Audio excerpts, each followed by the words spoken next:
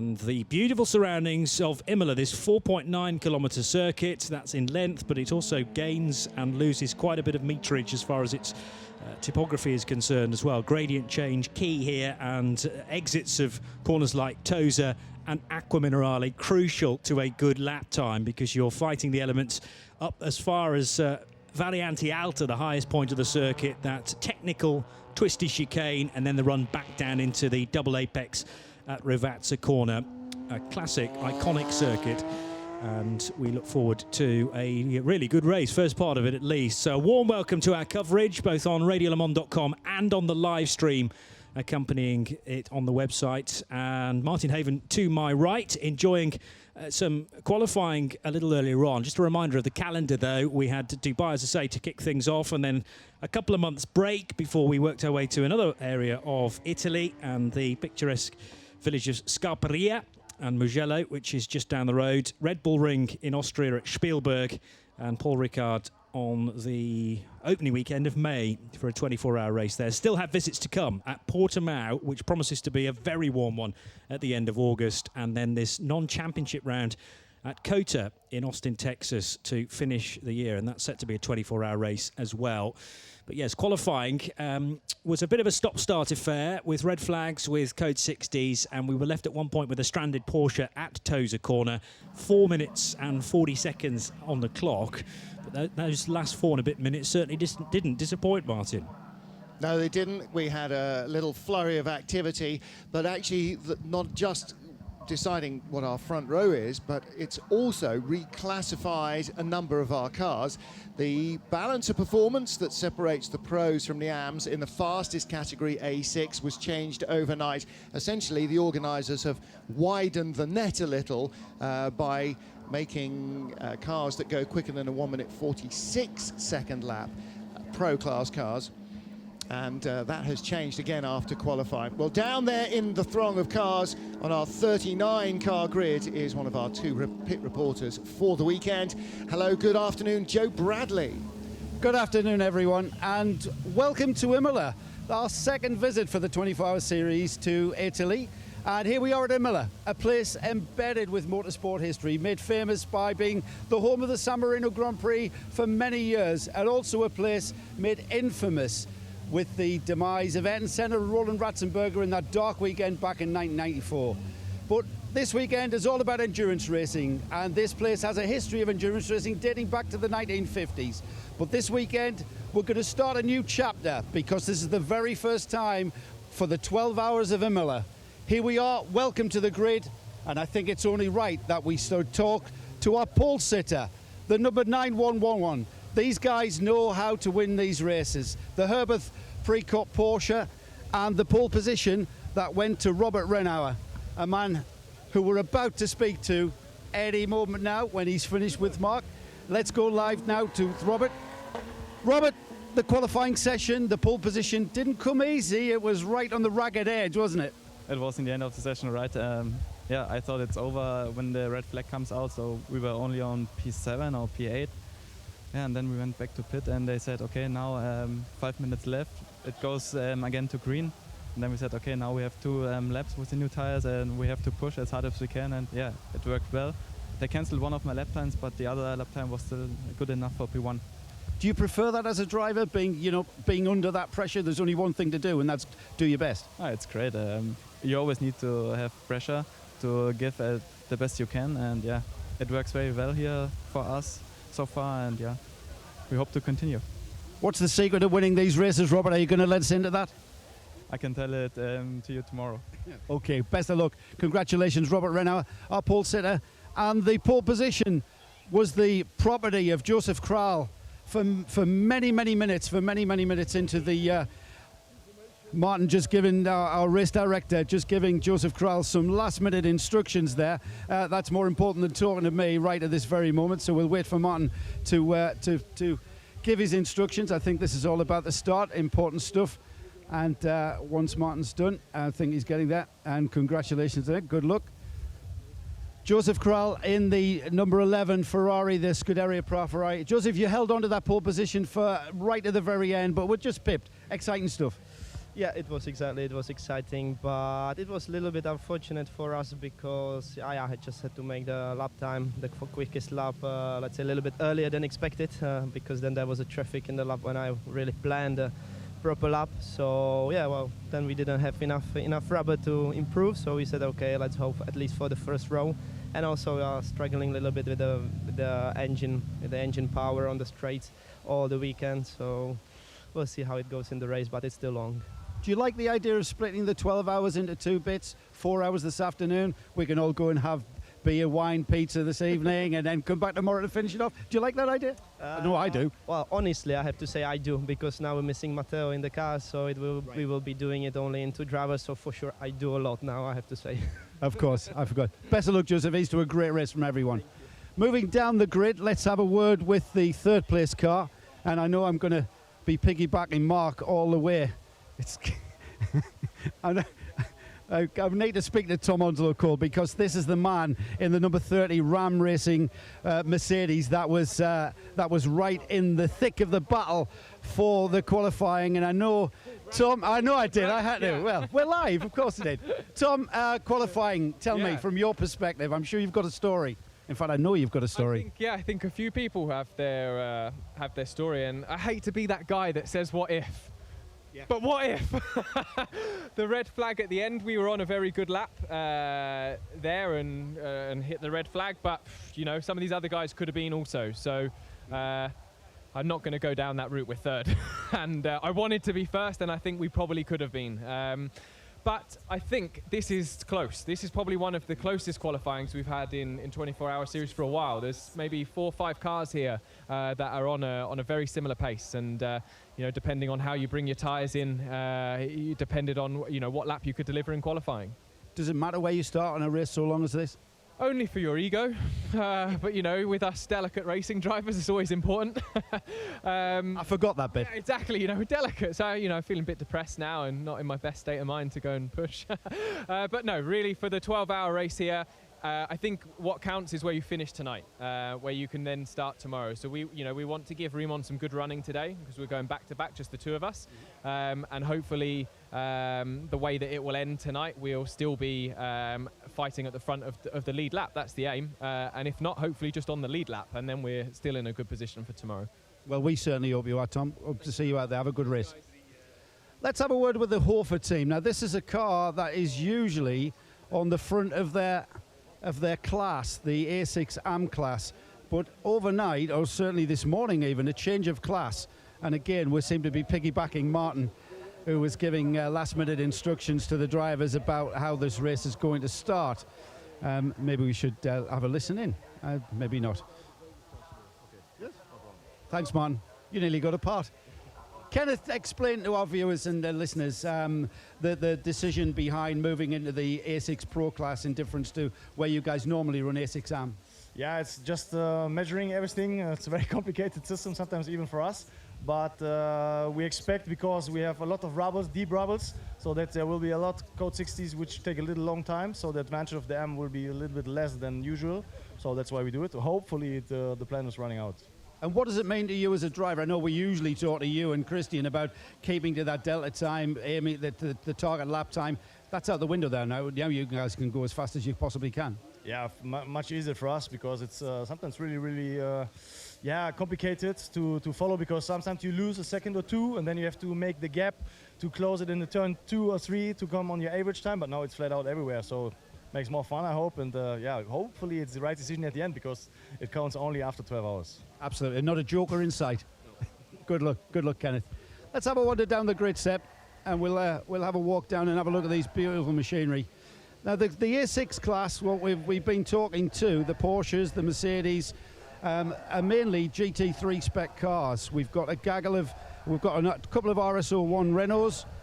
They're virtually works Renault supported, and of course more Mercedes, and now we get towards Lamborghini and Audi R8. Now, the Audi R8s are a little bit further down the grid, but when you consider that these guys are in the AM class, that's perhaps a consideration that comes to the forefront of everyone's mind.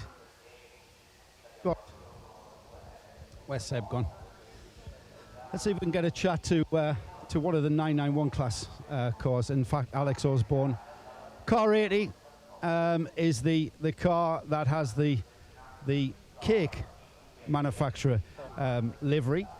Patisserie Valerie. Now, considering you are supported by a patisserie, you are remarkably in good shape, Alex. Oh, thank you for noticing. Yeah, no, well, no. Cakes are good. You got to eat them. They're good for you. So. Absolutely, mate. Give you energy. Right, job in hand. What's this 4 hours all about? What's the tactic going into this evening in readiness for tomorrow? First of all, make sure we get to it. So get to the end of the 4 hours. Keep it nice and smooth and stay out of the pace. Try to stay on a lead lap of some sort. Keep the strategy and maybe think about tomorrow morning as well, because obviously you've got to restart. So whether you stop early, whether you run late, what do you want tyres, you want fuel. But obviously they've only got to play with the code 60s and see what we do with that. So I think it's kind of the ball's up in the air and we've just got to play it by ear. But main thing, keep out of trouble and keep going around at a good pace. That's the main thing. So the key is not to be too tied into a structured plan. Let's just move and shift with wherever the goalposts appear to be. Yeah, I think that's a good way of doing it. Maybe lick your finger and put it in the air and see what happens. So yeah, it's just play it by ear, main thing. Thanks, Alex. Best of luck. The weather forecast, by the way, is to remain dry. It's overcast. It is still very, very warm. I think an ambient temperature about 25, 26 degrees. I wouldn't be surprised if that weather forecast changed the way that a thunderstorm can come up upon you, insofar as what it needs is a good thunderstorm to clear the air. Now then, this is the number 82 Porsche, and we've got Russian drivers in this car. Who speaks English, guys? Everybody speaks English. Fantastic. Right, you guys have got a story because last night you were up very late. Were you involved in the engine change? Sorry, who are you? I'm Artem Solovyev. Tell us, the car has had a new engine. That you guys were up very late. No, it's not a new engine. So we rebuilt it a little bit. So it's an old one, and we hope that it's gonna run till the end of the race. Tell us, how long were the team working on the car into the morning? In the morning. I heard of like 4 a.m., 5 a.m. Yeah, 6 a.m. actually. Were you guys involved? Yeah. So we also. We also have a sleep like 3 hours. yeah. But it's racing, It's what can you do? You made a stern stuff for you Russian guys. Yeah, you're not going to argue with that. Best of luck. Best of luck for the race. It can only get better. All the bad luck's gone. Let's pop back up to the booth, and Johnny Palmer's going to take us on a lap of Imola. Well, I'm certainly going to guide you around the track map at least. I don't think I can drive it quite as quickly as this or as quickly as some of the really fast guys. The kink at turn 1 is registered as a corner, so I'm told, and then we head into Variante Tamburello, which hasn't always been a chicane, of course, but it was readdressed after 1994, up to Variante Villeneuve as well. Fast in, but slow out, and then Toza, really important to get a good exit out of turn 7. This is the drive up the hill when you're staring at the sky, through the left-hander at Piratella, and then plunging downhill into Acqua Minerale, a kink right, and then a really slow braking area, right-left chicane, uphill. Then you get to the highest point of the circuit through Variante Alta, clobber the curb on the first corner, but not on the second at 12. Careful not to run into the wall on the exit. Then into Rivazza after a long run downhill, turns 14 and 15, obviously all counted as Rivazza. And that completes a lap of the 4.9 kilometre, 21 turns around this fantastic circuit at Emilia-Romagna here at Imola Circuit. And it's held 6-hour races as far back as 1954, but this will be the first once round-the-clock race, albeit not altogether. 4 hours today and 8 hours tomorrow, Martin. Well, just heard from Artem Solovyev, working till 6 in the morning, hardly ideal, but as you say, at 7 o'clock tonight, everything's parked, and so assuming the engine is all in one piece in that Russian crew Porsche, actually then the team can go home and get a decent night's sleep, and then they can come back tomorrow for the remaining 8 hours of the 12. So it's not all in one hit. They're not going to have to go from now until 2 or 3 in the morning tomorrow. So there is at least that break for sleep. And being here in Italy, a perfect opportunity as well for everybody to go out and get some food as well. Well, let's head back down to the grid. Joe Bradley still down there. Who's he collared this time? Well, a name and a face that will be familiar to all our viewers and listeners on RadioLeMans.com in the United Kingdom. There's one Josh Cook, who we're used to seeing in British touring cars, but here you are, Josh, with your own team, running this Renault Clio Sport. It's in the A2 class. There are only 2 cars running, but that doesn't detract from the competition, does it? I believe you've really fallen in love with this endurance racing concept. Yeah, it was our first time getting too used to it of endurance, and we did Dubai 24 at the start of the year, and that was kind of opened our eyes a little bit, and it's such good fun. So we decided to enter a few more. So we're doing obviously this weekend also Kota, which we're really looking forward to. But the guys, there's only 2 cars in our class, but we found ourselves kind of aiming towards the TCR cars, and we're a little bit off their pace, but we're hoping that we can hopefully work on a bit of strategy and try and get in the mix with those guys. But the guys have done a great job with the car. It's awesome to drive around this circuit in. The circuit itself is amazing. First time I've been here, but also how well this car goes around through the tight twisty sections is amazing, and it feels like you're going so fast. But it's only on the straights obviously that we lose out to the cars. But we're really enjoying it. Like I said, great job by the Team Cook Sport guys, and we'll see how we get on in the race. And it's a different psychological discipline to what you're used to in BTCC. And how can I be polite about this? There isn't so much rough and tumble. That's what British touring cars is all about, isn't it? About being physical out on the circuit. That's not what endurance 12-hour racing is all about, is it, Josh? No, not at all. In British touring cars, it's all about, you've got those 3 sprint races. Don't get me wrong, those 3 races, you can turn your weekend around if you've had a bad race. But endurance racing brings a lot, it brings the team into play a lot more in terms of their preparation than something compared to Clio Cup, which we were previously racing in. And I think, it has its own challenges. It's not, just finishing the race is an achievement, but just trying to race, obviously, not only cars in your class, but you get in the mix with cars in the class above, sometimes the class below, and you always end up in a little battle on circuit, and it's great fun. Like I said, it has all of its own challenges, but really enjoying it, and we're going to do as many as we can. Well, it's great having you here. And having been party to running Clio Cup cars, I've got to say, the standard of prep on this car is outstanding. I wish you could see under the wheel arches, everyone, because the cleanliness and the standard of prep under that wheel arch is as good as anyone you see on the outer bodywork of anything. Well done, guys, and it's great to have you here. And you should do the full series, Josh. Great stuff. Josh Cook there. And this is their competition from Romania. It's this little Toyota T86, and already their driver from Team Romania already in the car. And just to give you an idea who is driving, or who's going to be driving the number 173 Toyota, it's Team Romania. It's Sergiu Nicolai, Fabrizio Brocchi, and Viriel Nicolai. So the Team Nicolai, nice wave there, and best of luck to you guys from Romania. They were on the podium last time, so expect to see this Toyota there at the end. And we're getting towards the start of just about 12 minutes away from the 12 hours of Imola getting underway, so we're getting close to the grid clearing time. But there's a car I want to show everyone before we do leave the grid. And the reason I want to show everyone is because of the livery on the bonnet of the car. And for our American listeners, it's the hood. Just look at this graphic on the car. It's the bonnet of the car is the head of a, what is that? Is that a cheetah? What is that? Is that a cheetah?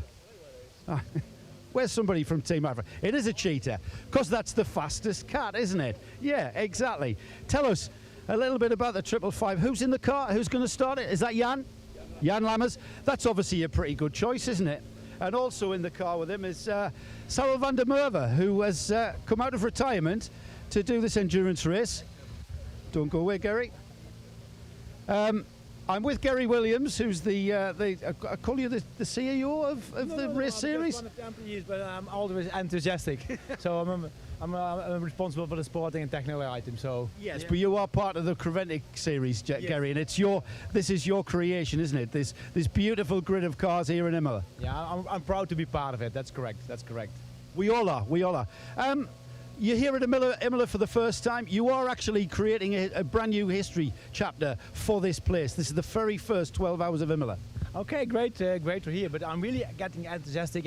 If you speak to the drivers, they are really thrilled about this circuit. They say it's one of the most nicest circuits we have in our series, and we have a lot of nice circuits. So we're really happy that we can facilitate, and that the drivers are that happy with it. So we hope for a good and sporting and safe race. and things are going to get very busy because next week Creventic are with their TCE series in Mazzano. The 24-hour series reconvenes at Portimao at the end of August, and then all the way to the United States. Everyone's very excited about that United States round. Yeah, United States is looking really good. My colleagues Helen and Peter are there. They're flying back. They made some promotion, had some talks, but a lot of also USA teams are really interested. So we also look forward to that. But just first, let's finish this 12 hours in Imola. Absolutely, Gary. And who's going to win this one? I think one of the best.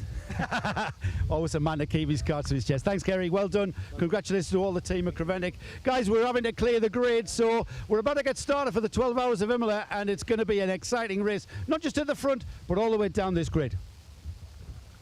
Exactly right. One of the great joys of this is the different class battles between all these cars. 38 cars on the grid. Very late arrival being scrutineered is JR Motorsport's BMW M3. They had another M3 V8 here, which failed yesterday in the free practice or in the paid testing. And so they've shipped another car down from the Netherlands overnight, which arrived about an hour ago. Luckily, it's one they've raced before in the series, and so they know it's pretty much ready to go. But they have joined the field at the back of the grid. Number 114 BMW, you'll see it is all white. And by the way, the Team Africa story, and there's another story, number 28, the Renault RS01, which blew an engine earlier.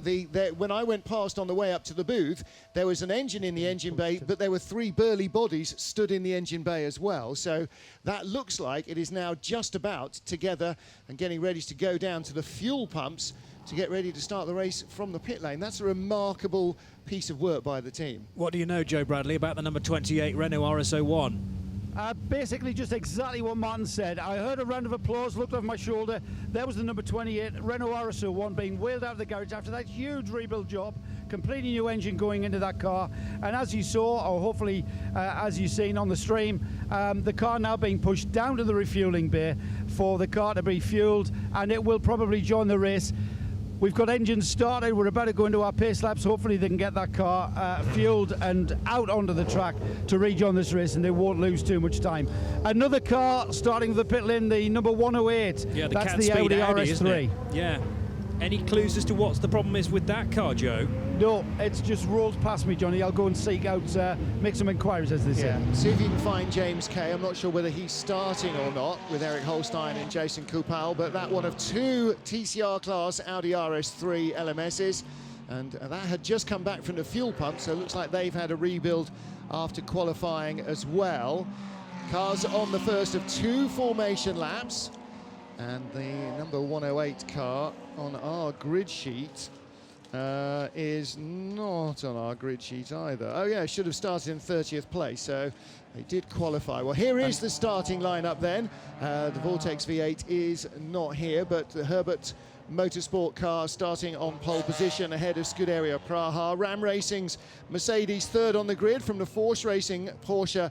That is grey and yellow. Hofer Racing, the number 1 Mercedes with their familiar white, black and maroon colouring, 5th place on the grid. IDEC Sport also in the pro class, as is the number 27 GP Extreme, who, like Hofer Racing, were due to be in the AM class, they thought, and the final and 8th car in the pro class, number 10 Lippert Motorsport Mercedes, that also being moved up into the pro class because anybody who qualified faster than a 1:46 goes into the pro class. In the AM class then, the MDC Motorsport Mercedes is the first of the AM cars. It sits on pole in that class in 9th, and Iraj Alexander starts the number 24 SPS Mercedes in 10th place, second of the AM cars. Looking a little further down, we've got class pole sitters in 14th and no, not 14th and 15th overall, because now the cars are being changed around from their qualifying positions and actually started in class order. So the SP2 class pole sitter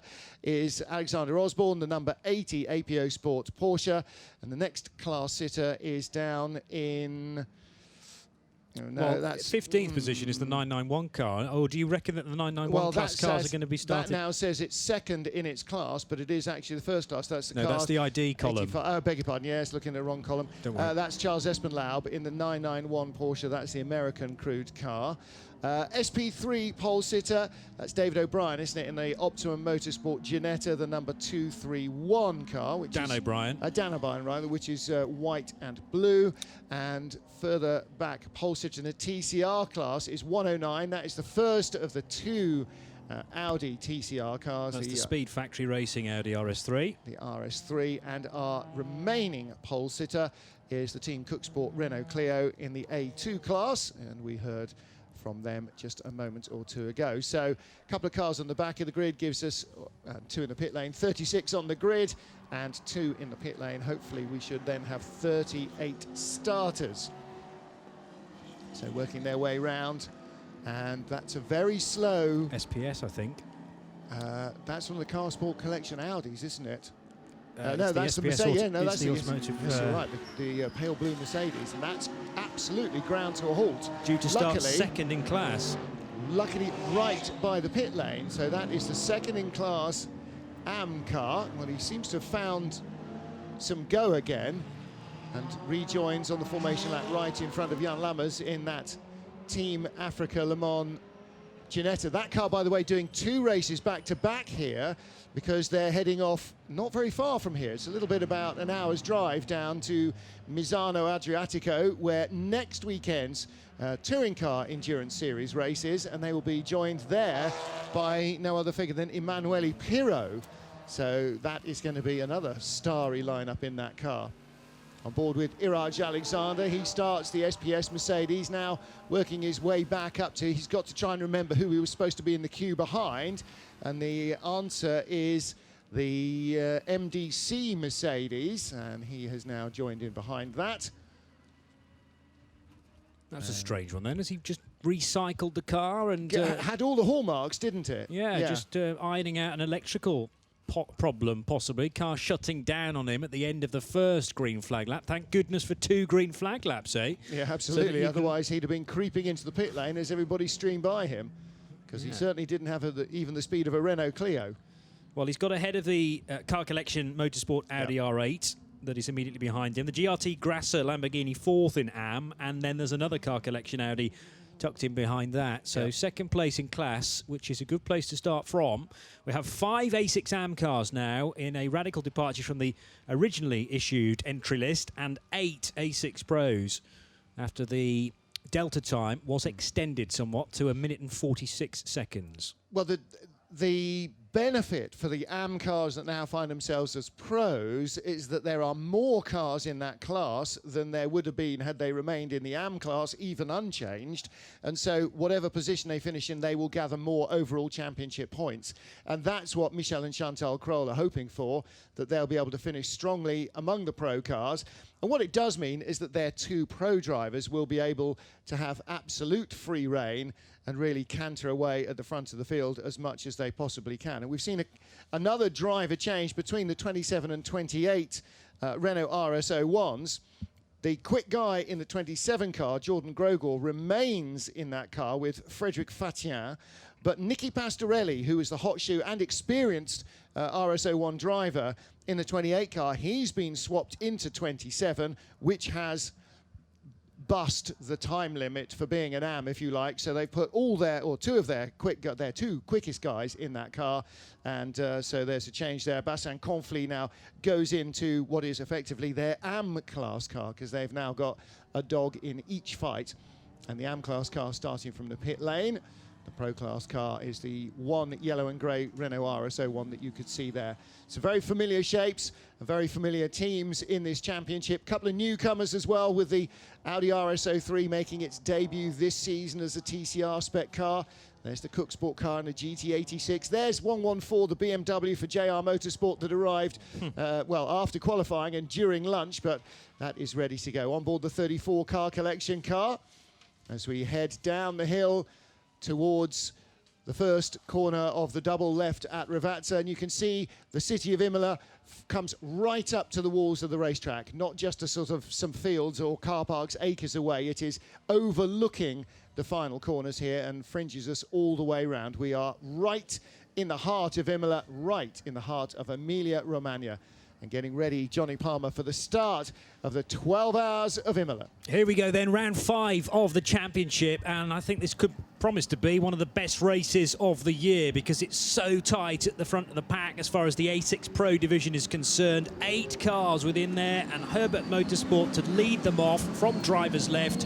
But I know from previous European Le Mans Series races, the run out of Ravazza down to the start line takes absolutely ages. You keep chugging along, thinking this must be the start now, this must be the start. Only at this point, as they round the final right-hand kink, do they then see the lights above the line. 4 hours on the clock. Remember, it is a 12-hour race in total, but we're only doing 4 today. Through till 7 o'clock tonight, we're underway already, and the Ferrari's going to get swamped here. Together with the Porsche, it's 3 abreast as Robert Lukacs, surely that is him starting the 29 car, swooping around the outside to try and take the 911 Porsche. Not quite, but Tom Onslow Cole making advances into 3rd position as well. So Ferrari slipping from 2nd on the road down to 4th position as the dust is being kicked up by these big GT3 cars on the opening exchanges, Martin. Josef Kral in that red Ferrari being very cautious at the start, very easy to pick up damage that you can't shake off then, so perhaps being a little circumspect, maybe not finding the heat in the tyres, but as you say, Robert Renard in that white and grey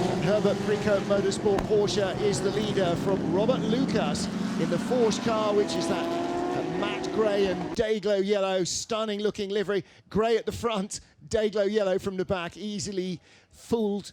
And in 3rd place, Tom Onslow Cole in the Ram Racing Mercedes. Mercedes in 5th place as well. That's Dimitrion Jalbert in the IDEC Sport car. The other grey car got ahead of the Hofer Racing car. And again, everybody being very cautious at the start. No contact or rubbing through the first couple of corners. Out of Aqua Minerale, leaders already heading up the hill. Variante Alta, there's your gopher cam in the first apex of the high chicane, and then they start to plunge back down the mountain. Battle for the lead of the SP2 991 class. And Iraj Alexander is now ahead in the A6 AM division, so isn't he glad that he got the car recycled and up to speed very quickly? Race cars like to be driven quickly, and I'm sure the SPS Automotive Performance machine will be fine now, already starting to harry Jordan Groger into a bit of a mistake. The 24 car flying in the hands of Iraj Alexander. Over the line they come then to complete the first lap. Porsche from Porsche. The gap's 0.3 of a second, and the lights are flashing from Robert Lucas. He wants Robert Renard out of his way here into Tamburello for the 2nd time. And so it starts. So it starts. Yeah, the mental games are going on, aren't they? 3rd place, Tom Onslow Cole. It'll take the Mercedes maybe another lap or so to get the rear tyres fully up to temperature compared to the Porsches. So he'll start to find inroads. And then the battle for 4th. Josef Kral ahead of Dimitrion Jalbert. Christian Frankenhout down to 6th in the car that started 5th, the number 1 Hofer Racing Mercedes. And Jordan Groger losing a spot to the Lippert Lamborghini that's up to 7th place now from its 8th spot on the grid. But the 2 Porsches going away. They were 2nd and a little quicker than the 3rd place Mercedes on the opening lap. Great view as they start to sweep down the hill again. Lights on for Tom Onslow Cole as well. At the moment, he's just a bit too far off the 2 Porsches, 2.5 or so. Needs to try and close that down as quickly as possible so that these 2 Porsches don't disappear up the road. Raymond Vos, I think it's fair to say, not sharing the same sort of pace as Tom Onslow Cole, so this is where the race can be not won and lost, but certainly need to stay in contention with the 2 Porsches for this first section of the race. Dramas for the 28 again. Now, we know that that car has had a new engine. They were fueling it and trying to get it into the first part of the race, but team being deployed. Man with the laptop was right by the car trying to push it back, so clearly, although it's fired up, it doesn't appear to be entirely happy. And that might be partly to do with the fact that it's had a new engine fitted and had to be fueled up, and the fuel system may not be entirely air-free. On board with Iraj Alexander, right in front, the Renault RS01. The Renault RS01 in this GT3 spec in the series has had a couple of its little aerodynamic add-ons shorn, so a couple of dive trains have been removed. Gurney on the back has been trimmed down a little bit just to try and remove some of the sophisticated aerodynamics to balance it out with the other cars.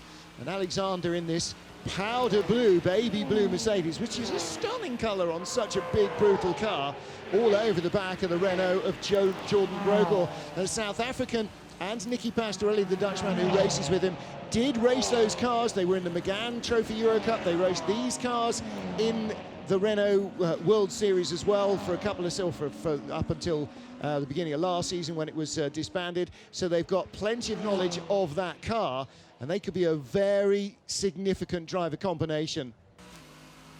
Iraj Alexander able to keep with the pro cars at this rate. So he has Jordan Grogor ahead of him, and then the Lamborghini immediately ahead of those guys is Morgan Harbour, isn't it? In the Aussie driving the number 10 car. That car originally entered as an A6 AM car, but went, I think, deliberately too fast in qualifying to put it in the pro.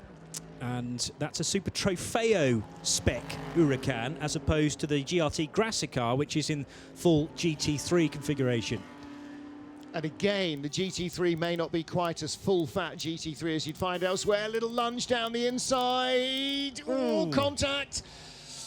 You don't want to ruin your dive planes this early in the race, but in that yellow Renault, Jordan Grogor had to try and make the corner, and in the end he did. The fact that Iraj Alexander's nose was just inside him wasn't going to put him off.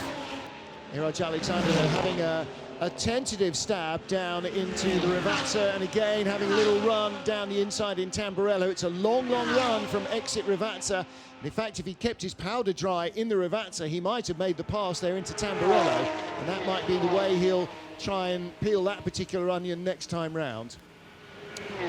Not a full GT3 car, the Renault RS01. It's labelled as an F GT3. Doesn't carry quite as much aero as, meanwhile, there was a moment for the JR Motorsport BMW. Yep.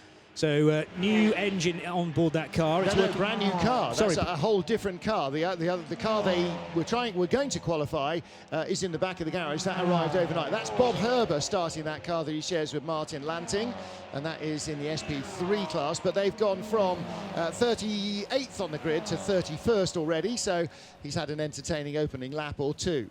And we would expect that from an SP2 car, where compare the pole-sitting SP2 car that started 14th overall. They're in SP3, so in fact the pole sitter in that class is Rory Butcher's Brookspeed Porsche, which is 25th. That's also a change on the entry list, because it was originally an SP2 Yeah, but it's car. a different car. Fine. so it has to go into a different class. Yeah, so the original one was an M3 V8, and that one is a 2.5 straight 6 M3, I believe. So it's an E46. BMW lovers don't spit the dummy. It's just an older one. The original was a 3-litre V8, though, wasn't it? And that's the crucial difference. Yeah, Fine. yeah. Okay. So it's now an SP3 GT. So it's effectively a GT4 car. Sort of, yes, sort of. Fine. But the SP3s, therefore, that it's fighting, were started 25th, 26th, 27th. Yeah. So it's catching them steadily. Here comes Iraj Alexander for a second bite of the cherry, and again the straight line speed of the Renault as it heads into the braking area just a bit too much for the Mercedes. Well, plus it's the weight difference, isn't it? You know, the Mercedes is a big road car as standard. The RS01 is a purpose-built race car. There was never, will never be a road car in the... Well, will never be. There's an opportunity lost for Renault to really have a flagship, but it was never a road car. And so it's carbon tub, it's carbon fibre, everything. It's an absolute spec racer. And in fact, it's been sort of reined in and detuned to come back down to a GT3 sort of a level. So it's later on the brakes, it's running lighter. What it's not allowed to do, though, is carry so much fuel at every stop. And so those cars will be in the pits more often than a heavier car, which will have a greater fuel consumption quite often. Well, this is the 28 car, that's the sister car, hasn't yet been out of the pit lane, and again, had an engine change after qualifying, or started during qualifying, had an engine problem in qualifying. As I came up on the way to the booth at 2:30, there was an engine in the engine bay and 3 men fitting all the ancillaries. I mean, they've stood inside the engine bay bodywork, or inside the bodywork. That's how much room there is in that space frame. So to actually have it even running and ready for fuel was quite some work of application, but unfortunately they are starting, or if they do start, there will be several laps down on anybody else in their class. Doesn't necessarily mean they won't or can't score points, because even at the end of today, further 8 hours to go, there'll be all sorts of carnage on the field, and of course they have the opportunity of finishing in the points as well, and that will be their big task. When you start one of these, and again, you know, whether it's the first car on the grid or the last, the whole point is actually to finish the darn race, no matter how much the car doesn't want to. Good little fight for 14th and 15th positions between two different classes, but it's effectively Porsche Cup car up against Porsche Cup car.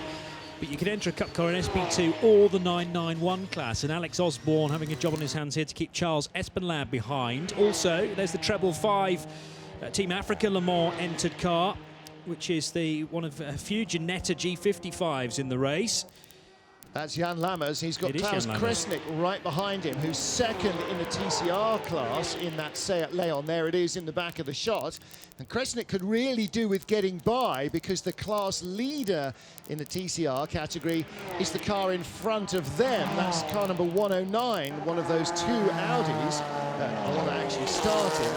And Jesus Fuster is, or Jaime Fuster, which of the two? Jaime Fuster it is easing away from them. So Jan Lammers, as we said, that car next week at Misano will also be driven by Emanuele Pirro. So they're going to do these two Italian races back-to-back. They made one appearance in the 24-hour series before. That was the 24 hours of Barcelona last year. That was the first time we met the team, and they're back for this double weekend hiatus to Europe, and then heading back with the crews run by a former winner of the East African Safari, or former competitor of the East African Safari Rally, South African-based, Kenyan Kuchi, very much an African-based project. Of course, the car built like all Ginettas in Leeds, in Yorkshire, in England, but they've chosen that Ginetta as a very successful tool for endurance racing. Battle here for 10th place overall, and this is for second in the A6 AM class. And the first of the two cars is the number 44 Mercedes, and that being driven by Adrian Zumstein. It's an all Zumstein family crew. And right behind is number 32, the first of the two car collection Audis in the field. Car collection Audi R8. And who's at the wheel of the 32 car? That is Horst Felbermayr.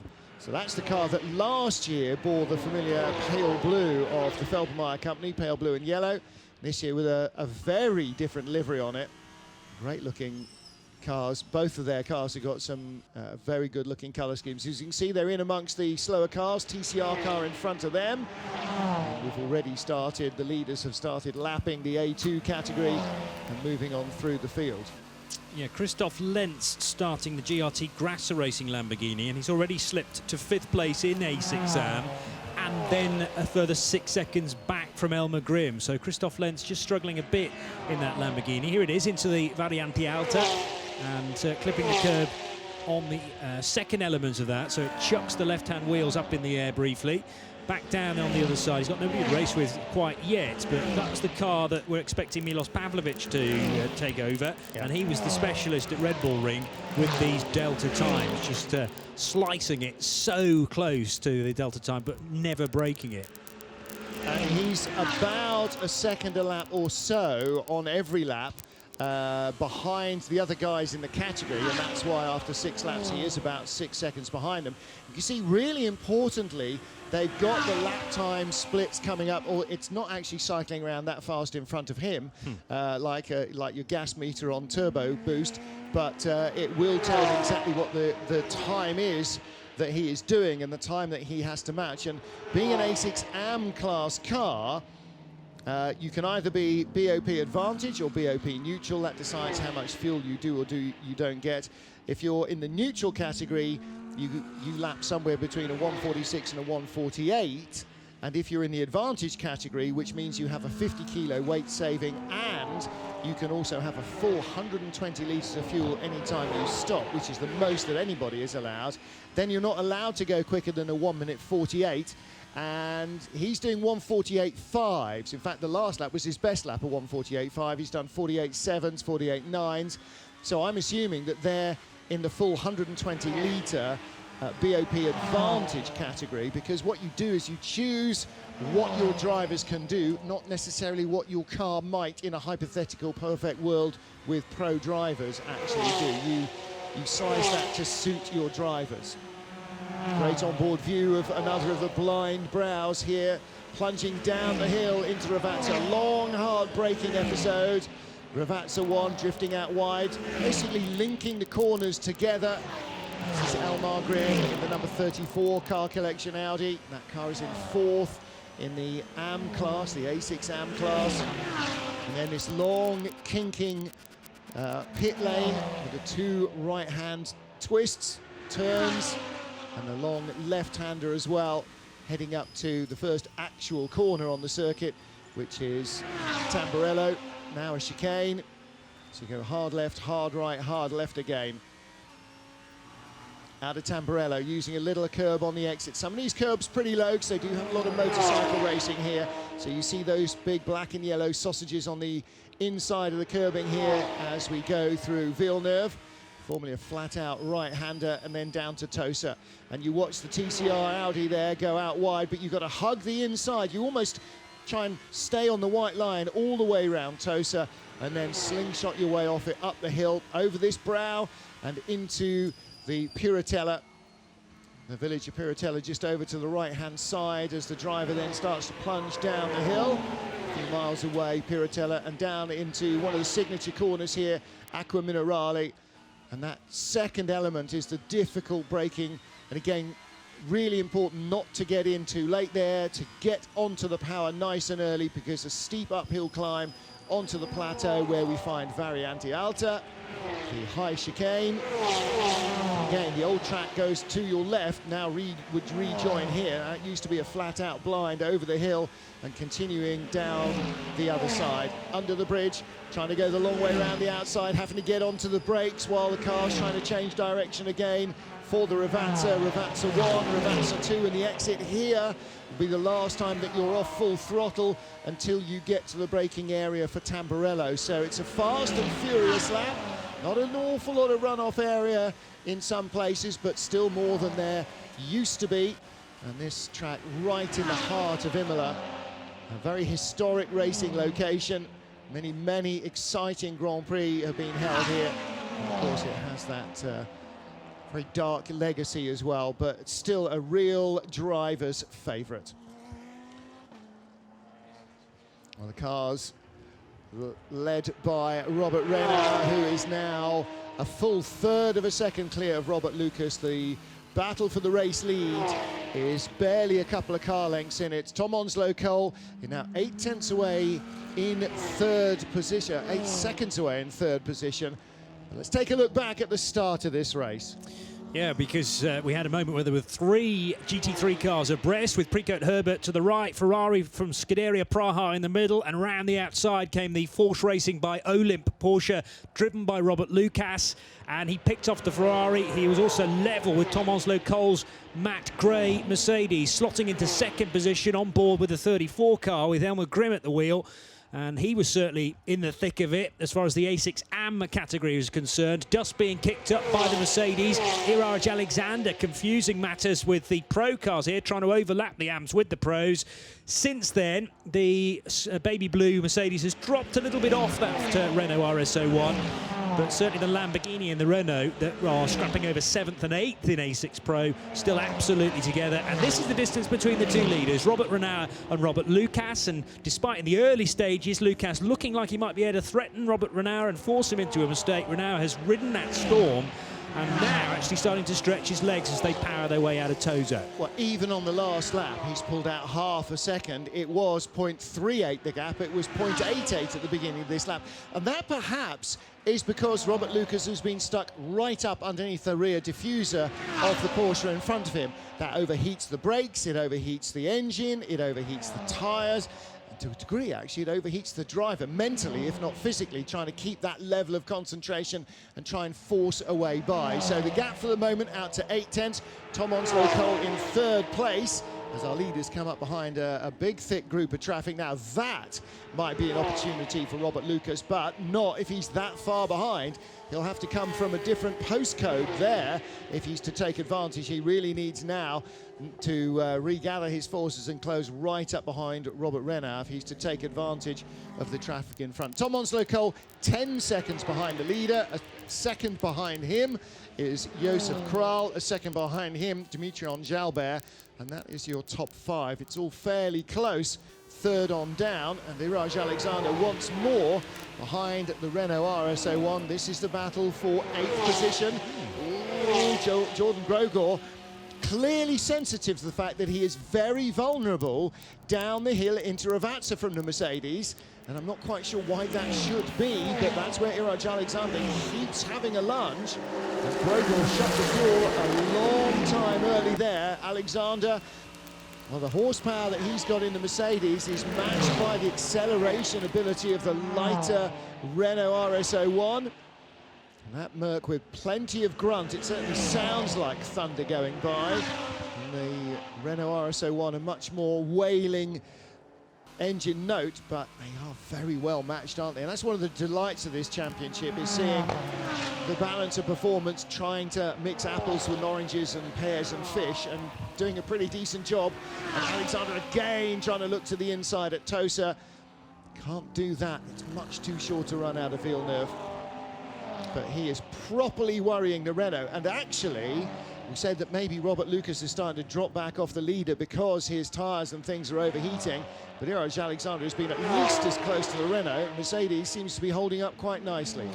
Yeah, but I think that's partly to do with some traffic they've encountered as well. One of the Porsche Lorient Racing 991s, either 65 or 64, was starting to hamper Jordan Grogor on the exit of Ravazza. He couldn't take to the curb as he wanted to, and he'd already taken the shallow line into Ravazza 1 to defend, where he is susceptible to the Mercedes' greater grunt, if you like, as the car moves through the mid-range, the gears.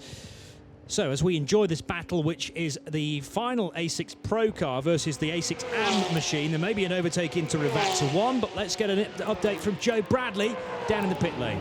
Well, guys, the car that was missing from our grid walk was the 108 Audi RS3, and the reasons are, we're going to find out of Jason Kupel, who's down to drive the car as one of the drivers in the 108. Jason, unfortunate I didn't get a chance to chat to you guys on the grid walk. What was the issue? We had some steering and alignment issues that we discovered during qualifying. It's a good thing we discovered them then. So CAD Speed Racing fixed them during that period between qualifying and the race. We were just a few minutes late to making the grid, so we had to start from pit lane. I suppose the pressure's off. There's only one thing to do now, and that's go for it. And that's what makes it fun. Yeah, we'll just keep pounding out really good laps. James K is out there now. I'm going to be in next. We'll just keep catching up the leaders. Now you're over from the United States, where you actually drive an Audi RS3 in Pirelli World Challenge. Is it pretty much the same car, the TCR car, as it is in the Pirelli World Challenge? In World Challenge, we have some BOP that makes it a little bit slower balance of performance. So my car is a little bit detuned from this one, but it does feel remarkably similar. And that's made it very easy for me to just kind of step into this, even though totally different track, and it is a different car, and just and get right at it. So yeah, it's pretty much the same thing. What's your thoughts on Imola? I've always wanted to come here. It's obviously a track with great history. Driven it a lot in video games, and I loved it. And it's fantastic. It's one of my favorite tracks already. I've only been on it for a little while. And when are you scheduled to be in the car? I'm in next, so in maybe an hour and a half. Okay, I'll leave you for your preparations. Thanks for clearing that up for us, Jason. Jason Kupal there at the 108 Audi. Well, that brings us actually to one of the different variations that this split race brings, because he's not going to be in for about an hour and a half, which will be 2 hours into the race, which means their third driver is not going to drive at all today. So, and you know, when you've got a car with 5 drivers, we've heard already, or 4 drivers, we've heard already that 2 or 3 of them aren't going to race today, and they will race tomorrow. And so Robert Renard is racing today, but his brother isn't racing at all today, and perhaps Robert might only do one stint, might do no stints tomorrow, because you don't want to shuffle everybody. You don't have to shuffle everybody around, so it's not forcing you to take extra pit stops that you don't need. You still go with your strategy, and the fact that we go to sleep at the 4-hour mark is really neither here nor there. So it is for us. It is a different mentality, I suppose, and particularly for these young pilots that may have been geared up for a single-seater career in the early stages, but they've discovered endurance racing, and it is very of now. It's the fashionable way to go racing, I think, because people are discovering endurance racing. I give you, for example, Josh Cook, who has been British touring cars and Clios for, and you might say almost a blinkered view, and then he was opened up to this Dubai 24 hours where you don't stop when the sun goes down, you just keep racing through the night. He said, this is fantastic stuff. Well, it's not 20 laps or 20 minutes plus a lap or 40 minutes plus a lap. It's all day and all night and most of the next day and all of that stuff. And I mean, just the interview we just had, Jason Kopal, he's racing a similar car in the Pirelli World Series, and that'll be a 30-minute race or a 1-hour race maximum, so it's a very different way, because his stint here will be longer than any race he'll do back in the US all year long, and so there's a whole different rhythm and a mentality to it that the drivers have to get used to, as well as the teams and as well as your TV commentators. There's also the bit that you're waiting for your stint, like he's doing now. And how much do you invest in that in terms of being interested in where the car is? You don't want to drain your concentration too much with eyes on the timing screen all the time. So there's the ability to focus on the race on the periphery, but also get psyched up for your individual stint. And again, for Jason, every time the race starts back home, he's in the car on the grid. Yes. Without fail. He doesn't wait for somebody else to do a bit. He's always in the race because they're short sprint races. And that's another thing. You don't even get to start. You don't know what state the car is in when it comes back. And when you get into it in the first place, it's not perfect as the mechanics have just left it. So there's all of that to take into account. And of course, regular endurance racers know all of that. But when you're starting to get a feel for this kind of racing, then it is a very different ball game. Race leader Robert Renard now 3.3 seconds, not 0.3 seconds ahead of Robert Lucas. Third place Tom Onslow Cole 15 seconds back ahead of Joseph Kral in the red Ferrari, who's 16.6 seconds back, so about a second behind the Ram Racing Mercedes. There's Onslow Cole, and there is Joseph Kral in the Ferrari as they go through past 108, and that is our class. Oh no, that's the car we're talking about. That's James Kay. Their teammates, 109, the other Audi, is the class leader in the TCR category.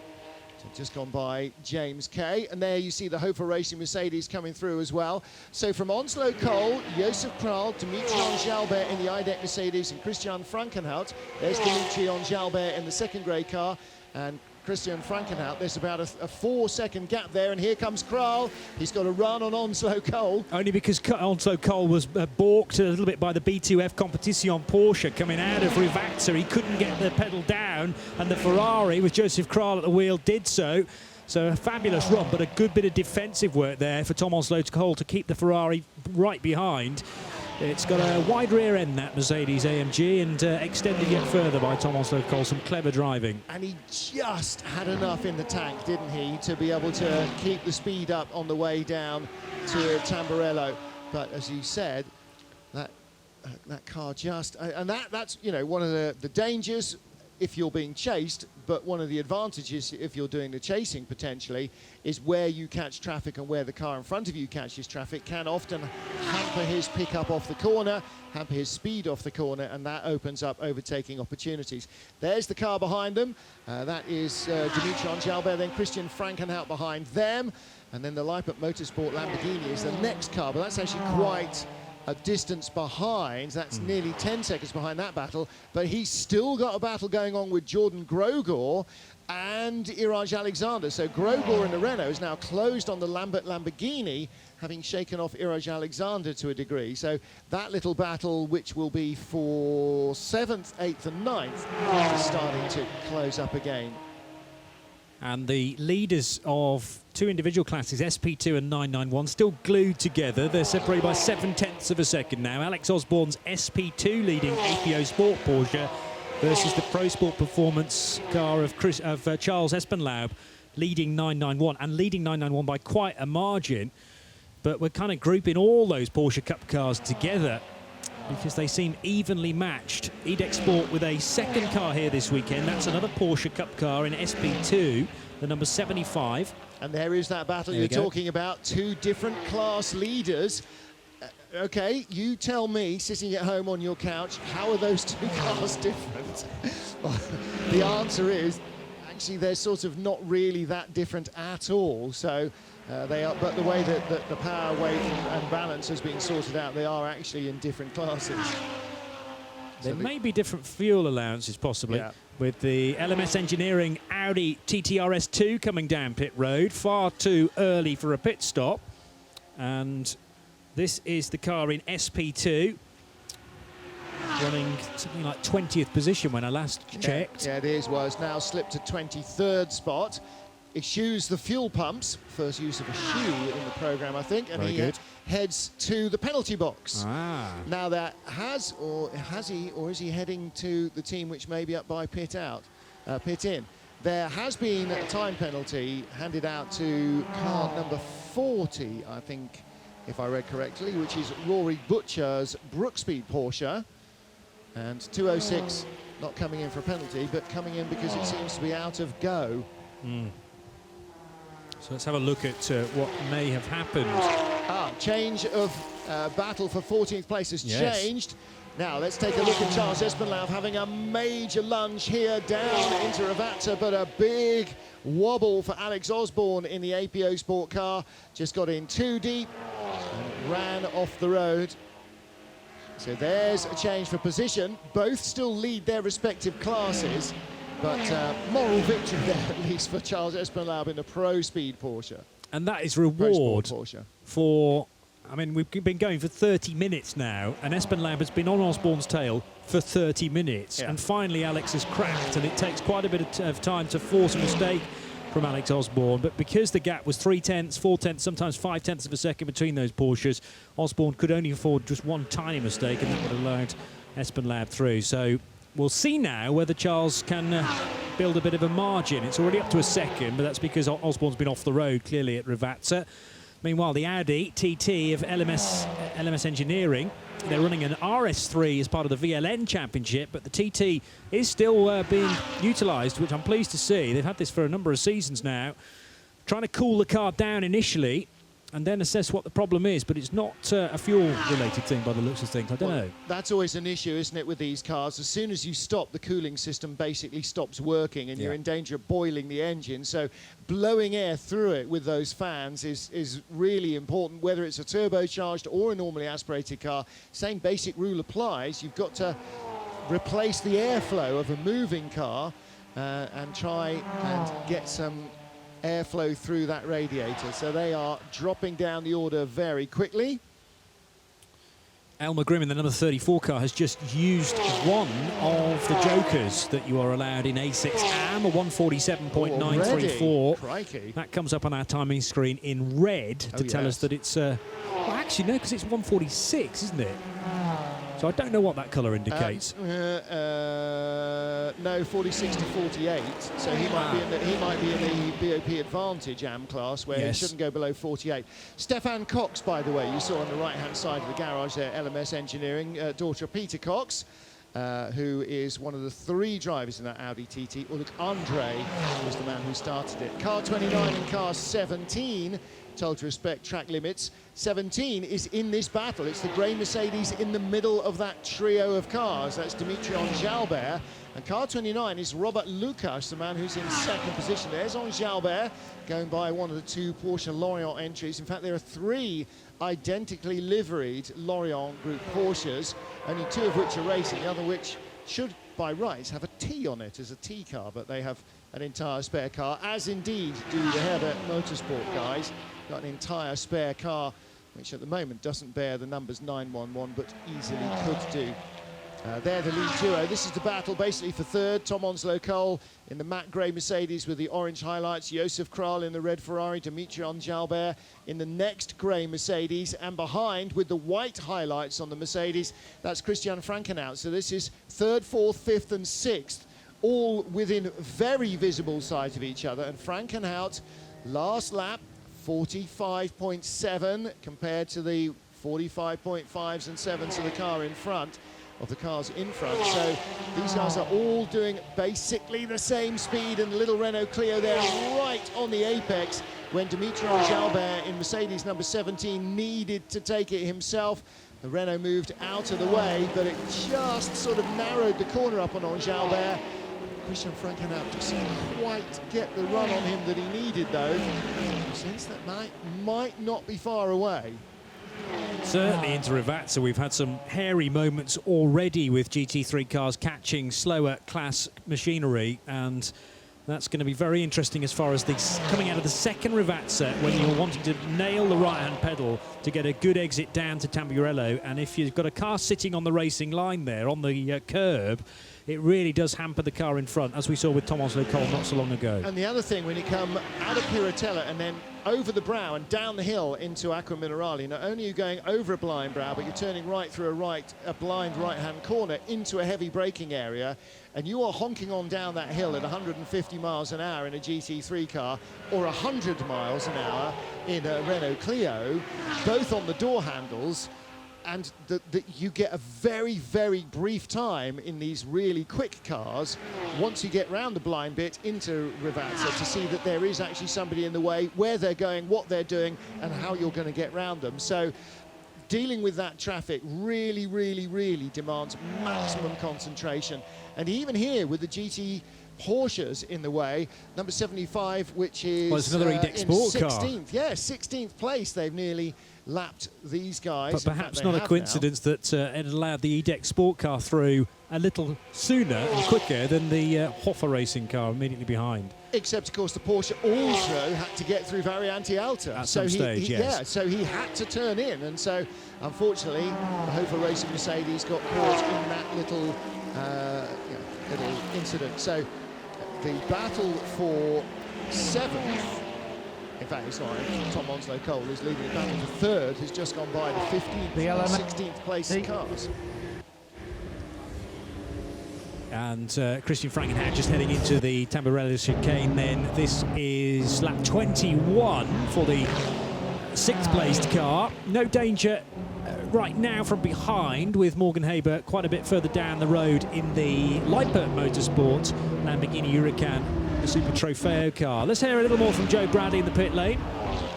Yeah, we've got a problem already in this race for the 206. That's the LMS Engineering Audi TT. And that car is now in the pits with some pretty serious attention being made to it. I'm not quite sure what the problem is. The team are very, very busy. Front of the car has been taken off. I'm not sure if it's got an overheating problem, maybe. The driver is staying in the car. I'm not sure which of the drivers it is. I can tell you who it isn't. It's certainly not Stephanie Cox, who's standing at the back of the car. So it's whoever started the car, Stefan Weininger or Ulrich Andri. It's Ulrich. Right, and he's still in the car, Johnny. I'm trying to fathom out what now. The under tray is coming off. Whether the car has had, whether it's cause or effect. They're unscrewing the front splitter, which indicates to me as though it might be something underneath. Now the driver's getting out. All right, that's Ulrich Andre. Have a word with him, or have a word with Stefan Cox, because she was watching there, so I'm sure the team know what they're looking for.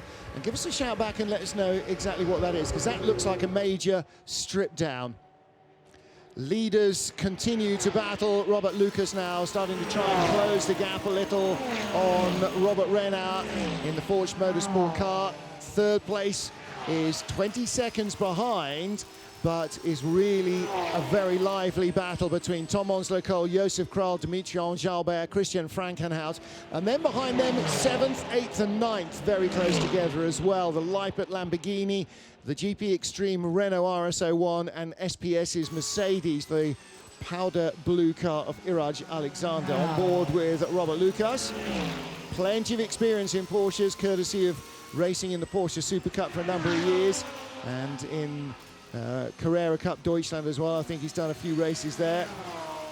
And on the wheel, 4:55.0. What's that? That's not a bogey lap time for this track. Certainly not. Sure. Maybe it's a steering wheel from somewhere entirely different. Oh, this car race at Le Mans in the support race. That might be a Le Mans time. True. Anyway, Yeah, you might have a fair point there. Anyway, you can see the leader just going around Rivazza, so he's got line of sight contact with the leader all the time. Just can't quite close at the moment. Last time round, Robert Renard, 144.8, 144.6 for Robert Lucas. So that gap sort of yo-yos a little. We'll see that a lot in traffic, won't we? That it might go out by a couple of tenths, come back by a couple of tenths, or even a couple of seconds, depending on where you catch somebody. Same way that we see in any endurance race, whether you're here at Imola doing 4 hour, 8 hour, 12 hours, or whether you're at Le Mans doing 24 hours. Those traffic gaps always have a big difference. Lead gap now 5.2 seconds. So on that lap, the last lap, Robert Renard actually opened up an entire second on Robert Lucas. So again, shows what happens when you get caught in traffic into Tosa. And he takes a nice medium line. As we can get further word from Joe Bradley in the pit lane. Yeah, let's find out from the driver who brought in the number 206 Audi TT. Ulrich, that's never a good look when I see a car on its jacks with things being taken off it. That's true. Obviously, I don't know, Imola doesn't bring us luck. So a couple of weeks ago, we won 24 hours race at the Nürburgring in our class. The car ran flawlessly, and now I just had a gearbox problem braking for Rivazza. It doesn't accept any gears anymore, so I just let the car roll to the pit entrance, and the guys need to push me. I suppose the positive from the negative, it happened at Rivazza and you were able to roll into the pits. Anywhere else? Yeah, exactly. I mean, there's always a positive perspective. Obviously, you got it right. Yeah, but I mean, we're changing anyway, so we're trying to keep going again. But it's a shame because I don't know if you remember last year Zandvoort, the 12 hours race, where we won our class as well. We were 9th overall, and it was just great because we love the series and the tracks where the series is held, and it was just gorgeous. And we were kind of tied up in a fierce battle in our class. It was really fun to drive, and now obviously we're out of this. Anyway. That's a shame, bad luck. Hopefully the guys will sort it out and you get back out. Yeah, thank you. Thanks, Ulrich. Ulrich Andre there, just explaining it. It is a pretty poor positive that he had to roll in from Rivazza. Bad luck, man. As you rightly say. Because Ulrich, only my parents call me when I do something wrong. Oh, I see. Sorry. Uli from now on. Uli. Well, he had done something wrong until I clarified it wasn't his fault. Until he clarified, yes. But you're right, absolutely, Joe. The fact that they can get it back to the pit lane without having to wait for half an hour for it to be coming on the flatbed is always a big bonus. Another view of our battle for 7th place, with Jordan Grogor in the Renault in 8th, Iraj Alexander in 9th, and the car they're chasing, the black tail, there you are, the chrome front and the black tail, that is the Lippert Motorsport Lamborghini, which is just kind of crept a second away from the Renault, and that has brought Iraj Alexander back into play. South African Jordan Grogor in that RS01 Renault, the yellow and black car right in front of us, as we ride with Iraj Alexander, all Swiss lineup in this team. SPS Motorsport Mercedes, and there is the Renault, and they have closed again right on the tail of the Lippert Motorsport Lamborghini. So there is your battle, 7th, 8th and 9th, as close as you like. That's as close as the battle for 3rd place in front of them, which is a 4-car train. And there's a slower Porsche in the way. It's, I think, was that a Porsche or another one of the TCR cars? May have whatever. been a Seat. No, it's an Audi, in fact. It's the Audi, yeah. So that was a little moment there. Speed Factory Audi? I think so. Oh, trouble in the gravel is our 31st place car. That's number 308, Peugeot 308 from the Altran team. And that car is deep in the gravel. At Rivazza again, and the Hoffa Racing Mercedes just going through the gravel as well. Now, does that mean oil down? Either oil down or a distraction, seeing a car in the gravel and you think, oh, I better not hit that, and you misjudge your braking point entirely. Oh my goodness me. Right in front of Robert Lucas, the Peugeot 308 car and the number 308 has flown off. Now, what happens to the Hoffa Racing Mercedes? Because that goes off a few moments later. Listen, Lucas was nowhere near on the racing line. Well, I think he saw the Peugeot coming somehow. Really? Wow. Or did the... Yeah, I don't know. But I can't see any oil on the track, and I can't see anybody else falling off the track. So let's have a look at the 308 car coming back in again. This is from of the SPS Automotive Performance car going straight on as well.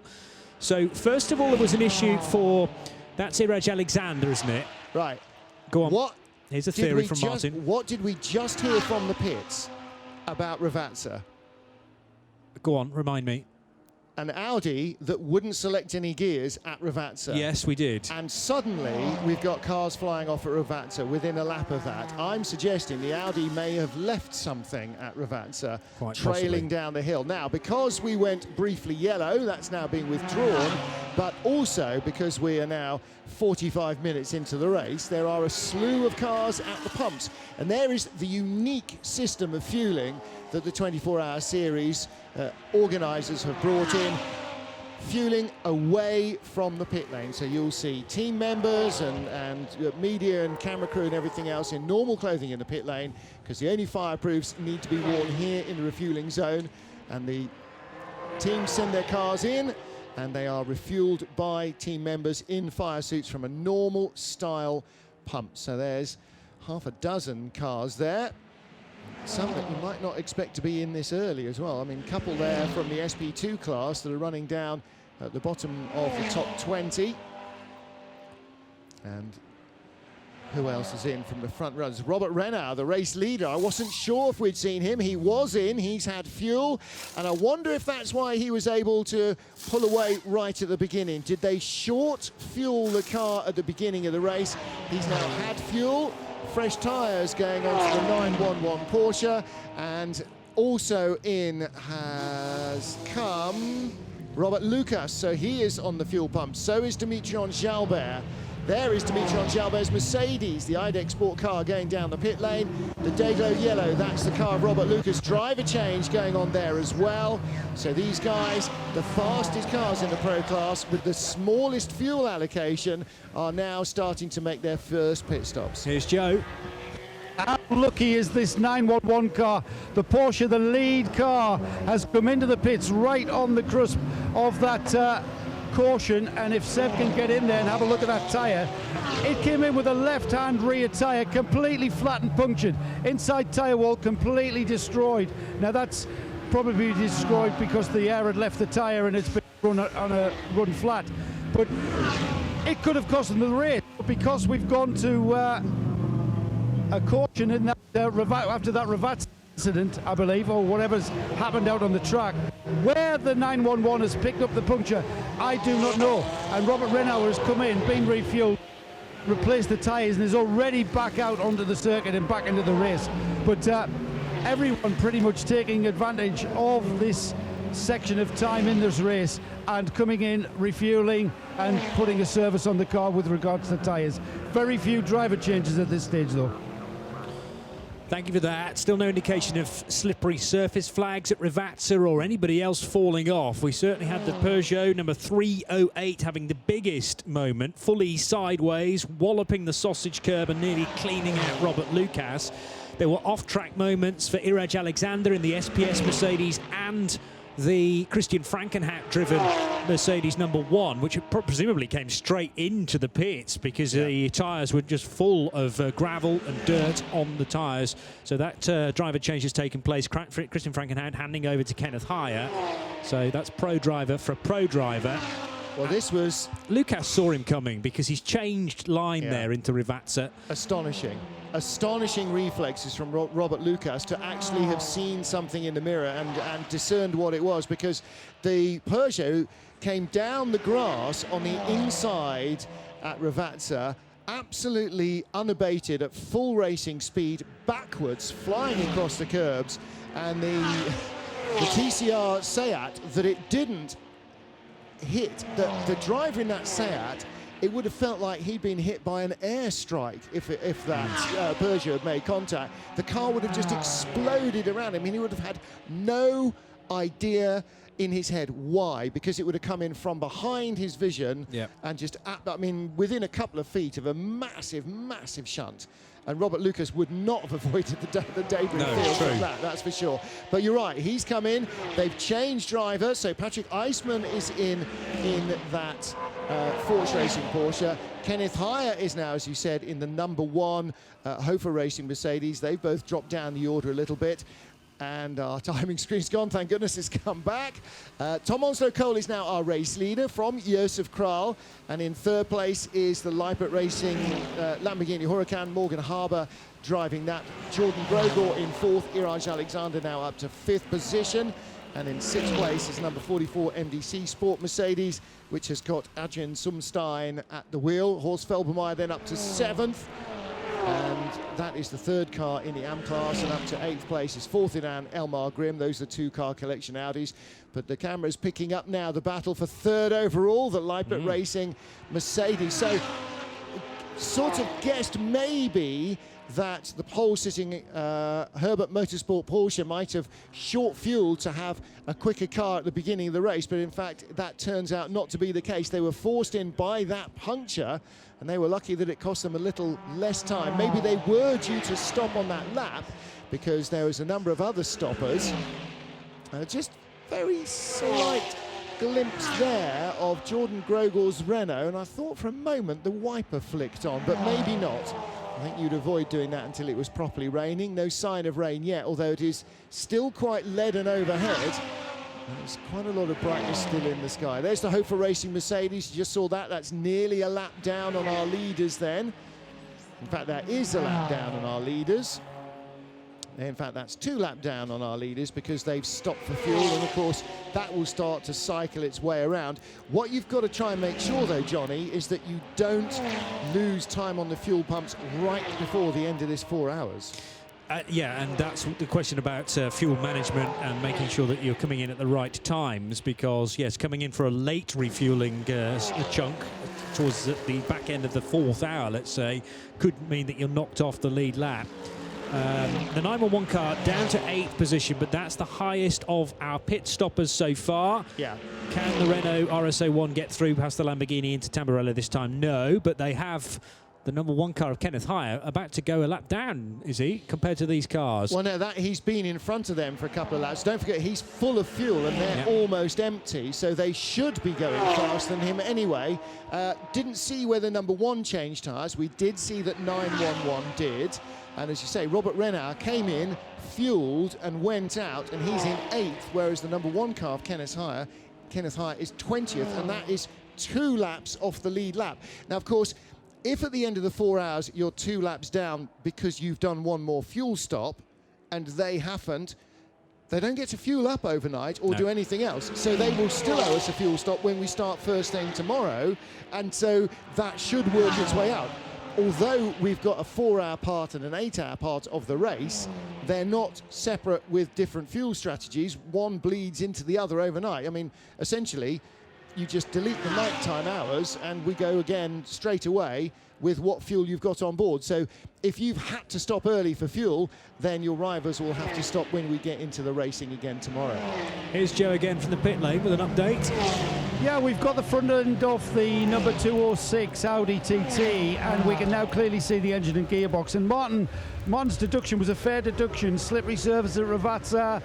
After we'd heard the explanation from Uli Andre that the gearbox had failed on this Audi, well, I can tell you there is absolutely no oil residue around this Audi TT whatsoever. There's been initially, if you'd had a kind of a catastrophic failure brought about by the gearbox breaking the casing and the oil then going down, you would have oil pretty much everywhere underneath. There's none on the under tray, there's none around the engine bay, so I don't think this was the cause, or this car I should say, was the cause of that slippery surface at Ravazza. There's something else causing that. Well, fair enough, and actually the car that shot off backwards might possibly have left some muck down there as well. Not sure why the Peugeot was off backwards, unless they just ran out wide onto the grass at the top of the hill and had a massive Donington Park Craner Curves moment, which is definitely not beyond the bounds of possibility.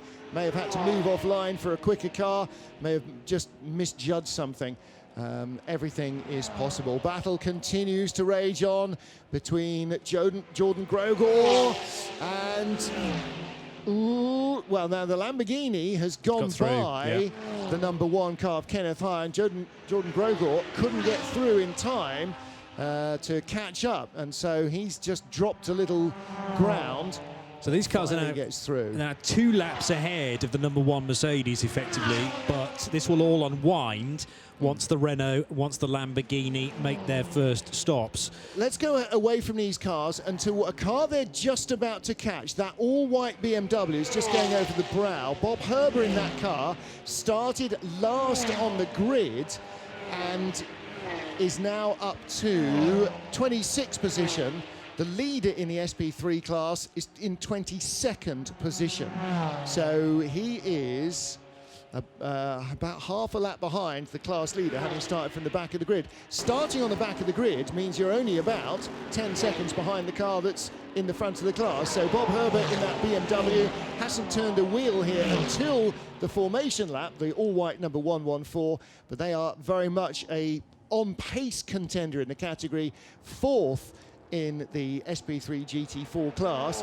The leaders may be flying by, but as ever, Johnny, it's all about you versus your class rivals. So if you're in the Renault Clio or the Toyota GT86, it's not about anybody else. It's only about those other guys that are going to potentially beat you or be beaten by you for your class win. And that focuses the mind, doesn't it, away from potentially another 30-odd cars in the race. You are just racing the other A2 machine in the class. TCR could be very entertaining, though, this weekend, with 7 cars in that category as the momentum around TCR grows with every race, seemingly. Kenneth Hyre, I'm not sure whether he's at the wheel of a happy race car here, because he was way off the apex coming over Piratella and also onto the curb on the exit of that corner. Car looks a little tidier through there, although having said that, it's wayward again. Yikes. Is he on those tyres that went through the gravel trap then? Or they will have given him a new set of Hankooks, I'm sure. Well, I don't know, but it certainly, it looks like a very heavy car, the way that it was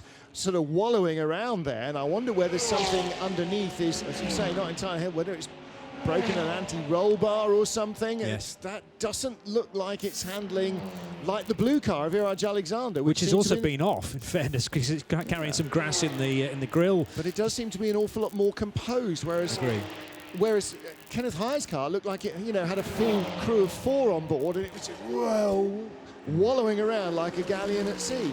And what's he doing? 149.8 last time round. Iraj Alexander 147.0. And does a full tank of fuel make that much difference? I don't know. I'm not sure. Difficult to say, and I think the only answer we'll get is from Kenneth Hyre himself once he steps out of that car. But I just wonder whether he's been given a car that's not as he may have driven it in free practice. Change of position finally for Jordan Grogor. Yeah, up to 3rd overall now in that Renault RS01, and that was right behind Jan Lammers. We had a little onboard shot of Jan going down towards Villeneuve, and the Leipert Racing Lamborghini just got a little held up, and that allowed Jordan Grogor in that yellow Renault to get a run on him. And once he was alongside, there was absolutely nowhere for the Lamborghini to go. So that was a good bit of opportunism in traffic. And Morgan Harbour there had nowhere. He had a car on the outside, a car on the inside, and that corner was lost, and that position went with it. Slightly tidier line this time for Kenneth Hyre through Aqua Minerale. If it had been any less tidy, it would have been upside down in a fence, to be honest, True. after the last one. It was very sideways indeed, and some good car control, in fact, being shown by Kenneth. Comes from a good crop, of course. And the treble 5 car driven by Jan Lammers, not very far away from that Mercedes, but number 1 having now managed to get by the treble 5. Oh, and another car off at the Rivazza corner.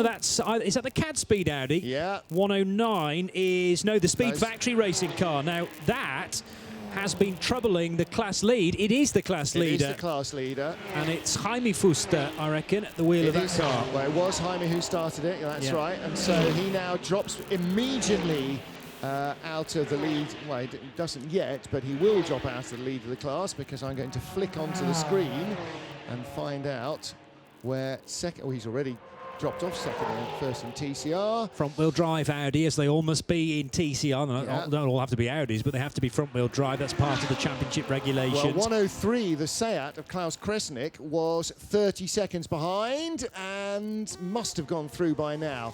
Pit stop for the first time for the number 44 car. That is NBC Sports Mercedes. Adrian Sumstein is at the wheel of that car, receiving fuel from the team. And each of these cars will have a sticker from the championship above the fuel filler area that says the maximum it's allowed to have, and over a pink background, the maximum that it's allowed to have if it stops under code 60, which is half its normal allowance. But that's written down, so 120 litres, 60 litres, or 80 litres, 40 litres, whatever it happens to be, those figures are written down, so there's no discussion between the team members and the marshals. The marshals see what you're allowed to have and monitor what you've actually put in to make sure you don't put any more in than you should, and if you do overstep the mark, they don't just cut the pump off, they just report you for cheating or accidentally overfilling, obviously, as it would be called, and then penalties will be applied for that. How much further can Tom Onslow Cole go in the Ram Racing car? That car's not stopped yet, and we're 1 minute and 15 away from an hour. Yeah, well, there's him, there's Josef Kral, who hasn't stopped. Harbour's just come in the Leipert Lamborghini. Iraj Alexander goes by again, Jordan Grogor goes by again. Horst Felbermeyer hasn't been in the car collection at Audi either, the AM Class second place machine. But you're right, I mean, 10 minutes ago we had some of our Pro Class cars starting. So that's going to be interesting because the Pro Class basically are all on the same fuel allowance. So some of them are making it last a little bit longer. Maybe that's part of the plan with the Ram Racing team, is that Onslow doesn't give it everything that it's got, but tries to just soft shoe his way another lap or two further than Robert Renau. In fact, he's done a couple, 3-4 laps maybe now more than Robert Renau, which is possibly going to be quite a good way to work their way through this race. It is 4 o'clock Central European time. We are 1 hour into the race and 3 hours to go before we park these little bunnies and put them to bed and then go off to dinner. And they will be put into Parc Fermé for several hours until 11 o'clock tomorrow morning when we restart this race. Robert Renauer, despite having had that Porsche fueled, is now going quicker than anybody else with a new fastest lap of the race, a 1:43.8. There is the Morgan Haber-driven Lamborghini Huracan, the Super Trofeo car, coming in, having just been deposed for third position by Jordan Grogor in the yellow and black, gold and black Renault. Robert Renauer's fastest race lap would have been good enough for 5th on the grid in qualifying. Right, there's an indication of how hard he's pushing then. There is your race leader, Tom Onslow Cole, the number 30 car. Is he going to try and put a lap on that Porsche in front of him? And that is the Forge Porsche of Patrick Eisman, who is 13th place and has completed 32 laps to Onslow's 34. And we're on board with that Porsche. Patrick Eisman right behind the Grasser Racing Lamborghini. Now that's going to hold him up. Look, checks his right mirror just to make sure he can move down the inside and that Tom Onslow Cole's not there. And Tom Onslow Cole would be very, very wise not to have been involved in that whatsoever. Those two, the Lamborghini and the Porsche, were having just about enough trouble getting through without hitting each other. And then Tom Onslow Cole in the grey Mercedes gets through. But Josef Kral's got to run on him down the hill towards Ravazza. And on board right behind in the Huracan, this is the Grasser car, the green machine you just saw. You can see his rear view camera there, well in the driver's eye line, or right in his periphery. That's your race lead. Battle was 1.5 seconds last time round. That's about 0.15 seconds at the line. 0.20, all right, sue me. As out of the pit lane comes, not the Leipert Lamborghini, that's the other Mercedes, that's the MDC, yeah. And so change of driver for them. They're down in 20th place, gone from Adrian Zumstein to Manuel Zumstein. And there is the Leipert Racing Lamborghini. And that is a driver change as well. Either that or they're just redoing the belts. So it will be a driver change. So Tom Onslow Cole with Josef Kral right behind him. And are they going to stop together on the pump? So I can see down the pit lane from where we are, but because we're so far towards, in fact, we're beyond pit out, we're halfway to Tamburello, in our commentary positions, can't actually see the refueling area, so not sure, but unless they're running on thin air, at some stage, Tom Onslow Cole, Josef Kral, Jordan Grogor, Iraj Alexander, Horst Felbermeyer are all, and Elmar Grimm in 7th, who hasn't stopped either, they're all going to have to come in. It got very close for Christoph Lenz at Variante Alta. This was where he was monstered by cars that were either on the lead lap or about to be knocked off it. And was there contact into Variante Alta between the 29 Porsche and maybe Tom Onslow Cole? No, they all avoided each other, but Christoph Lenz, it goes again with your argument from earlier on in that the Lamborghini's got to go through Variante Alta at some stage, and then it is the job of the quicker GT3 cars to find a way through. And they just about made space for each other. The Force Racing Porsche about to be then knocked off the lead lap, but Tom Onslow Cole hasn't quite got by. Oh, he has now. And he's gone in the pit. He must have gone in the pits. He has, yes. Ferrari is now your race leader. He comes by on his own. Josef Kral will complete at least one lap as the race leader in number 11, and that is the Scuderia Praha Ferrari. Two-driver lineup.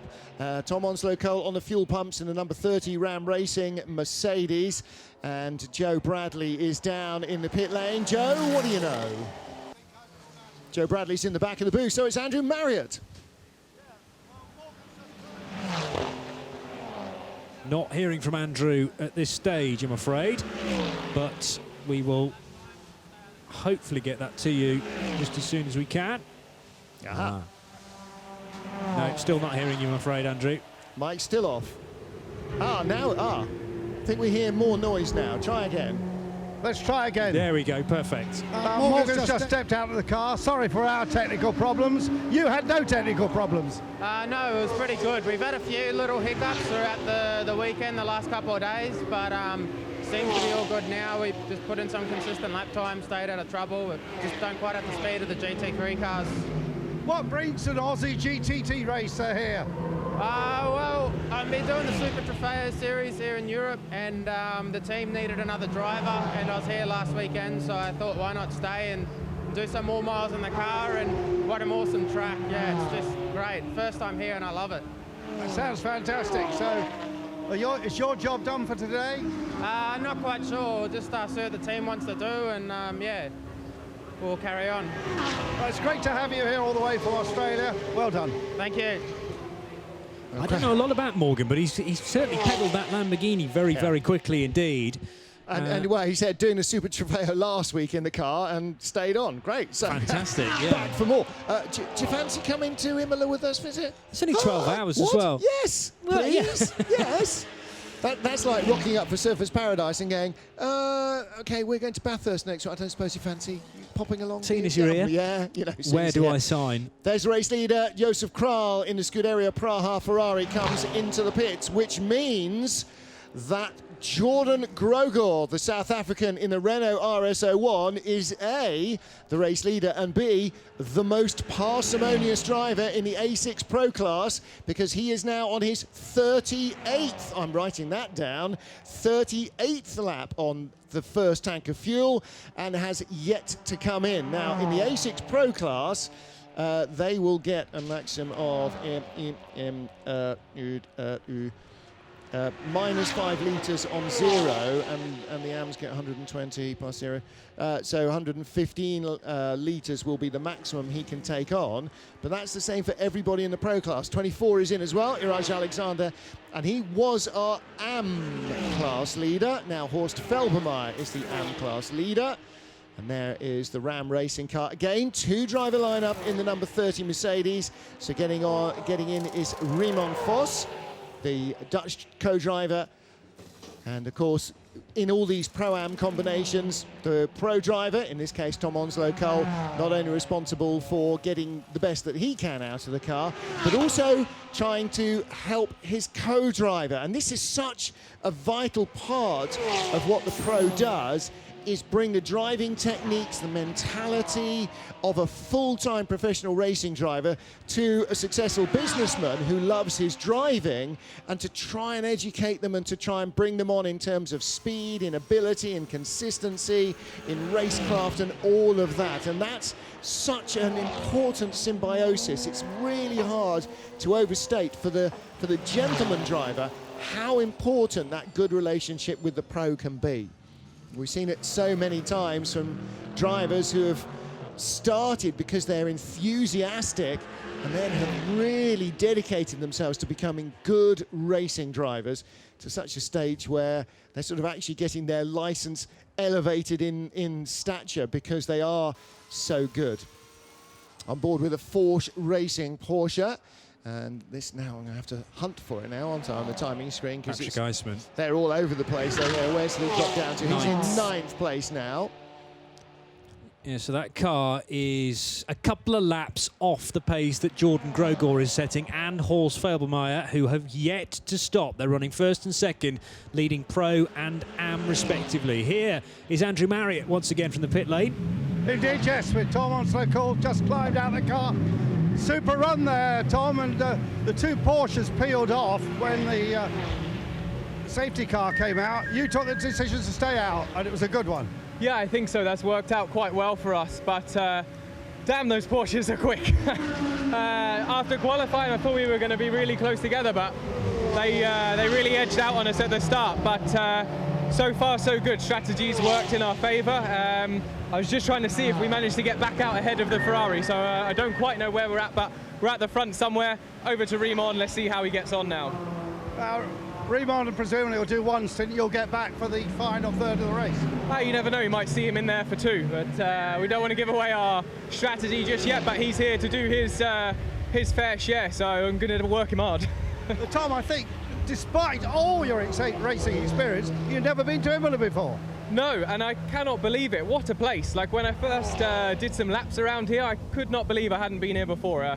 I love this place. It's a really fun track to drive. It's the right mix of European and British. Excellent. Thanks very much, Tom. Well done. Thank you, Andrew Marriott. And to answer Tom's question, not that he'll hear us, yes, number 30, you just saw inches in front of number 1. So Riemann came out in front of Kenneth Heyer, who is back in the pits on the pumps. So Kenneth Heyer, no, in fact, he's gone by. Kenneth Heyer comes in the number 1 car. It's our championship leaders, Hofer Racing Mercedes. You also, by the way, saw Jordan Grogor on the fuel pumps. So the Renault is in after 38 laps. One's gone straight in the garage, Martin. So that is an issue for the Hofer Racing car. Hearing, though, from our directors that the car was delayed at Acqua Minerale. So I don't know whether Kenneth has been off the road there. Yeah. There is a large gravel track. We already know there's been an off-track moment for this car at Rivazza, and it hasn't quite been the same since. Offering great pace in the early stint with Christian Frankenhout at the wheel, but this time, whether something's broken on that car and been made even worse now with the second off-track moment, I don't know. Andrew Marriott had you been shuffled out of the way, trying to get involved. Now Jordan Grogor has now come in for fuel, so he has lost the lead of the race. Robert Renaud is back in the lead. He was on the same lap, having stopped with that puncture and for fuel as the Renault. So he was still on the lead lap despite having made a stop. Horst Felbermayr and Elmar Grimm have yet to stop, still for their first pit call in the car collection Audis. Let's hear from Andrew Marriott in the pits. I think it's the damaged radiator with this Mercedes. The new radiator has been readied for the car. I just got pushed out of the way as I tried to get closer, which is totally understandable, but that's what it is. Maybe can you just see the radiator in there just going into the car now? Look, they're just unpacking it. So radiator problem, obviously a leak, possibly from that off, I think. So a big setback here for the Hofer team. And maybe from the first off, actually, into Rivazza. If it scooped a load of gravel up into the front splitter, then very easy for a stone to go through the radiator and the engine temperature to go sky high, clearly. Now it's gone up, and it's gone up again on the blocks, which suggests they're going to get underneath it. So is the floor going to have to come off? Is there something more? What can we see on the floor? Puddles of something. Is that coolant at the front of the car? Could well be, but it looks as though there might, as you say, have been a bit of foreign object intrusion into the cooling system, and that wouldn't, I suppose it could explain its wayward handling if it was gradually dribbling its own lifeblood onto its rear tyres, but you would have thought by now, I'm not sure that's coolant. I think that might be oil. They may have a gearbox issue. 32, Horst Felbermayr is in. Elmar Grimm in the other car collection Audi is still going round. So if you want good MPG out of your GT3 car, you're looking at the sort of thing that you want to be going out to buy. We're up to 40 laps now. And an hour and 12 minutes for Elmer Grimm. Still, he's still running on fresh air. Maybe he's ignored the fuel light warning. Bing, bing, bing, bing. No. Keep going. It's fine. We tested this. You're doing that gamble that you do, aren't you? Right, I'm down to 6 miles. No, I can go another junction. Yeah. 23 miles to the next services. I'll make that. Yes. I mean, he is doing 1 minute 49s. Compare that to the best lap, which was done by Robert Renauer, as we know, 1:43.8. So circulating 6 laps off the pace. But bear in mind, he's not allowed to go any faster than a 1 minute 48 because he's an AM class car. So he's within, well, not within a second, within 1.9 seconds of the fastest that he's allowed to go. But if they can somehow go through 12 hours and maybe save themselves a full stop or even half the time on the pumps, then they could get all of that back.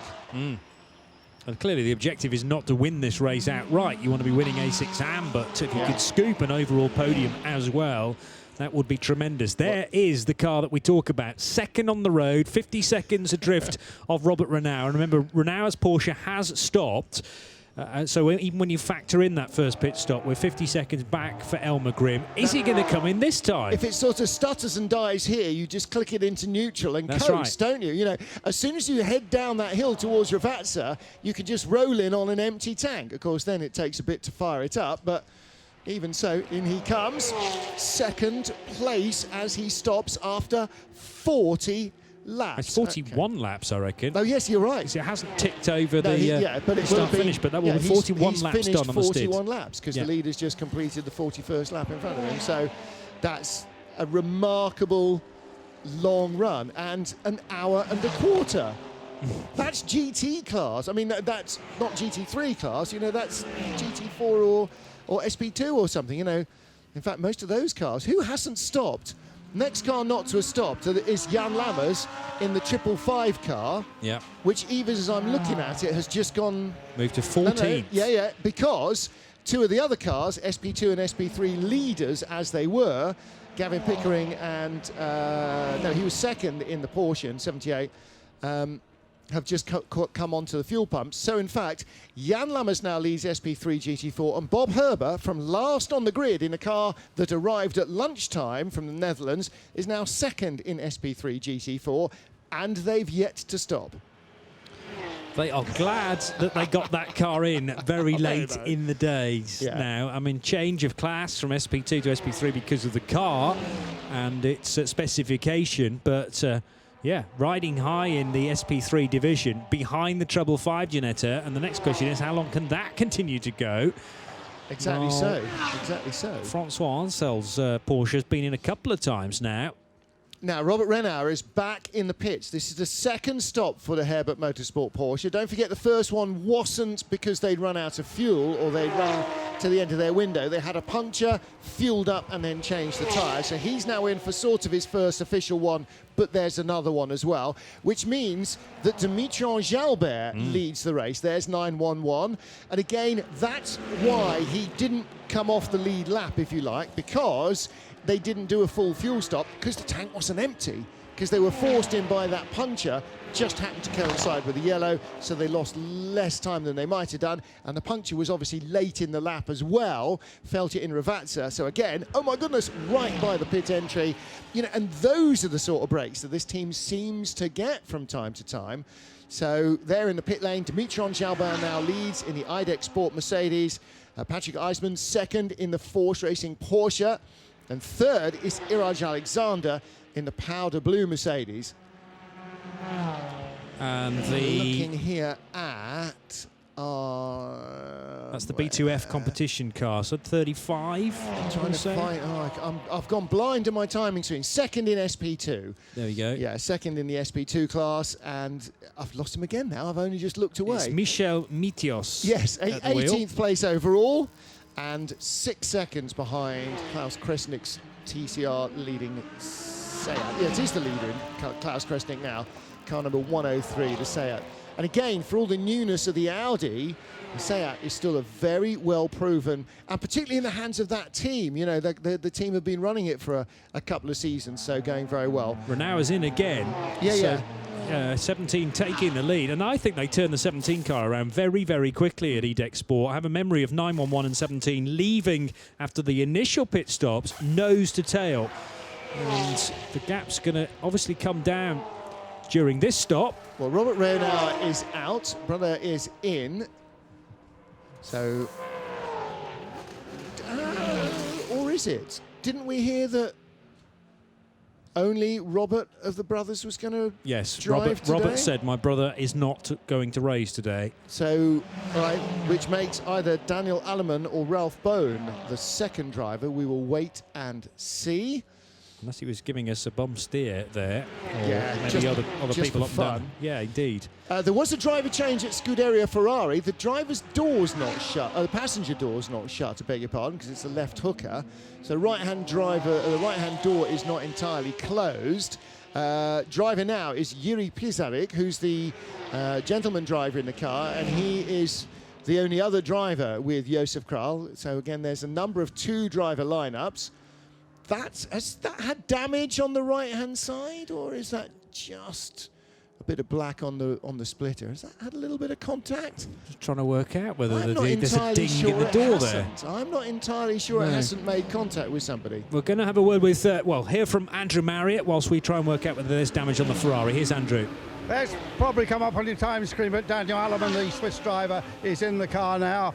Robert is just debriefing. I'm going to try and grab him. But he's just in a bit of a debrief at the moment. Oh, they can do that anytime. Can I just grab it very kindly, coming to the front now? Well, that was a good battle, and Robert Lucas was way up your tailpipes for a long way. Yeah, bad luck for us with the puncture. Yeah, but it was a good fight. Yeah, I could manage it, the distance to Lucas, so up to the puncture, I had a lot of fun in the car. Then the mistakes, yeah. Now we are a little bit in the back of the field, so we have to fight to go back on the top. Was it a mistake coming in for that earlier pit stop? Yeah, it was the puncture in the rear tire. So we went straight to the pit. Let's pull you out because we just go. Yeah, just you had the puncture. Do you know what caused it? I don't know. It happened in the last two corners, so I went directly to pit, and we only changed the tires without fueling and got out to the track, so we lost some time, but we're still fighting. Long way to go yet, and all tomorrow, of course. That's right, yeah. Thanks very much. And his twin brother will not be racing today, just to confirm. Thank you for that, Andrew. And the gravelly moment, I'm thinking possibly stones out on the track that will have caused that puncture. But, if it was caused by gravel, it's going to take a fair time for the tyre to actually start to deflate. So I think he first felt that at Rivazza. It may have been a problem way back further on the lap at, for example, Tosa. Puncture on the Renault as well. Yes. So that's why that car is back in. I was just wondering why he was back in. Jordan Grogor stopped a few laps ago. So what we're saying is that Porsche didn't take any fuel on at all during that yellow, and that's their first stop as well. So they've done 41 laps or whatever it was. Wow. As well as having the pace to lead the race. That's insane. Now, we're hearing from our colleagues in the truck, they have images that explain the damaged door on the Ferrari. And it does look like somebody's got into the door, and it's unlikely to have been a quicker car, more likely to have been a little trip up in traffic on board with Horst Felbermeyer Jr. Fifth place in the number 32 car collection Audi, and a time penalty being handed out to the Force Racing Porsche for not respecting track limits at turn 19. That's the second element of Rivazza. That's the exit. So down the hill here, this is Rivazza 1, or turn 18 as it's unromantically named. And then turn 19, drifting out wide, all four wheels over the white line. Well, we didn't go there, but that's where the number 29 Porsche has been. So here is the damage potentially on the... Yes, you're right, the sill is stoved in. And black, that's tyre mark, or it's just taken the paint off it. But either way, looks like there's a front wheel has gone into the door of that Ferrari. So whether we have images or not, somebody is bearing Rossa Corsa red, aren't they? Mm-hmm. It should be easy to pick out, unless it was the Mark VDS car, of course, because that will just blend into the racing adventures. Yeah. Mark car. But yes, the door, as a result, not able to shut. I mean, at least it's not flapping open. Well, I think it's probably still latched. On but the because second catch, perhaps. Because it's been bent in the middle, Yes, okay. actually the back edge of it has sort of come proud, so it looks like it's still attached. What it might not do is open very easily. TCR leader is in the pit lane. Klaus Kresnik finally brings in 103. He probably fancied a sandwich and a bevy more than anything else, quite honestly. So that Leon Racing, run by TTC, is in. And I guess Daniel Schillinger or Freddie Suter will take that car over when it rejoins. Let's get back down to the pit lane with Andrew Marriott. Yeah, I'm with the Middle East-based South African Jordan Groger here. And he's just picking up a little bit of uniform there, as I think I'm losing you a bit. Jordan, that was a good run for you there, but what about the puncture at the end? What was that about? We should ask the Ferrari. I'm all for fair racing, and I assume he didn't see me, but it's really dangerous to drive into someone on the straight. So I'll give him the benefit of the doubt. I hope he's okay, and we suffered a puncture, and you know, there's no need for it 2 hours into the race. Well, that's disappointing, but you're still having a good run. Yeah, I was getting better, you know, and you don't like these hurdles, so still a long way to go. The car's great. Let's hope everything stays together. Thank you very much. And just to tell you, the other Renault is still in the back of the garage, and the gearbox is off it. Oh, that's really, really unfortunate for the team, because they were working like Trojans to get the car out into the race. Got a new engine into it, and obviously lots of knock-on effect. Well, we now know where the stove-in door in the Ferrari has come from, because there was clearly a coming together. The Ferrari, you have to assume then, going around the nose of that Renault RS01 in traffic, possibly somewhere like Variante Alta. Could have been anywhere. I haven't seen the pictures, but hearing from Jordan Grogor that the Ferrari cut him off, caused the puncture and damage in the door of the Ferrari. Should be no long-term penalty for that, but it's a shame for the guys in that RS01. So 27 was going very strongly, Johnny. Which tyre was down on the Renault then? On left side, left front. Okay, yeah. So it's, and he's making it happen on the straight somewhere as well. So he's obviously come round in the Ferrari and cut him off somewhere, because the Ferrari is just the quicker of the two. Yes, okay. And Jordan Grogor saying, you know, well, unnecessary contact was yeah. indeed, yeah. So I wonder whether that's going to be reviewed by those in race control. Well, we may not have been following it on our TV cameras, but of course the remote cameras around the circuit that race control used for safety reasons may well have picked that up. Still waiting for a couple of cars to come in, by the way. You know, I think their mums called them in for tea an hour or so ago, but hasn't got the message yet. Bob Herber, car number 114, now leading SP3 GT4 from the back of the grid, because they've yet to stop for fuel. So that BMW in just been overhauled for 14th, now down to 15th place overall, yet to come in. The B2F competition Peugeot, that TCR leading class car has yet to come in. That's 335, which is the bright yellow one that you've seen. 908, the Team Altron Peugeot, that's second in TCR, 8 seconds behind it. That's yet to come in for its T. And Martin Byford, third in 120, the SICL TCR class Seat. That's in third place in the category. Those are 20th, 21st and 22nd overall, and still going on their first tank of fuel. There may be more on page 2, but we've obviously still got some cars, and there's one more, and that's the Toyota GT86, which is currently second in the A2 class, because even the Renault Clio has had to come in and is currently sitting on the fuel pump. So we've got 5 cars yet to make a first stop. Some of them must be getting around to being due their second stop now, because we are an hour and 27 minutes into the race. Yeah, well, 2 cars have already made 2 stops, but we know about the unscheduled for the 911. Now, this is our Audi that had the gearbox problems. This is Joe's mate Uli. So there is your engine gearbox in sump Audi collection. Gearbox not in sump, don't write in.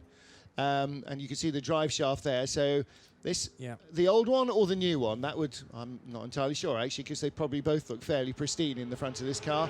But that's a very major rebuild going on there.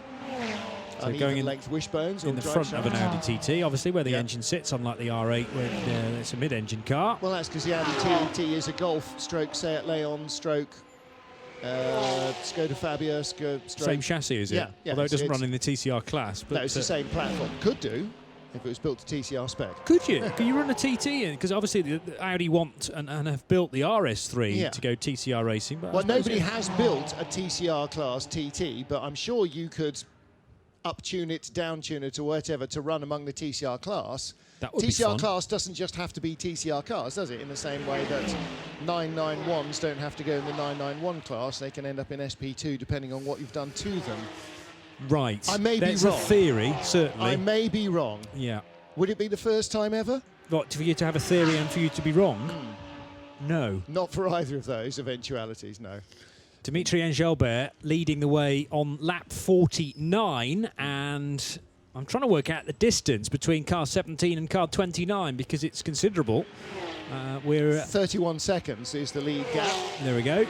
The Porsche in second place. Iraj Alexander third, and he is a further 40 seconds back, so 71 seconds complete the top three. And what's a lap here? 105, 104, 105. So Iraj Alexander 2/3 of the lap back.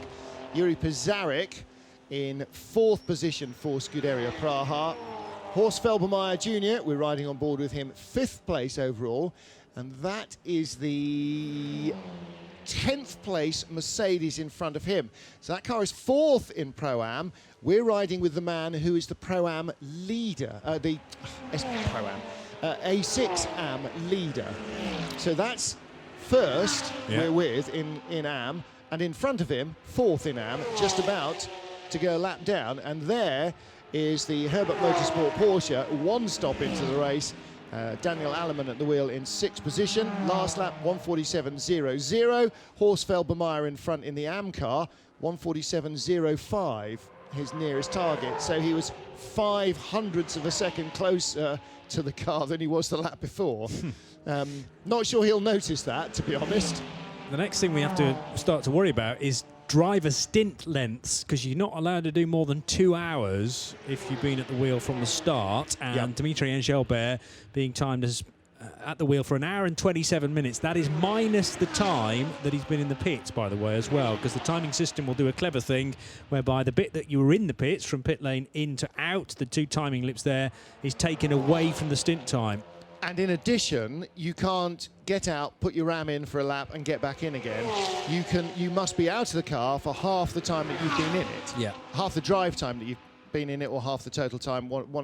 Paul keeps confusing me with actual details, but it's in there somewhere. So if you've been in for basically 1 hour and a half, then you've got to be out for 45 minutes before you can get back in again. A couple of cars just set the fastest race laps. Nicky Pastorelli in that Renault RS01 that was up in the top 3, 4, 5, 6 places battle early on, that came in with a puncture. He took the car over at that second stop, so that was a sort of enforced stop, and because they had to do a tyre change, they obviously decided they'd change the driver as well. He's just done the fastest race lap, as has Martin Byford in the Seat Leon that now leads the TCR class and still hasn't stopped. He's the only car, the top 27 cars, that is yet to come into the pits. On board with Elmar Grimm, and Elmar is currently in 8th place overall. And he is the first car who is not shown on the lead lap at the moment. So were the race to be frozen now, as it will be at the end of 4 hours, then Elmar Grimm would have a 1 lap deficit, but the top 7 cars in front would all effectively be starting parallel to each other. Here's Andrew again in the pit lane. I'm with the Formula One winner, Jan Lammers. Jan's got, what's sandwich? Look, toasted sandwich time. Are you having fun with this, Ginetta? Oh yeah, absolutely. Not as fun as we had before. We made a little change before the race. That didn't really make a positive difference. So that's hard. It's a handful to handle. So we went backwards, but we just have to live with it and just make the best of it. Well, just 2 weeks ago, you returned to Le Mans. That was a super experience. Yeah, it was lovely. Absolutely lovely. Just being there, but just forget everything, just the pure joy of driving, you know. The car is wonderful to drive. The LMP2 class, as everybody has seen, you know, very competitive and very good car. So I just had such a ball driving. It was absolutely fabulous. Yeah, and I looked it up, and it's very difficult to believe, but you're 60. 61 even. How much speed have you lost? I mean, do you feel there are certain areas where you're just not as quick as you were? Well, it's been a while that I've been driving at this competitive level, so I had to really get back into it. And also, I don't usually drive with people like Rubens Barrichello, which is like a master class. So the data that I overlap is usually with gentleman drivers or drivers that I can't really pull myself up on, you know, no disrespect, but that's the fact. And now, you know, I had Rubens showing me the way. Also, I had to get back into the competitive rhythm. I was pleasantly surprised. I think my fastest lap in Le Mans was like 9/10 slower than Rubens, which is nice. It's fair to say that Rubens did a lot more of those quick laps, and he did them with a lot more ease. But for me, I was pleasantly surprised that there is still a trace of speed there. Fantastic. Go back to your sandwich. I'll have a tea too. Thank you. Is he ordering that from Andrew? Oh, cup of tea. That'll go down nicely, wouldn't it? 4:30, that's time for tea. I think it is. Bradley, going off around the cafe. A little bit of damage there, slightly misaligned nose on the front of the 555 car. And as Jan Lammers said, not only an epic LMP2 class race, but of course LMP2 cars finishing second and third overall at Le Mans, showing just how quick they are. We were talking about that yesterday, actually. One of the joys of this championship is all the different sights and sounds. LMP2 and LMP3 at Le Mans just sounding absolutely wonderful, real race engines. Now then, back to this race, as we see the number 34 car collection Audi of Elmar Grimm chasing down Robert Leonard. No, he's not. He's chasing Raymond Leonard, Raymond Foss, in fact. He's down on our screen as Leonard, but he's somewhere up the road. But we're just seeing on our screens that the incident involving the Scuderia Praha Ferrari and the number 27 Renault will be investigated by the stewards. So they have clearly had a message from observers about contact between the cars, and we also heard obviously there as well from the Renault team that there was contact with that Ferrari. So the stewards will take a look at that, and penalties may or may not be applied. A great little look on board. Just as he's flashing the headlights, you see a little headlight logo, main beam logo, coming up on the data screen in front of the driver. That's very cool. Things you learn. Right in front of us, the Team Romania GT86. Can't really see the yellow on that from there. There it is. Red, blue and yellow of Romania. And that car is battling in the A2 class. Yes, that's right. Just those two cars in A2. And they are nose to tail. The Renault in front and the Toyota just 22 seconds behind. So, yeah, there's another good little battle. And finally, car 114 that was leading SP3 GT4 has stopped. Bob Herber's got out. Finally, Martin Lanting has persuaded him to stop for some fuel and got into the car. So everybody has stopped for fuel except for the Toyota we just passed. Yes. Yeah. Crikey, O'Reilly. Sergei Nikolai getting tremendous fuel mileage then out of that little Toyota. An hour and 36 minutes he's been going. Incredible. How far does it go? Well, that's we're about to find out. We are about to find out. The problem, I suppose, is that it's 22 seconds despite not stopping, whereas the Clio from Cook Sport has stopped and still maintains the lead in Class A2. So that will become much larger. Yeah. The Porsche 911 fully across the green concrete there as the car swoops so close to the pit wall to straighten up the main straight, in inverted commas here, at Imola, with those two fairly significant right-hand kinks, almost verging on corners. And out of Tamburello goes the car in 5th position then, driven by Daniel Alleman, and ahead of it, the Ferrari, number 11. So this is the battle for 4th and 5th on the road then. Jiri Pesaric at the wheel of the Ferrari 488 versus the flat 6 4-litre Porsche behind, and the overtake happens at Tosa corner then, both running out pretty wide there, and Pesaric kicking up the dust, but move already made by Alleman. Yeah, he gave him room, didn't he? Because Alleman's coming up at him a lap and a half a second faster. So, you know, you could have fought it for one corner or maybe two, but frankly, just don't get out of your rhythm. Let him go by. You know he's in a quicker car, and that's just all there is to it. You know, he's been seeing his lights getting closer and closer. So, you're just deluding yourself if you think you can hold him off. Right behind, number 44, that's Manuel Zumstein in the 10th placed MDC Mercedes. So Jure Pizarnik can let him go because he is a lap behind, doesn't have to fight him yet. Next time he comes up behind the Ferrari, might be a very different story though. And a bit wide again from Alleman then into Rivazza corner. So he is just a couple of metres maybe off the apex here and there, kicking more dust up at the end of the curb out of turn 19. And Robert Renauer, or Alfred Renauer, very difficult to tell from the behind there. It might be Alfred actually in the civvies if we're expecting to see Robert back in the car before the end of today. Although when we saw Andrew waiting in the garage door, the brothers were both in their race suits, stripped down to the waist, having that little debrief. Well, you know, you always are, because if something should happen, you know, your brother falls ill or whatever, or one of the other, you know, never mind your brother, one of the other drivers in the car, you are always ready to go. You can't be going, oh, hang on a minute, I'll go and get dressed. Yeah. So, yeah, you want to be ready and ready to go just in case. So they are now up to 4th place overall, having made an enforced pit stop because of a puncture. So it cost them time, and they are currently 48 seconds off the leader, but it didn't lose them a lap, and that's a really big advantage. And we did hear, didn't we, from Robert, you know, really unlucky to get a puncture. However, really lucky to get a puncture and find out in Rivazza as opposed to Tamburello, because as we saw at Le Mans, a long lap, even a lap this long with a tyre gone down and flailing around, can make an awful lot of difference to whether or not you complete the race. There is 911.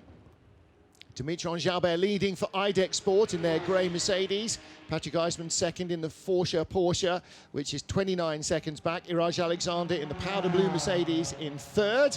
Chantal Kroll having a little chat. Who's back at the wheel? Who took that out? It wasn't Christian Frankenhaus that took out the number 1 car, was it? Or that brought it back in. He started the race. It was Kenneth Heyer, It was wasn't it? Kenneth Heyer, so it was indeed. And a smile from yet be Chantal Kroll. That is Michael Kroll at the wheel, isn't it? Yeah, Michael Kroll is going to take it out. So the fact that he's in, helmeted up, is not because he's bored and can't think of anything better to do, but we should be in the last stages of going back togetherness. That is a verb. Pronoun. There's the Cook Speed. It's Cook Sport Clio that leads Class A2 then from the Endurance Team Romania Toyota. And that car has made its first pit stop. What about Sergei Nikolai? Has he been in yet? No. An hour and 40 now done. I think they're going to reach the end of the driving stint time. I think he's lost. I don't think he actually can remember where the pits are now. It's been going round. It's like, you know, when you're on the it's the story of the little old lady who's on the M25 and goes around it for a day and a half because she can't find the exit that she needs. But running second last of the running cars, because car number 1 is in the pits. 108 hasn't come back out either, and that's the CAD Speed Audi. We saw the reason why, because the engine is out on a pallet, or the engine gearbox transmission unit is out on a pallet. The Team Altron Peugeot, which speared off stage left backwards at huge velocity down at Rivazza, that hasn't reappeared yet, so that will be back in the garage though. I know it's Uli Andre's car that's missing the engine, isn't it? So 108 James Kay's CAD Speed TCR Audi, that has not come back out. And why did they go back in? Well, let's get down to the pit lane with Andrew Marriott, and I shall quiz Joe Bradley as to what happened to 108, because I've forgotten. Yeah, well, first we'll talk about James Kay's car. Broke a drive shaft. Remember, we spoke to them earlier this morning, and they were working on the drive shafts, and they thought there might be a problem, and they thought they'd fixed it. They obviously haven't, so that car's still in the garage, and the drive shaft has just been replaced, and the car should be coming out very soon. Meanwhile, you can just see the Hoffer Mercedes. The job is coming to an end. Just wonder if I can dive in and get Chantal here. She's saying she's too busy. She's talking to... oh, sorry, she's coming. So she's talking to another cameraman now. There we go. Chantal, this is very disappointing for you. Do you know exactly what happened? Not exactly. It seems there was another car in front driving really weird and kind of being in the way. So it got a little hit, and but too bad the, I don't know how to say, the radiator broke. We lost all the water, and now we had to change it. And are you hoping the engine's still okay? Are you hoping the engine is still okay? We think the engine is still okay, but we will see now. But yeah, the temperature and everything was okay, so it should be okay. Thanks very much. We will see. Thank you. As we go code 60, now the reason for that, not immediately apparent. Car off at Villeneuve. Right, it is very apparent then, and that's the second chicane just before Tosa. Can't tell you which car it is yet. Meanwhile, the team manager for the Ferrari and driver number one. Car number one. No. Driver number one of the Ferrari. Oh, right, okay, so that's, well, it's got to be Kral because Saric is at the wheel. Is that right? Yeah. Yeah. Okay, so Joseph Kral. No. Driver number one is Yuri Pizarnik. Right, okay, that's going to be... Joseph Kral, although he started, is driver number two. Yes. Well, and the incident didn't happen while Joseph Kral was driving the car. It happened while Yuri Pizarnik was driving the car. Okay, we now have course vehicles heading out onto the track. And so everybody else now maintains their positions because everybody is limited to 60 kilometers an hour.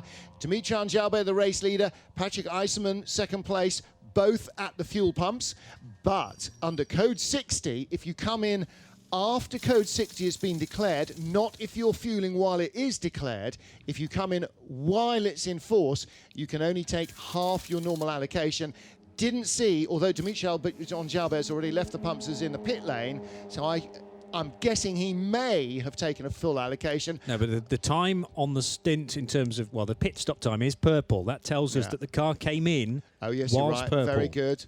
It's a clever timing screen, although this, Martin. Patrick Eisenman's is yellow, that because he's still on the fuel pumps. Iraj Alexander is in, Elmar Grimm is in, Nicky Pastorelli is in, Charles Espenlaub, and there's a dozen cars. Martin Byford is in again. He's only just stopped at the SEAT leader.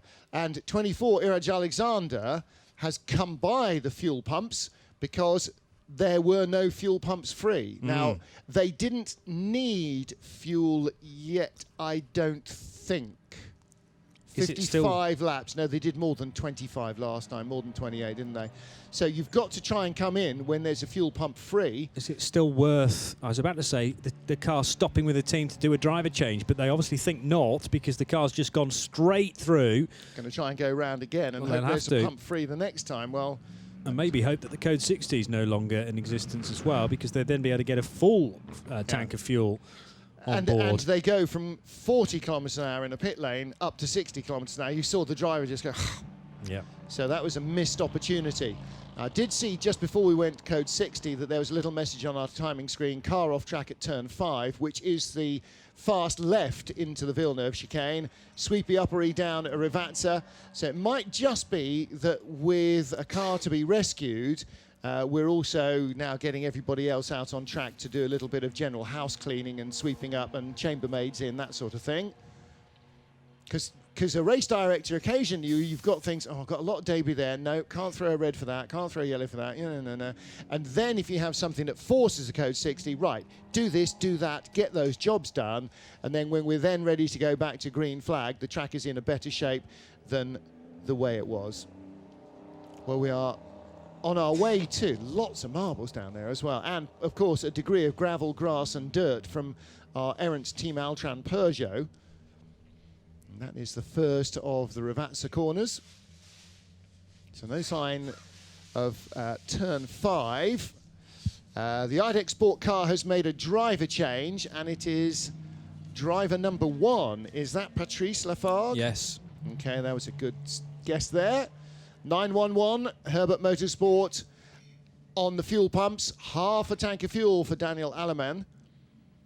And the GT86 is in! Finally! Our final pit stop. But he can't even get a fuel tank of gas, so he's going to have to go around and come back in again. He could only do a mere hour and a half on this half tank of gas, sadly. Of course. That might get into the end of the race, actually. Oh, now then. In all seriousness, as you say, we're now an hour and 48 minutes into his 2-hour maximum drive time. All right, take, let's say, 2 minutes out for filling the tank up with fuel, because it's obviously taken about 1,000 litres. he's within 20 minutes of having to get out of the car anyway. So if you're the team manager now, get half a tank, go round, come in, get another half a tank, hand over to your teammate. Yeah, well, let's get down to the pit lane with Andrew Marriott and find out what he knows. Yeah, well, I'm with Dimitri Edgelbert here, who was leading the race, of course. You were leading the race. Terrific performance. Yes, it was a crazy stint. I start P6 and I can overtake one car in the first corner, and then I had a very good feeling with the track and with the car, and I saved the tires and front tires during the first part of my stint. And then I think I was faster in the track, so I'm very happy. Now Patrice is driving, so the race is very, very long, and the goal is to finish on the podium, but yes, cross finger. And at the pit stop, you got a full load of fuel. Yes, the car is full, so Patrice, I think Patrice can drive 1 hour, yes. And you have also been racing a P2 car recently. Sorry? You've been racing a P2 Ligier. Yes, P2 Ligier, yes. No, me, no, I don't drive LMP2, only Patrice and Paul, sorry. Patrice and Paul drive P2. No, last year I drove in LMP2, but this year only the 24 hours. Very good, well done. Thank you very much. Take a rest. Yeah, David Zullinger at Le Mans in Dimitri's place, but he did do ELMS last year with the Patrice father and son duo. We're back to green, Martin. Yeah, we are back to green flag racing with an hour and 10 minutes on the clock of the 4-hour first part of this race. That's why the 12-hour clock is now counting down 2 hours and 11 minutes. That's of today's little stint, because we're going to go off and have dinner in a nice snooze. It's a very nice way of doing endurance racing. Little adjustment on board there from Iraj Alexander. He is our race leader, having made 2 stops, but in fact coming through the pits twice. Now, did he not get fuel, or was it 34 that, no, 34, Johannes Kirsch has taken over in that car, Dr. Johannes Kirchhoff. Iraj Alexander, now he's dialing up a little bit more. See, all these things, he's now fiddling with stuff, and we've gone green. Fiddling with stuff is what you do when you're at code 60. He's obviously not done that because he was frustrated at going through the pits and not being able to get a full tank of fuel, and he didn't come back in again. I'm just going to catch up to see what happened with the GT86. Whilst you do that... Yeah, well, let's get down and hear from Andrew. I've just been down here with Team Romania. You might notice at the front of that Toyota, the car is in the Romanian colours. The driver, who has done that longest stint, has stayed in the car. They didn't do a driver change, so they're very happy with the way it's going so far. That's interesting. I bet they blimmin' up. Well, don't forget, he's only got another 10 minutes. They only got half a tank of fuel, so he can come in at the end of his driver stint, just before the 2-hour mark, fill it up again, and then hand it to his teammate, who can do the other 2 hours, basically, and pretty much on 1 tank of fuel. Yeah. So, in fact, they will do a 4-hour race on 1 driver change. Phenomenal.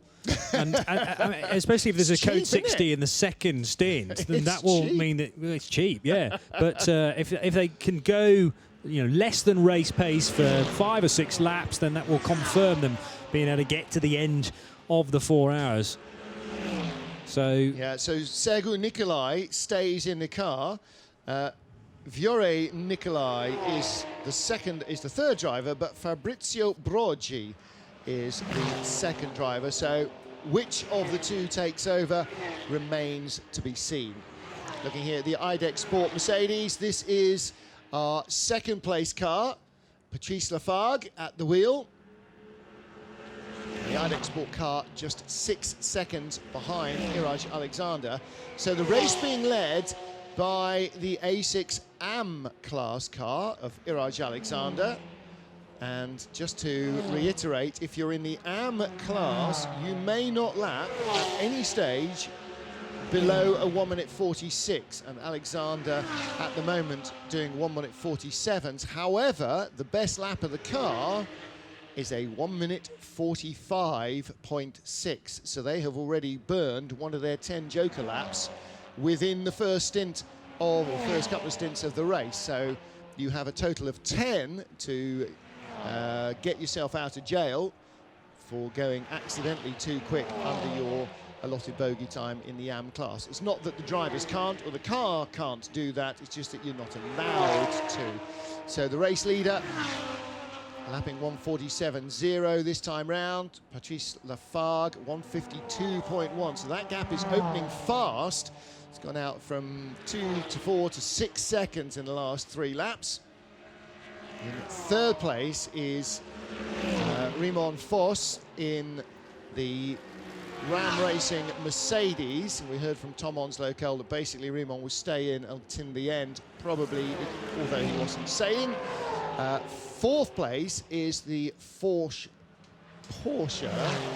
and that car started by Robert Lukáš now has Zyko Dirmic at the wheel, who's racing on an Austrian license. Daniel Allemann in 5th place in the Herbert Motorsport Porsche. That's now made a second fuel stop in car 911. A third stop in all. One was just for a punctured tyre. And Jiri Pizarnik from the Scuderia Praha Ferrari is currently in 6th place. Pit lane for the Lippert Motorsport Lamborghini. That car coming in from 12th place, the number 10 machine. And it is Harald Schlotter at the wheel. Engine cover comes off, never a good thing. Driver's door is open.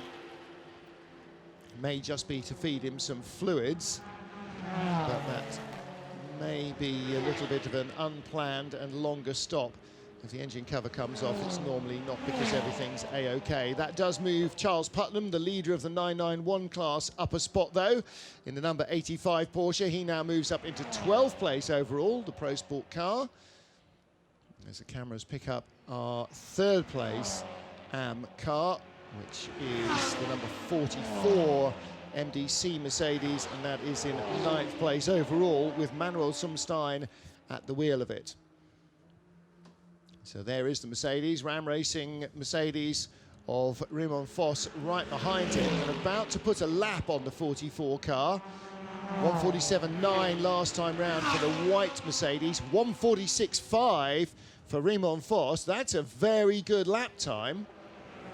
Anything within a 1 minute 46, sub 146, so half a second quicker than he's just gone, will be a guaranteed pro class lap.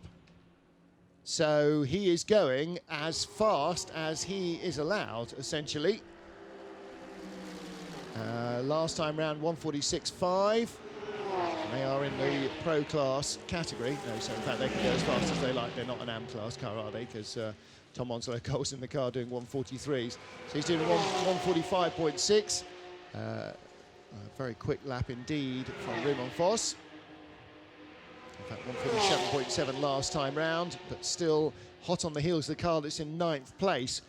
Top 5 cars still being shown on the lead lap. So Jiri Pizarnik and Team Scuderia Praha have slipped down the order. A little bit of data acquisition and error code number crunching at Lippert Motorsport. That car's done okay over the first stint. I mean, it's impressive with Morgan Haber at the wheel. And the 10 car, I don't know what it's done over the second stint in terms of times. Maybe started to drop off a little bit with Harald Schlotter driving that. But it's a shame for the number 10 car because it was one of those that was entered as an A6 AM machine, changed to A6 Pro. And the Super Trofeo car was certainly troubling the top 7 over that opening stint. Yeah. Iraj Alexander going through again. Short. Well, needs to come in within the next 8 minutes to make sure that he doesn't breach that 2-hour driving time.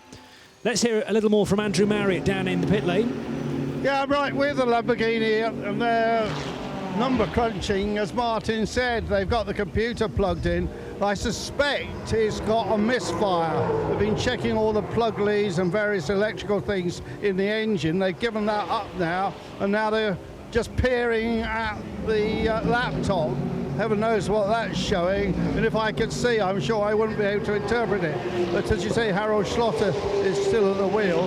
This car, which is basically owned by Dimitris Deverikos, who is a developer of luxury hotels, and not many Greek racing drivers. Try and name a few Greek racing drivers. Kostas Los I can start with, but there aren't very many of them. Now they've fired it up, as you might be able to hear, and I've got headphones on, but it certainly doesn't sound right. That is fluffy rather than snarly. You don't want a fluffy Lamborghini, do you? No. And it's like a fluffy lion. It's not really doing its job. It's maybe slightly better, but there's grimacing from the guys around it, and clearly they know something's not right. But the question is, how can we find it? Well, when you get an engine that sounds as soft as that, I always really worry about overheating. Really.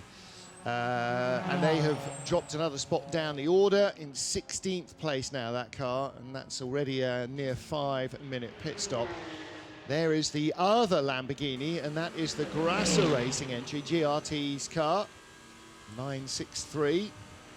And this is a Huracan GT3 car, so this is full fat, factory built. And you can see the lap times, making sure that you're not going quicker than you are supposed to do. The GRT car in the AM class may not dip below a 1 minute 46 lap. And so on each of the timing segments around the track, it'll say, if you're minus, you need to slow down because you're ahead of your bogey time. If you're plus, you're good to go. And there you see it just reset itself at the end of timing sector 2, which is out of the Piratella, beg your pardon, out of Variante Alta, and then down through the Ravazza. He's got that bogey time to make to the line. So it continually allows the driver to pace himself, and then you start to get into that rhythm, and then it becomes an awful lot easier to maintain that. So again, he's got plenty of time on his side on the split. Lap time on the left, counting from the start-finish line, and on the right, that will be whether you're ahead or behind on your bogey time. Iraj Alexander continues to lead in the baby blue Mercedes. And everybody, crikey O'Reilly, talk about traffic. How many we've got? 1, 2, 3, 4, at least 4 different classes going through there. TCR, SP2, we've got Pro and AM class cars. Number 27 coming through behind, that's Nicky Pastorelli in that Renault, really making short work of traffic. Former single-seater racer, raced up to World Series and GP2 sort of standard. Not sure if he actually did GP2 or not. It's probably after my time. But Nicky Pastorelli, very quick single-seater driver, and he's got plenty of experience in those RSO ones as well. Raced in the Europa Cup race for those as part of World Series by Renault. That car currently in 8th place. And that's 2 hours done, Martin, here on RadioLeMans.com. It's Martin Haven and Johnny Palmer taking you through the first day of 2 of the 12 hours of Imola. We have, for this afternoon's portion, another 2 hours to bring you.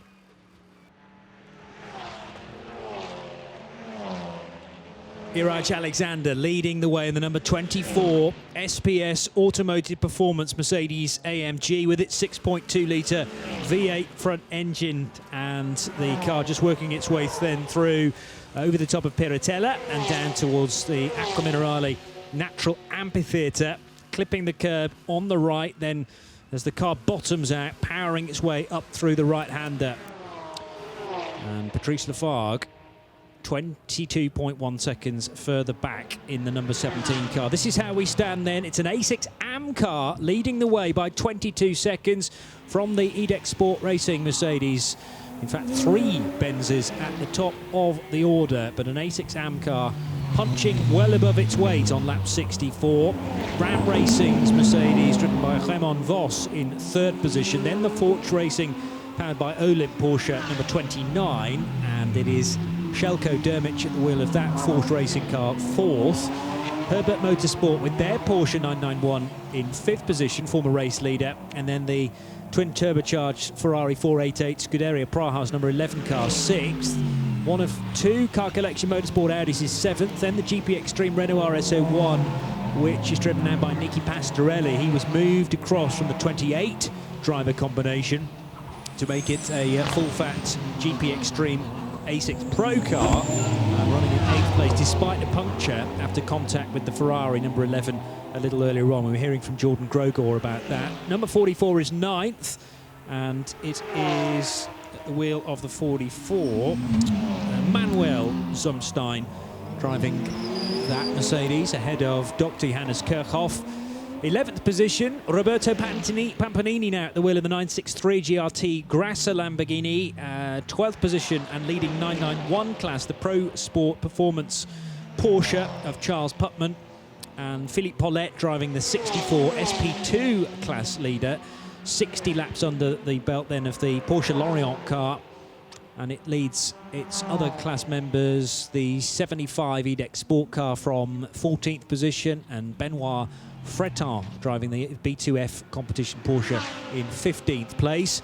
Little further down the order as far as the class leaders are concerned, in 20th position and leading SP3 or GT4 is the Optimum 231 Ginetta. That's the Ed Bardwick, Dan O'Brien and Giulio Martini car. And it is Giulio, the Brazilian, at the wheel of that. TCR is led by car 120, the Sickle.com Seat Leon, the Cup Racer version of the Leon, with Martin Byford, Ashley Woodman and Frank Pettit, the drivers, and it's Byford at the wheel, although that car's just come in for a start from the lead of the class.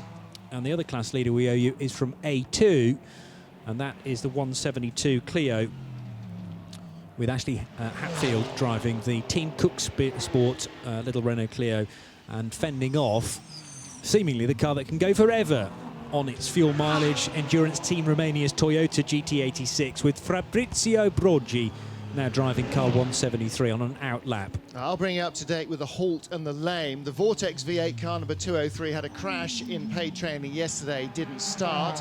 Number 28 launched its engine in qualifying.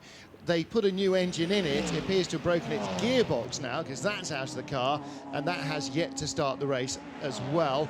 Uli Andre in number 206, the LMS Endurance Audi in SP2 class. That came in with a gearbox failure. Engine and gearbox are out. It has yet to return to the track.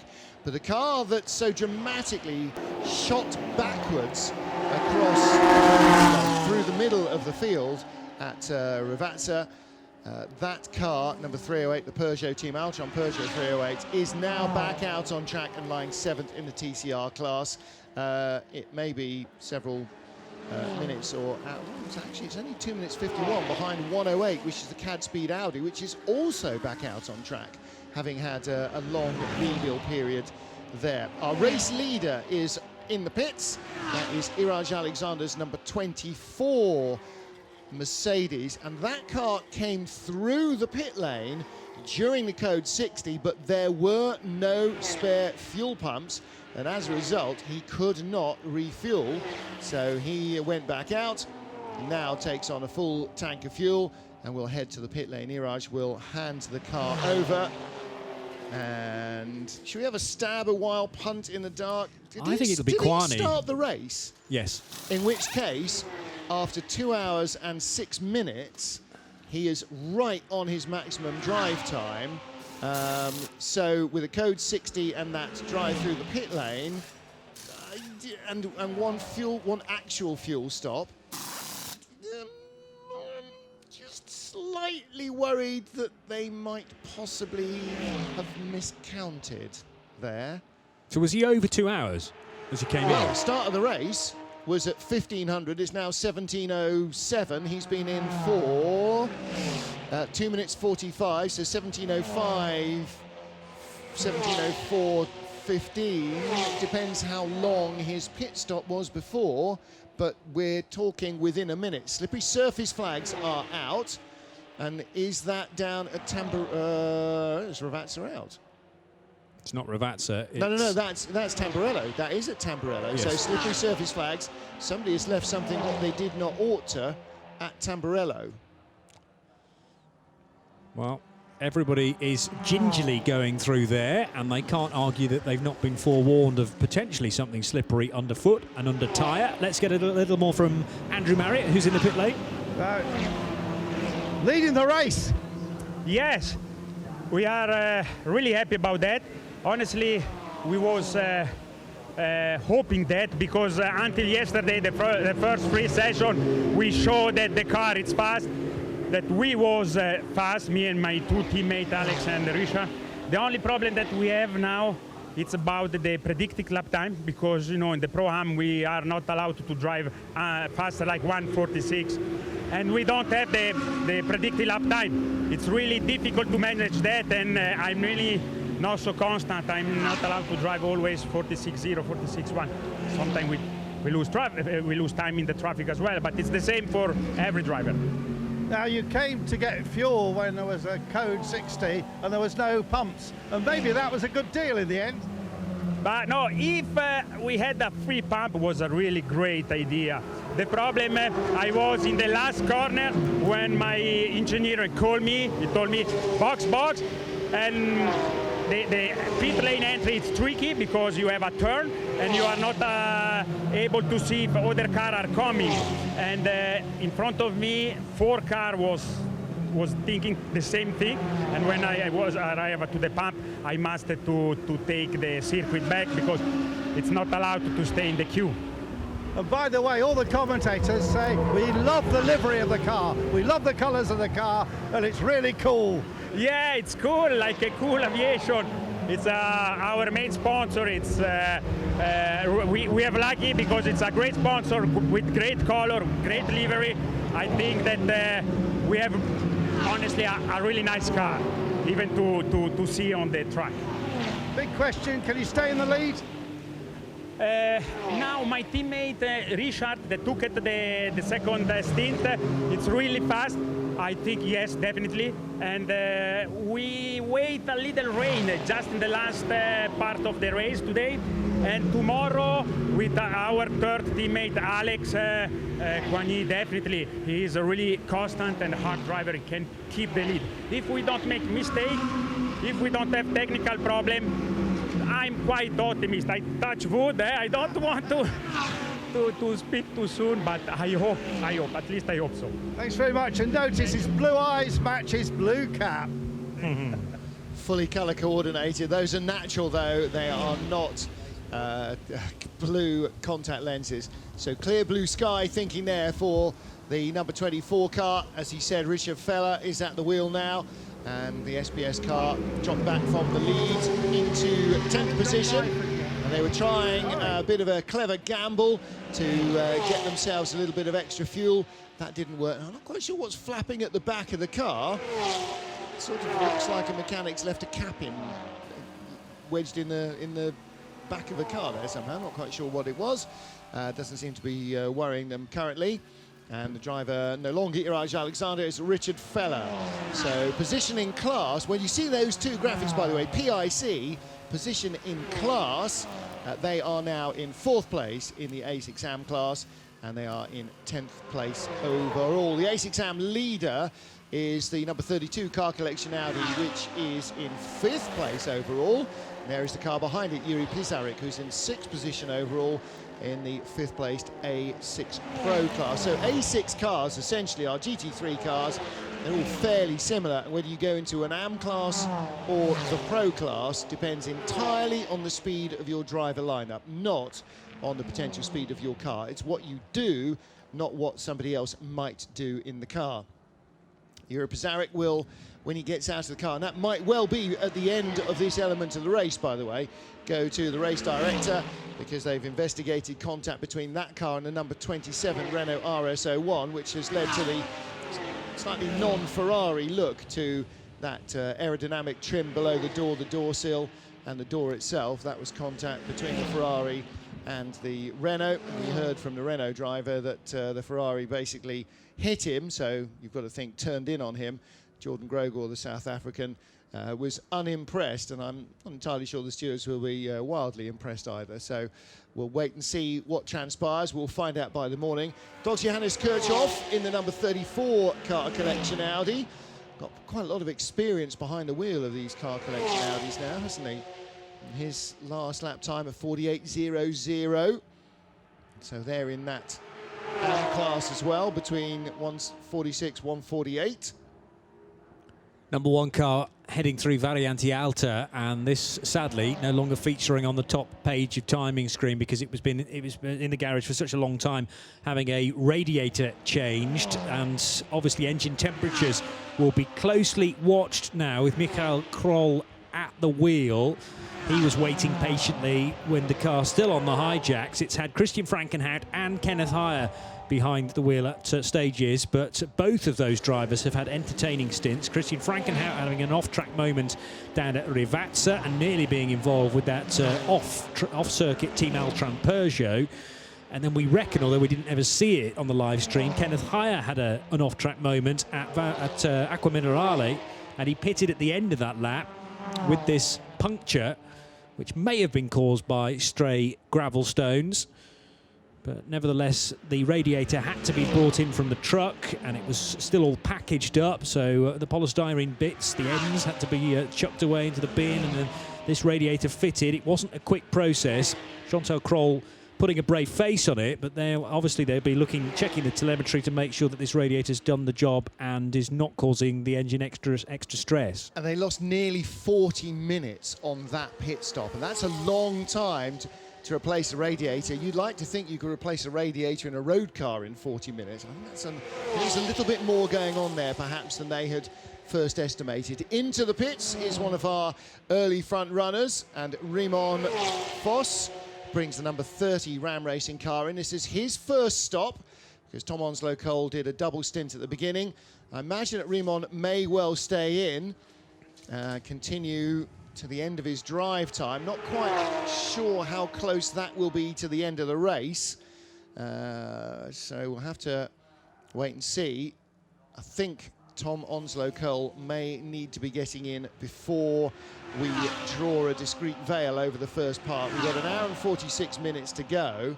Raymond Voss has been in for more than a quarter of an hour. He's done a full stint, so there will need to be a driver change. No driver is allowed to do more than 2 hours at a time, and Raymond will have to stay in for half of whatever Tom Onslow Cole did in the first stint. It was 50 minutes, or if it was 90 minutes, Raymond has to be in for half of that, because Tom can't get back in the car sooner than half of the elapsed time of his previous driving stint. We've had another shift change in the pit lane. Joe Bradley readying himself for the arrival of the number 30 car in a second, from the fueling area down to the garage itself. Having a quick chat with Tom Onslow Cole yesterday, he was saying that both Tom and Raymond are going to have to split the race 50-50. Onslow Cole can't do more than 6 hours of the total 12. Once you take pit stops out of that and fueling, you're looking at about 5 hours 38 minutes each. So yes, you might be able to put Tom back in the car, but that you'll have to, because Raymond can't his do more than rest 2 period. hours. And he needs rest then, doesn't he? He needs an hour's rest, I suppose, if he's done 2 hours of drive time. But and of course, none of that hour will be counted in hours that we're away from the track. Yes. That'll be time only on the clock. So he will, if as I suspect, they're going to have to do a driver change either now or before the end of the race, at the end of the next tank of fuel. And there's going to be lots of other cars that are in that situation that will have to cycle a driver through, but only a few that have got a 2-driver lineup where they'll have to cycle their second driver in. The other real front runner, of course, is Scuderia Praha, because Matteo Manicelli, who's originally on the entry list, isn't racing here this weekend. No driver change now, so that will come at the end of this tank of fuel. So Raymond will stay in for this tank of fuel, and the Ram Racing guys will be forced to put Tom Onslow Cole in at the end of Raymond's 2-hour driver stint. Here's Joe. Yeah, you guys can see the number 30 Mercedes just peeling off down the pit road. Tom Onslow Cole has not gotten in the car, as we speculated you would, Tom. So tell us, we were assuming or speculating, or call it what it is, that you would be getting into the car now. Why aren't you? Well, Raymond wanted to do this race to gain some experience in the car and get a good amount of track time. So there we go, have a double. He is indeed. He's going to know the track by the time he gets out. So this is not exactly a tactical move. It doesn't really matter. We think there's a little tactical advantage to it also. first and foremost, you know, Riemann is new to GT3 racing, and you know we've got hopefully big plans, and doing a double is part of the job at some time. So you know, why not get one in here, see what it's like. But also with the 50-50 drive time split, there's really no flexibility in my drive time, so we wanted him to drive more today, so that tomorrow I have a bit more flexibility. If a code 60 falls right for us, which would be nice. Then we can take advantage, and I can stay out longer than my allowed planned time. Is this a physical track, driver-wise? Not so bad, I don't think. It's cooled right down now. We've got the luxury of aircon in our car as well, which we are running off, like is off at the moment. But if it does get a little hot, you know, we can always cool down a little with that. So not too bad. Normally it's the stress of the traffic that is the worst thing, but my stint, everything was really good. Not too hot today, it's going to be hot tomorrow, Tom, thanks. And while you're still with us in the pits, guys, let's have a look at this Audi. Gearbox change on the 206 Audi TT. Now that indicates to me gearbox all back in. We're getting to the final stages of this job. There's the front splitter being put on, just bolting the front splitter on. It's a 4-man job all the way across the car. There's plenty of mounts there for it to hold the splitter on, and then after that we'll be getting the front bumper. Let's have a word with Stephanie Cox, who's one of the drivers in the car. Stephanie, very frustrating it must be for you having to watch this job. It must seem like it's took ages, and it hasn't really. Yeah, it's a shame, especially because it happened in the first stint, you know, and then it's 11 hours to go. But yeah, the boys did a great job, and we want to go on to see what we can do with the pace and everything. But for us, the race is over, it seems. But surely now you know exactly what to do. You've just got to go flat out, nothing to worry about. Yeah, that's our strategy now. So we go, we give everything we have, and see how we end up. Thanks, Stephanie. Best of luck for the rest. That's all the bad luck gone for the 206, hopefully, guys. Well, you would hope so. Yeah. I mean, you put the kibosh on it there, to use that word again, Joe, preempting possible problems tomorrow as well. But with the significant amount of the front of that car changed, you would hope that nothing more can go wrong on it. We'll wait and see. Well, after last year's Le Mans, they're continually saying, well, after Le Mans last year, it's never over till it's over. After Le Mans this year, never give up becomes the phrase that pays. You know, look at what happened to the number 2 Porsche, from absolutely last running car to winning the race overall, because they went, right, okay, that's it. We're out of this, so let's just drive the wheels off the car. If it breaks, it breaks. If it doesn't, it doesn't. But we're now going to give it everything. And so they've got no option. They're 9th in class. They're still going to get points. But it's not beyond the bounds of possibility that some of their rivals will have problems as well. So you absolutely get back in and you leather the car. I mean, they've only done 14 laps or something, so they really have got a long way to go. They've done a total of 14 laps, and the next closest car in SP2 has done 65 laps, so they're 50 laps behind. But somebody has a crash in the tyres, somebody has a mechanical problem and has to spend 2 hours in the pits fixing it like they have, then suddenly things can come your way. Not the entire field, let's not be unrealistic, but you don't get anything by not trying. And anyway, they were here to drive fast and have fun.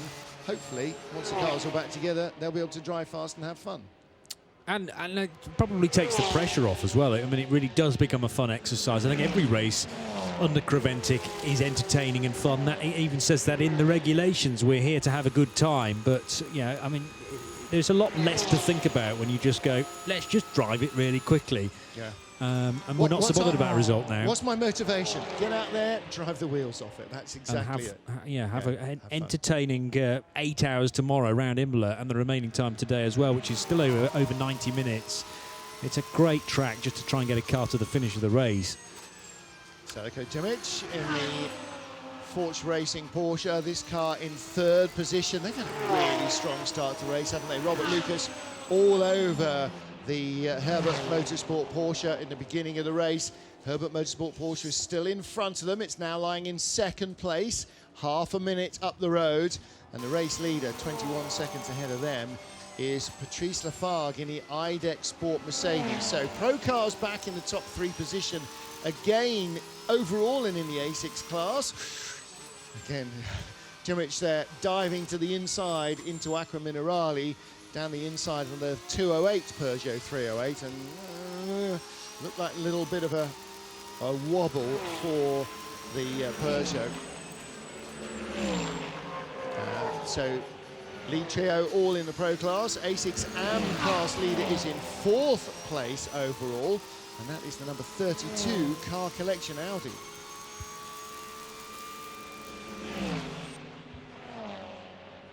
Here is Jimic in the Porsche, just going by the 108 Audi. Now, 2 different Audis in the race. 108 is that TT car.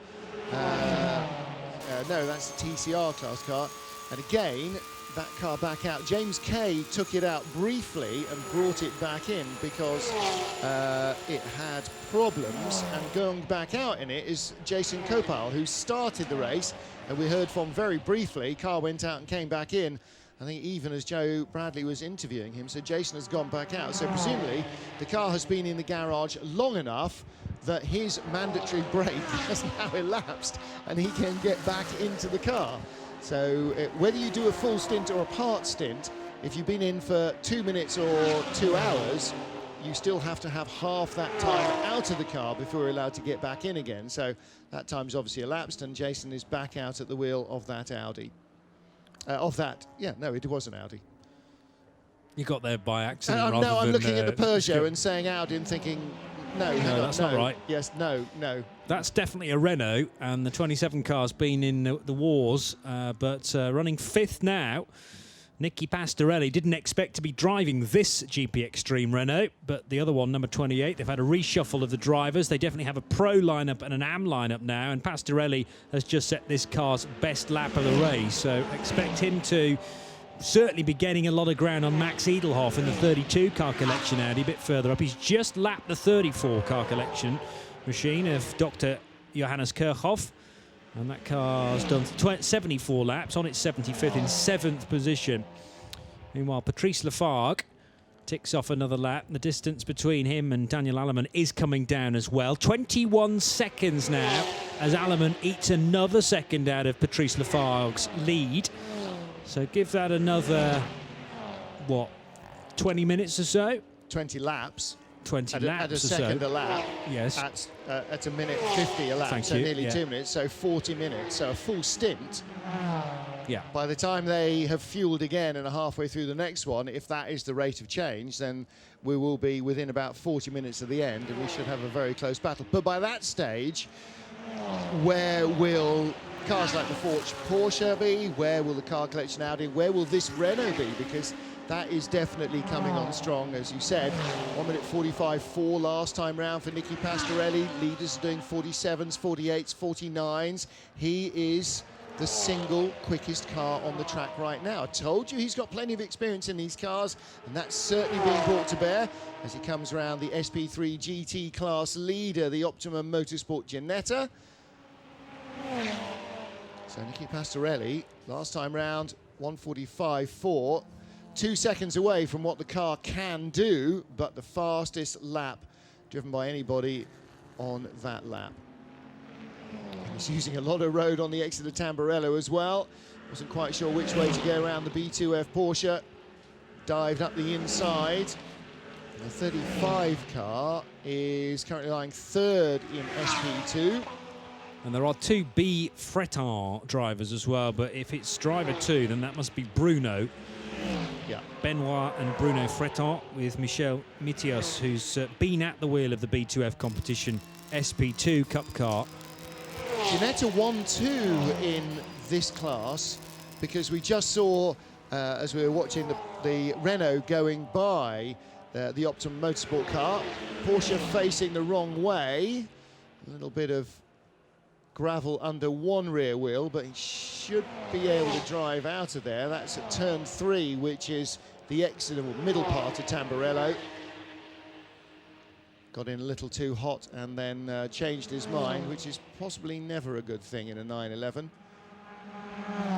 And Željko Dermić almost caught up in that, with the Austrian having to weave his way around the stricken car. It was caught up on the curbs, but the 29 car able to get through and obviously back off the pace a bit because of the yellow flags that are out. Now that's Andrei Mukasov, and don't forget we heard from Joe Bradley with those guys on the grid. They had to change the engine overnight or rebuild the engine overnight. They don't have a fresh engine. They've rebuilt the engine overnight. Team left at 6 o'clock this morning, basically to have a wash and a brush up and clean their teeth and come back ready for the race. So those guys are feeling fairly second hand, and the drivers and the team will be very, very glad to get to their beds tonight, I should think. Through goes Max Edelhoff in the 32 car that currently lies 4th overall. And last time around, 2 seconds found by Daniel Alleman. I'm focusing on the correct column this time. I think I was focusing on the best a short time ago, but certainly Alleman carrying more pace on the previous lap, depending on what sort of traffic both Patrice and Daniel are encountering. Yes, it is down 19.2 seconds from 21. And when you're that far apart, you're not encountering the same traffic at the same place either, Yes. are you? So you don't both find a gap or both get held up. And it's very rare, unless you are fractions apart, that you both get held up at the same amount or by the same amount by traffic. Usually the guys in front gets hindered a little more. Going around the 308 Peugeot. And that was the one that shot off backwards so dramatically early in the race into the gravel trap at Rivatsa 1. And that car currently is the last running car on the track until Uli Andre's LMS Engineering Audi returns, which it seems set to do after nearly 2 hours in the pits, 1 hour 59 minutes and 46 seconds. So it'll have spent over 2 hours having the engine gearbox unit replaced before that car goes back out, but it can't be far away. But at the moment, that Altron Peugeot is the last running car in the field. With Kim Homegaard at the wheel of that. Although I don't think it was Kim driving it when the car had its moment down at Rivatsa corner. No, pretty sure it wasn't. Patrice Lafargue nearing the end of lap 79 in the EDEX Sport Mercedes. Probably feeling the pressure from Daniel Alleman, who is a great driver at Herbert Motorsport. Both Ralph and Daniel are the AMs or the Pro-Ams within that Herbert Motorsport combination. They run in A6 Pro because all 4 drivers, the Renault twins and Ralph Bone and Daniel Alleman, can run at relatively similar paces. The distance between the slowest driver and the fastest is only a second or 2. And it's down again by a second. 18.5 now, the distance between the Mercedes and the Porsche at the pointy end of the field. And again, the top 6, or certainly top 5, really starting to close up. Nicky Pastorelli in 5th place, 1 minute 45.6 on the last lap. So he is now down to 4.8 seconds behind the number 32 car collection Audi of Max Edelhoff. There's the 34 car of Dr. Hannes Kirchhoff. But it is the battle between Nicky Pastorelli in 5th and the 32 Audi in 4th. And those cars are very close together indeed. So there's the 92 Porsche in front of us. Again, see the difference between the classes is not enormous. Porsche a little slower in a straight line, a little earlier on the brakes than the Audi. So there's the closing gap. Porsche driver going in deep and allowing room for Hannes Kirchhoff to just dive through to the inside in his R8 LMS. And for that Audi, for that Porsche in front rather, it's the other Porsches in the class that are really the focus. And so, yeah, let the quicker car go by, don't ruin your own race. And that's the story for that Toyota GT86 you just saw in the middle of that group of cars in what must be about as standard road trim as any car in this field, judging by the fact they did nearly 2 hours on their first tank of gas. Force Racing Porsche, 3rd in the A6 Pro class, 3rd overall. And that car now, well, the lead gap now down to 16.1, and not sure how far the Porsche is behind. But it's going to be out to 1.5 minutes, I should think. And the battle on for 4th place, gap again coming down there. So 1st to 2nd, about 16 seconds. 4th to 5th, about 16 seconds. And in between is the Porsche, which is now 41 minutes. seconds even behind, so in not 30 but 25 seconds behind the fast disappearing Daniel Alleman. And then the gap between third and fourth, which seemed to be 16 seconds, now appears to be 54 seconds. Between fourth and fifth, rather. Can't quite work out why that might have changed so dramatically. Nicky Pastorelli, last lap, 1 minute 43.8. He's taken 2.5 seconds out of the 32 car collection Audi. 32 car collection Audi being driven by Max Edelhoff. After Horst Felbermeyer started the car. Juri Przarik is into the pits in the Scuderia Praha Ferrari. He's at the fuel pumps. And that is the end of his second fuel stint. Little off-track excursion for car number 40, the Brookspeed Porsche Cayman, Rory Butcher, William Paul and Chase Owen. And there is the car that has come in from 6th position. And the race leader, Patrice Lafargue, is in as well, just sneaking through the foreground of that shot. So Patrice Lafargue will surely relinquish the race lead. Yes, he does. The 911 Porsche going through with Daniel Alleman still at the wheel. 81 laps, and this is only their third stop. So they're doing 40-lap stints. Yep. Crikey. And out comes 206. Okay, so good work, boys.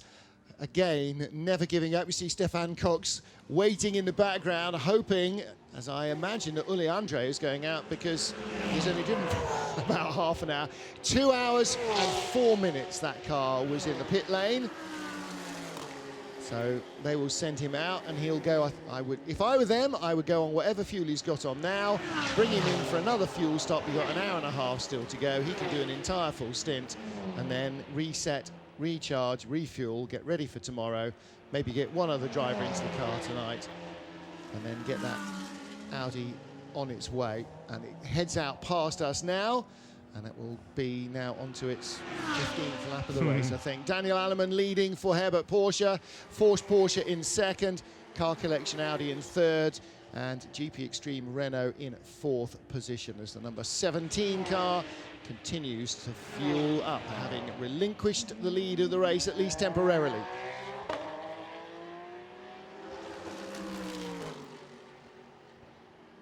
So the IDEX Sport car must seem like forever when you're being filled up off these pumps. Your own car at home probably takes 50 litres. You know that takes 2 or 3 minutes. These are fuel pumps, exactly the same as you'll find in any gas station at home. And so these cars in the AM class certainly taking 100, 120 litres. Probably a 3 or 4 minute fueling episode right there. Now, this Marshall is on the outside of the circuit. I'm thinking that is down at Tamburello. So is he going to retrieve something that's wafted over the fence? Not entirely sure. Juri Przarik's Scuderia Praha car with the team as we ride on board with, I think, is probably the oldest man in the field, Sarel van der Merwe, in the 555 Team Africa Le Mans Ginetta in what might be his last ever motor race. Let's have a look here at the Ram Racing Mercedes drifting out wide. So that was not Tamburello, that was right on the outside of Tosa. That's where the Marshalls were. You saw Marshall running up the wheel, up the hill there. Might have been a little rub with the Grasser Racing Lamborghini, and I'm not entirely sure whether that was the case, but it wasn't a major issue anyway. Class battle comes by the number 11 Scuderia Praha Ferrari, and past it goes 34. That's Dr. Johannes Kirchhofer, puts a lap on Josef Kral, who had to get back at the wheel of that car. 206 coming back in after an exploratory lap, didn't stop at the fuel pumps. So I thought maybe even if you were coming back in just to have things checked over, you might want to do, although you'll probably end up possibly worrying about paying for fuel that you might not get to use. Well, that car with a gearbox problem we heard early on, they changed the engine, we're taking out the engine gearbox combination, fitted a new gearbox, it's all gone back in. But of course with all these things you then have to make sure you bled all the systems, the cooling is all sorted and everything else. Going to be hearing from Juri Przarik very shortly indeed, having got out of the number 11 Ferrari to find out what his stint was like. Joseph Kral taking over, but of course Pesaric also being summoned to the race director, so not sure how much of an interview he'll be able to give to Joe. And Who gets priority, us or race director? I think it should be us. We're nearest. Yes, Joe will but be. They asked first. That's also very true, and I'm not sure how much Yuri will be able to tell us anyway, because he may be holding some information back so that he can discuss it with the race director first of all surrounding the damage that the number 11 Ferrari 488 is carrying, with the heavily dinged sill and the door that looks like it's loose, but actually the catch is holding pretty firm on the right-hand side of that car. There's the number 1 Hoffer Racing Mercedes, also maybe carrying a bit of damage on the left-hand side. I don't know whether that's a body cutaway where it says racing there, or whether that's had a dink. I don't know. Hard to imagine you have a dink that low down without some damage to something else. So maybe it is just the way the body's cut away there behind the exhaust outlet. I'm sure that's some very clever aerodynamicists can tell us exactly what that does. I'll venture the word Coanda effect, or words Coanda effect, but probably to no avail. There's 911, the race leader, Daniel Alleman. Porsche versus Porsche versus Porsche. That's the B2P car. Is that... No, that's not for position, is it? Or is it? 35 ahead of 80. 35 and 80. No, yes. 35 is immediately ahead of 78 in the order, but 80 is 2 cars further back, but a lap behind. Yes. Because it's 4th in class, whereas 35 is 2nd in class. So, in fact, the 80 car there trying to unlap itself, because that car had a little off earlier. Right, we can now hear from Yuri Pesaric from the number 11 Scuderia Praha Ferrari. Yuri, how was that stint, firstly? Difficult. Difficult, yeah? Yeah, because the car is quite good, but I don't know what happened with the Renault, because I really didn't see the car, and I don't think so he was behind me. I really don't know where he was, and he hits me from the side on the straight line, so it was at the beginning of the stint, so after that was quite difficult to handle the car, but I hope today, the 4 hours, we will reach with the car, but it's damaged, so we will see. You've described how you didn't see the Renault. For people watching and listening at home who may think that it's like driving a road car, it's not. You've got a hands device, you've got a helmet, you're very restricted in what you can see to the sides, I believe. Yeah, you don't see much in the mirrors, but I really control my mirrors, so I don't know where the car was, so I need to go to watch the camera, because for me it was really surprise. And do you know that you have to go and see the race director with your team manager? Not yet. Okay, all right, I'm sorry to break that news. I believe you have, so I'll leave you to do that. Thanks for talking to us, Yuri. Thank you, bye. Thank you. Joseph Kral back at the wheel, number 34. While that interview was happening, major changes in the leading order. You're looking at the Audi of Johannes Kirchhoff, that car lying in 5th place. And Joseph Kral is a lap adrift after the most recent pit stop for the red Ferrari. And so he's trying to get that lap back. 2:06 back out on track. I think that preliminary lap out, they've checked everything, seems to be okay, so hopefully the Audi continues. However, Nicky Pastorelli, who was 5th last time we mentioned his name, is now 2nd. So he has got by the 32 car collection Audi and the Porsche in the same move, or on the same lap. And the Porsche, in fact, has now come into the pit lane for fuel, but he got by them and the number 32 car in the same lap. So those 2 cars were very close together. Indeed, Nicky Pastorelli now up to 2nd place, less than half a minute, only just less than half a minute, but less than half a minute behind Daniel Alleman, the race leader. So 911, the Herbert Porsche leads. Nicky Pastorelli in the number 27 Renault is the 2nd placed car. So that car going very quickly indeed. And as Joe said to Yuri Pesaric, he does have to go and see the race director. He was obviously a little bit uncertain as to where the Renault had come from. The driver of the Renault said, I'm not entirely sure why he hit me. And Yuri Pesaric saying, not entirely sure why the Renault hit him. So 6 of one, half a dozen the other. Who was driving the Renault at the time? Who did we hear from? Jordan Oh, Jordan Grogor. Yes, it was indeed. Again, rear view out of one of these Ferraris not great either, because of course there's that new 3.9 litre twin turbocharged engine. So I assume they're just like the 458s, these 488 GT3 cars, in that you've got the firewall right behind you, the bulkhead. So you sit in the cockpit with, I mean, in the road car, there is a screen, there is a rear hatch to the cars, but in the racing car, although that hatch is there, you can't see out of it because there's a solid, great piece of metal between the driver and the engine for obvious reasons. So you are reliant on door mirrors, and I think the AF Corsa GTE cars carry rear-facing cameras as well, but you don't get that on the GT3 version. So sometimes if you lose sight of something like a low-slung Renault RS01, it is very, very tricky to always monitor its whereabouts, particularly as Jiri Pisaric is the AM driver of that duo. Joseph Kral, with a lot more experience, having started off in Formula BMW racing many years ago. Nick Damon just about remembers those days when he was part of the package and used to interview Joseph every couple of weeks. And Kral has found his way into endurance racing now and a regular part of that Scuderia Praha team. Second place car now in the pits, as is the third place car, or was the third place car. Nicky Passarelli has stopped for fuel in the 27 Renault, which makes Max Edelhoff's number 32 car collection Audi second, and Dr. Johannes Kirchhoffer's number 34 car collection Audi third, behind 911. That wasn't 911. No, it wasn't 911, just being passed by the number 30 car. Riemann Foss at the wheel of car number 30. There is the Porsche. Minimum drive time, minimum pit stop time being enforced. 3:08. The Peugeot is back in the pit lane. Still things troubling them after their major excursion and big stoppage. But the Porsche team, is that a penalty? It's that not was gone a penalty. to fueling. Oh, because when he drove away there, I could see the Porsche box. So you think it's done the fueling, then it served a penalty, I think he then it's going served to a the time team. penalty.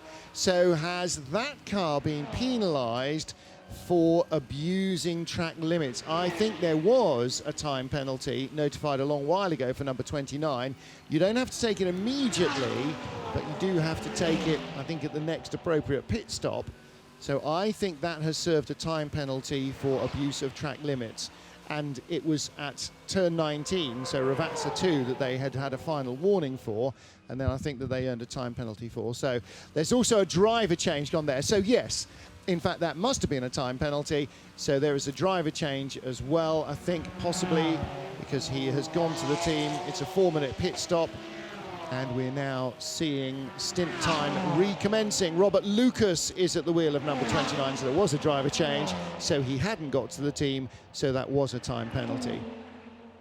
Eventually, if I think about it long and hard enough, in a dark enough space, I end up with the correct answer. And it ended up being a 4 minutes and 4 second lap with fueling, time penalty, and then the pit stop at the Force Racing apron. Let's hear a little more from Joe Bradley in the pit lane here at Imola.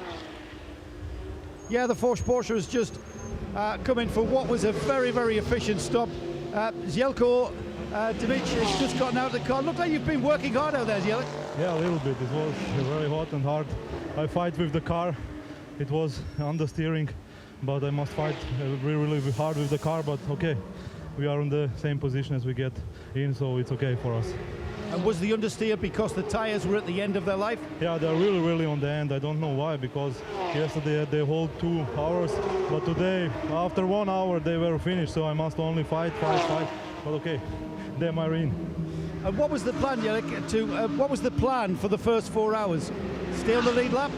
Yeah, sure. Robert is now outside. He's on the fast driver, so I think he will do the good job, and so we can do tomorrow, go for a good position, and tomorrow we can take attack.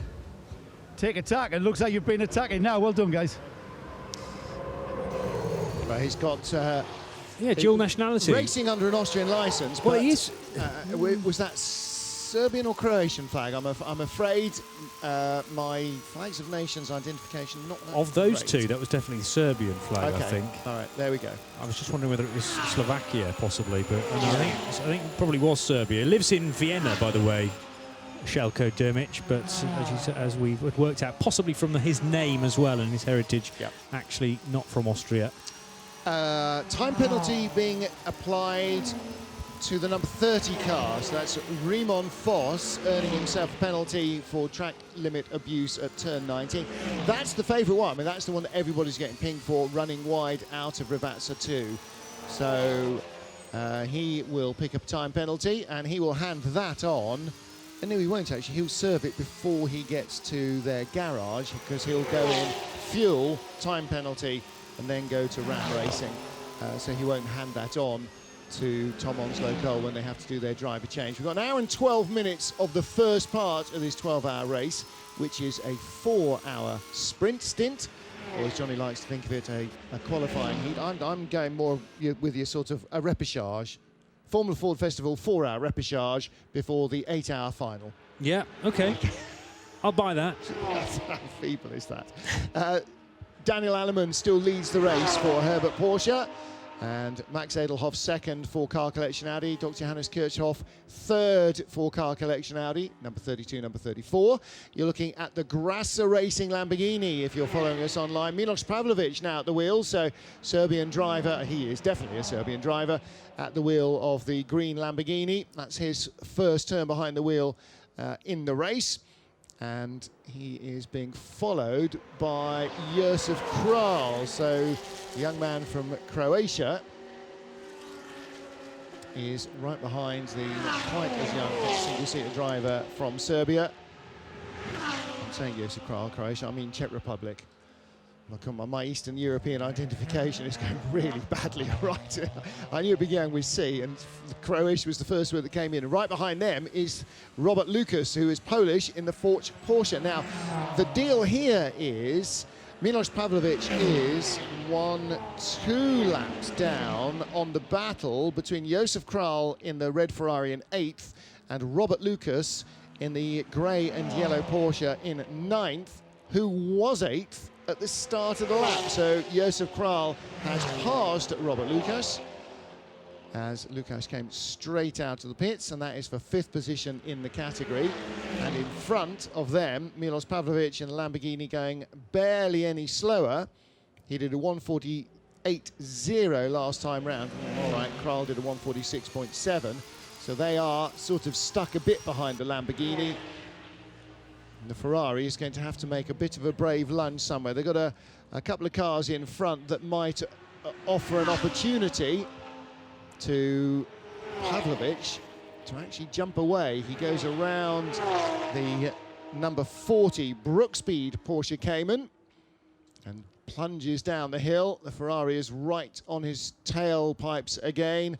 And the Mark Cars Australia Ford Focus is the next car up, and that will be considerably slower. They'll go by him without any dramas.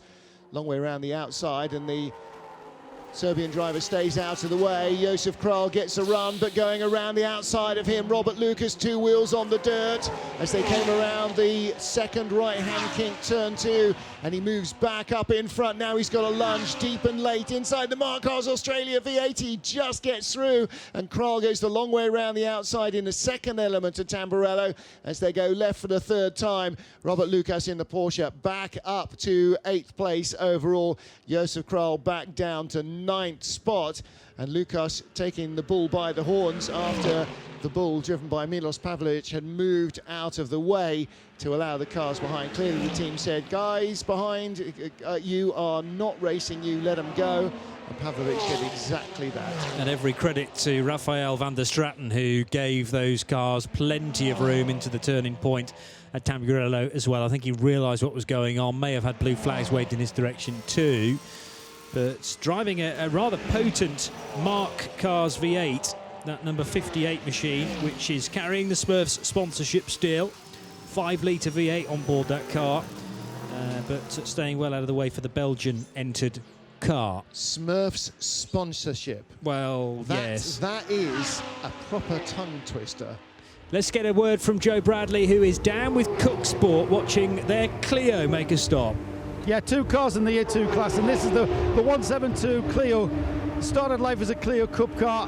It's now an endurance racing, and this is, you know, you look at these pit stops for these guys, and these are trickier pit stops for these kind of cars. It's not just a plug-in air jack, it's actually 2 trolley jacks, one either side of the car. Now we're probably going to see just front wheels and tyres changed, but there's the trolley jacks that have to, just like you would with your own on your own drive at home, stick it under the car and pump the jack up so that the car lifts in there, and then release the jack, car comes down, and not just one single nut to hold the wheels on, but 5 that have to be then taken off and then put back on. And then when you're finished, you have to torque them up to make sure that they're on correctly. Now the choreograph, the way that you choreograph that is all very crucial in how much time you're going to lose or gain in these pit stops. And Josh Cook, who's got 2 roles this weekend, he's driving the car, and he's also team managing and operations manager of the whole team. So he's orchestrating not just the on-track tactics, but also the pit stop tactics. And he's actually getting his hands dirty there by just checking the front hub tightness with a torque wrench. About done, and it might not be as quick, but it's equally as efficient as anyone else has been. Great job. Adam Hatfield out of the car, not quite sure who got in. Well, that's an interesting little battle between the 2 of them. Replay of a car, one of the Seats in the TCR class, pulling off at Variante Alta, having got up there a little ambitiously, perhaps, to actually make it round the corner. And that's the Sickle.com car, which lies 3rd in the TCR class and comes in with rear damage. So was he ambitious, or was he helped? And that is Frank Pettit, who brings the car in. It's the left rear wheel slightly askew. It gets pushed back into the garage. And of course, the law dictates that that's about as far from the Cook Sport Renault Clio as it's possible to get. But Joe Bradley will go down there right down towards pit out, Joe. Cook Sport, I know, right towards pit in. Cook Sport, let's just catch up with the Cook Sport story. They are leading the A2 class from the Toyota GT86, car number 173, which has been driven currently by Fabrizio Brogi and an Italian racer on a Romanian license. And that car is a lap behind, in fact. So Cook Sport, even after their 2nd stop, still have a 1-lap advantage. So drama for the 120 car, the car that was started a little earlier on by Martin Byford, I think. We've had probably Ashley Woodman and Frank Pettit behind the wheel now, so they've been cycling through the drivers at Sickle.com.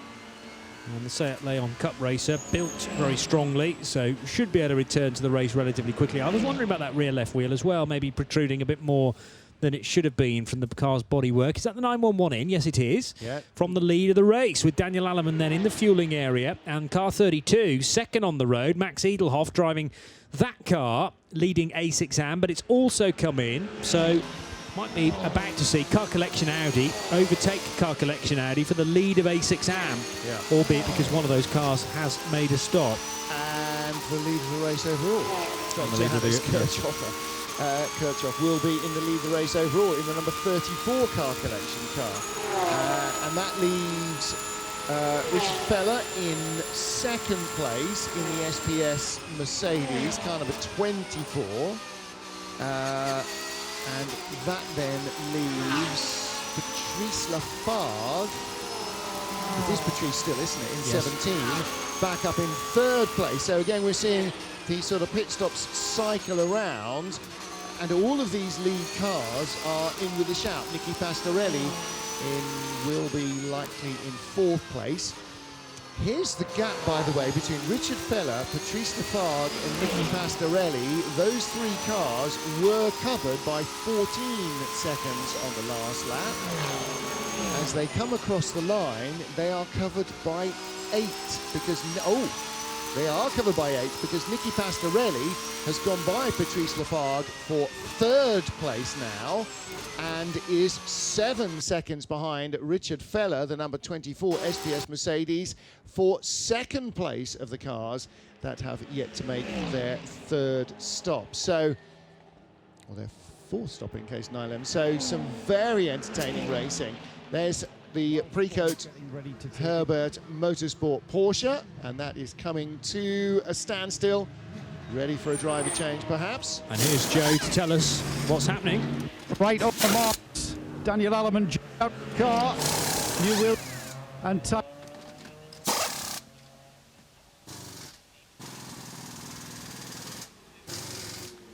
Joe is trying to tell us what's happening, I assure you. Go ahead. One is the driver that's gotten in. Daniel Alleman just getting out. We're coming to the end of this stop now. Car off the jacks. And the engine fires. Car still showing the number 1 on the side, denoting the car being in the lead still. And in actual fact, once those cars that haven't yet stopped come by, Max Edelhoff is being shown ahead of 911, which makes me assume that they didn't do a driver change at 32 car collection, although we did see one there. Edelhoff leaves the pit lane now. Yeah, but where is Dr. Johannes Kirchhoff then? Because that car has gone through, I think, actually to take the lead on this 94th lap, but the quirk of the timing screen puts the 34 behind both 32 and 911, just because they crossed the finish line, start-finish line, in the pit lane, just ahead of car 34, which leads on the road now from possibly 24, although the gap between the car collection Audi and the SPS Mercedes is 17 seconds. Yeah, I think that Nicky Pastorelli will be ahead of the SPS Mercedes the next time we see them, or the next time they get to the line. Pastorelli was only about 5 or 6 seconds behind. I think he's closing very fast. It is 34 leading then, and let's see who heads into Sector 3 next. Will it be Pastorelli, or will it be one of those cars that's just rejoined? It is the Edelhoff car, so Max Edelhoff 2nd on the road. So car collection from car collection. And then the Richard Feller Mercedes for SPS. And then probably going to be Nicky Pastorelli in the Renault car, level with 911. So that's a very tight battle for 4th and 5th on track. Here's a little more from Joe Bradley. We've got a chance to talk to Charlie Putman, who's just jumped out of the number 85 Pro Sport Performance Porsche. Charlie, you guys know how to win this class, the 991 class, arguably the most competitive class here. Well, you know, I think really the cars are very competitive. It's a hard class. We kind of judge ourselves also with the Porsches in the SP2 class. So we kind of look at it like we're, just for honor's sake, we're trying to run against those fellows as well. But yeah, it's matched cars. It's pretty competitive. You also, you're partnered with your friends Charles Esplanade and Joe Foster. You guys have been racing together as a team for some time now. Does that help coming to a race, knowing the characters, knowing the personalities? Oh, absolutely. I mean, it really helps with the driver changes because we've done so many together over the years. We sort of know everybody's thinking. When it comes to car setup, we all sort of agree, and it works out very easy for us. Yeah, your thoughts on Imola? I know that you are you love these European circuits, these all-style circuits. Oh, and this is another one. I mean, the history here is incredible. Not all of it the kind of history we'd like, but nonetheless, just a fantastic circuit with beautiful history and a beautiful setting. I mean, the countryside here is wonderful. But it's a fun course to drive. It's technical and high speed, so it's got everything to challenge every kind of driver. Physical-wise, how tough is it out there? Well, I'm sweating quite a bit here, and it's not a particularly hot day, but it's a lot of work. But it's, like I say, that's what the fun of being in the car is. It's no fun to just sit there. You want to be working. That's what we're here for. And they're a little bit of an oddity to the more conventional races, the 4 hours today, the 8 hours tomorrow. How do you maintain focus if need be? How do you maintain the concentration through tonight over a pizza and a glass of wine maybe? How do you come back tomorrow re-motivated? Well, you know, I think if you're going to be a competitive driver, you have to be able to turn that on every time you step into the car. My co-driver Charles is one of the very best at that. I don't know how he does it, but I've tried to learn from him to do that. And actually, I tell people it's quite civilized racing. It's kind of nice to be able to go get into your bed and not have to wake up at 2 o'clock in the morning to climb into that car. I couldn't put it better myself, Charles. Civilized, yes. Yeah, well, thanks for being here. Thank you. Thank you. Thanks, Charlie. Charles Putman, always great to talk to these guys. They're known to us as the American Porsche team. They used to have the livery of the Stars and Stripes, but they've kind of dropped that since they moved teams. 6 o'clock Central European time, 3 hours into the 12 hours of Imola, 1 hour to go this evening before bedtime, and then 8 hours to continue the race on Saturday. Max Edelhoff leads for Car Collection Audi, A6 AM cars, the top two. As the pit stop cycle round, Richard Feller is in second place for SPS Automotive's Mercedes. Nicky Pastorelli now up to third in the number 27 Renault GP Extreme, that RS01, first in the A6 Pro class, ahead of Ralph Bone in 911, who's just taken over the Herbert Motorsport Porsche. He's driving that for the first time. And they've dropped down now to the lead after a fuel stop and driver change, whereas Patrice Lafargue, who was the race leader narrowly from them, didn't change driver, but is now down into 5th position. And in 6th position is the Ram Racing Mercedes, the number 30 car being driven by Raymond Foss, ahead of Robert Lucas for Porsche and Josef Kral for Scuderia Praha in Porsche and Ferrari respectively. And Dr. Johannes Kirchhoff, who was right up at the top of the field, number 34 Car Collection Audi, has just stopped for fuel, as has the number 1 car of our championship leaders. And that car, the Hofer Racing Mercedes, delayed by a long stop, and I'm trying to think how long it was now, about 40 minutes stop for a radiator change, for overheating, and Michael Kroll has just finished a full run in that car and is now taking fuel, but they are down in 33rd place. They are 7th in the A6 Pro class, by the way, because the Leipert Racing Lamborghini is still stuck in the pits with what looked like it was probably an overheating or a fueling problem. Was running rough at any rate, and that has now dropped behind the number 1 Hofer Racing Mercedes. And again, that just means that you can never give up. Well, battle on the racetrack. We're just seeing between second place changing hands. Nicky Pastorelli has run down Richard Feller and passed the number 24 SPS Mercedes as they get through Acqua Minerale. Nicky Pastorelli having a flying run in the number 27 Renault. 27 would be a great number for any driver to race around Imola, wouldn't it? And every chance of Pastorelli managing to catch Max Edelhoff, I'd say, in this stint too, because the gap's down to about 9 seconds now between this new second place car, the GP Extreme from the United Arab Emirates, this team, and having changed their driving lineup, still got all 6 pilots attending Imola, but they're in slightly different cars. It's Pastorelli basically taking the place of Basim Kromfleet in the 27 car. Kromfleet, the Canadian, going to the 28 machine. And that was decided after the 27 car broke through the glass ceiling, if you like, on the AM class that they were expecting to run in, and was then redesignated as a pro class. So they put their other pro driver in, their other really quick guy, Nicky Pastorelli. The other guys were due to start number 28. It had an engine problem in qualifying.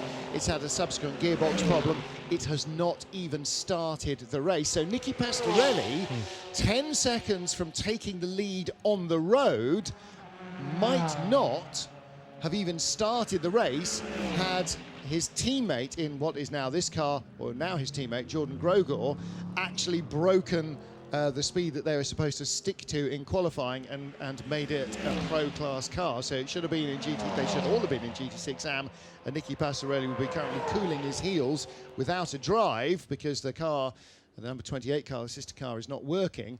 As it is, he finds himself trying to hunt down the race leader. Last time round, a 146.9 to the leader's 146.1, so the gap's gone out from 9 point something to 10 point nearly 8.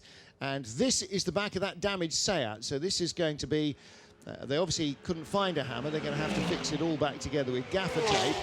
And this is the Seat that we saw coming in earlier on after a run through at Variante Alta. And I'm guessing, actually, that there hasn't been a driver change either in car number 120. I think that's probably Frank Pettit still at the wheel of the car, fanning himself with a program or a bit of paper or something.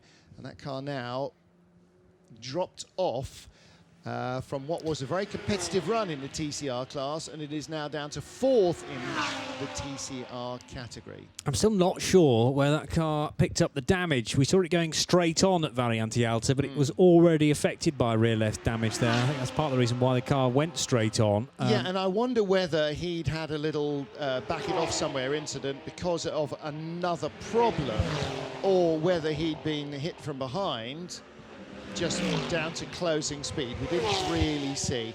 Well, we've had another driver change ourselves down in the pit lane. Joe Bradley is out and Andrew Marriott is in.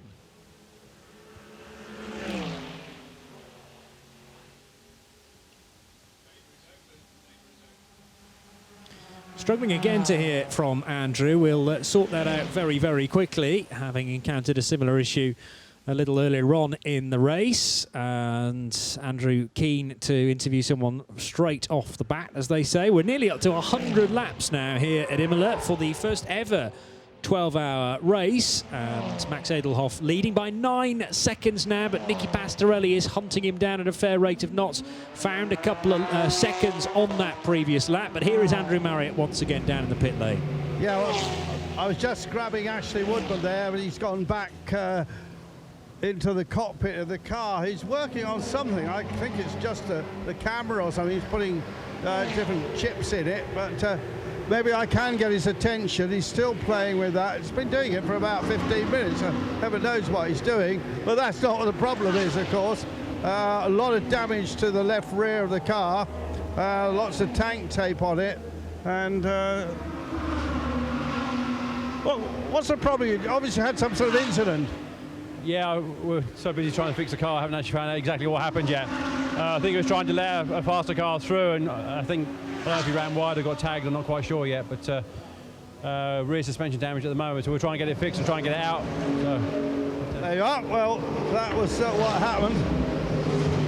So the Seat will be out of it. Ashley, meanwhile, is still doing whatever he's doing, and well, big problem for the Seat. I don't think it's going to be up in the points this weekend. No, probably not, and it was going pretty well, that Sickle.com machine. It was troubling the top 3 within the TCR class. Well, it was in the lead, in fact, when Martin Byford handed it over. Yeah. And when it came in, it had left rear bodywork damage. When it got pushed back into the garage, it did sort of look like the left rear wheel was askew. So whether that was a legacy of being clumped by somebody, whether the bodywork damage had come before that or whatever, we'll have to wait and see, because it was Frank Pettit who was at the wheel and he remains in the car waiting for the team to sort everything out. So interesting, actually, just saw when we were looking at the car that it had a little sticker on the windscreen that said turbo on the black windscreen strip. There's all sorts of little information that is attached to the cars so that the marshals at the pumps know things. In is the number 30 car, and that is Raymond Foss in from 8th place for fuel for Ram Racing. Attached to the car will be, you see there's a team member there fueling the car. There's also an official watching and a fireman as well. But the official watching is to make sure that not too much fuel goes in, and there's a little sticker that says how much fuel is allowed to go in at any one time, how much is allowed to go in if it's code 60. And the significance of the turbo sticker is they don't have to turn the engine off for refueling, because that's the sort of thing that cooks turbos and eliminates cars. If you don't have a turbo sticker, engine must be off for refueling. Change to 3rd place. Richard Feller has just been passed by the Herbert Porsche. You saw it there as Ralph Bone came across the line in front of him. We picked it up after it had happened. Tom Onslow Cole in the pit lane, ready to take over from Riemann. It's a 2-driver car, this, and there's just 3, I think, in the order that are 2-driver cars. Yuri Pizarnik and Josef Kral, the number 11 Scuderia Praha Ferrari, the Ram Racing Mercedes, and the 3rd car is the one that wasn't here this morning but is this afternoon, the E90 M3 BMW 114. That's JR Motorsports car, Martin Lanting and Bob Herber. And that car is currently lying second in its class, having started on the back of the grid and not turned a wheel even in qualifying. And the reason they're racing it is because their car they brought yesterday did something it didn't ought to have done in paid practice, and didn't actually turn a wheel today. Something went bang that they couldn't replace. So they had to ship another car down from Netherlands, an old stager that they raced last year. And in comes Raymond to hand over to Tom Onslow-Cole. So Raymond Vos will step out of the car. And Ram Racing making their final driver change of this part of the race, because although Tom might need fuel, he won't need to get back out of the car before we bring a halt to proceedings at the end of the first 4 hours. I'm sure Andrew Marriott is down there to be able to give us a bit of running commentary on the pit stop for the number 30 Mercedes. Certainly eager to have an interview with Raymond Vos as well to find out how the stint's gone. Certainly great to hear the 6.2 litre front engine there of it's a V8 again in the Mercedes AMG, and that rumbles away. So Tom Onslow-Cole is back on the move, and Andrew Marriott will make a beeline for Raymond Vos to see how he feels after what was a double stint, remember. I'm not sure whether Tom fully expected that. He was raring to go when Raymond came in partway through that stint. And Dan Shufflebottom down at Ram Racing will be keen not to breach any of the driver time. 335 is the B2F Competition Cup car within the TCR class. So you can run a Peugeot 308 Racing Cup car, which these guys are doing. Now you can see on the windscreen on the far side of your picture below the number 335, it's got the turbo sticker, so he didn't have to stop the engine. And I'm assuming therefore he wouldn't have stopped the engine. I'm assuming therefore that the engine has taken upon itself to stop and obviously will not restart. I'm sensing this may not be the shortest of stops for 335. Now when we were talking to Tom last night, he was saying that the whole deal with doing this was for Raymond to do as much time in the car as humanly possible, which is why they're just down to 2 drivers. And so he's going to have to double stint. So didn't expect to see Tom get in after Raymond's first stint, expected him to have to get in before the end of the race because it won't go far enough on fuel for them to do a 2-hour maximum that fits nicely with a fuel stop. And so they're going to go double stinting on fuel.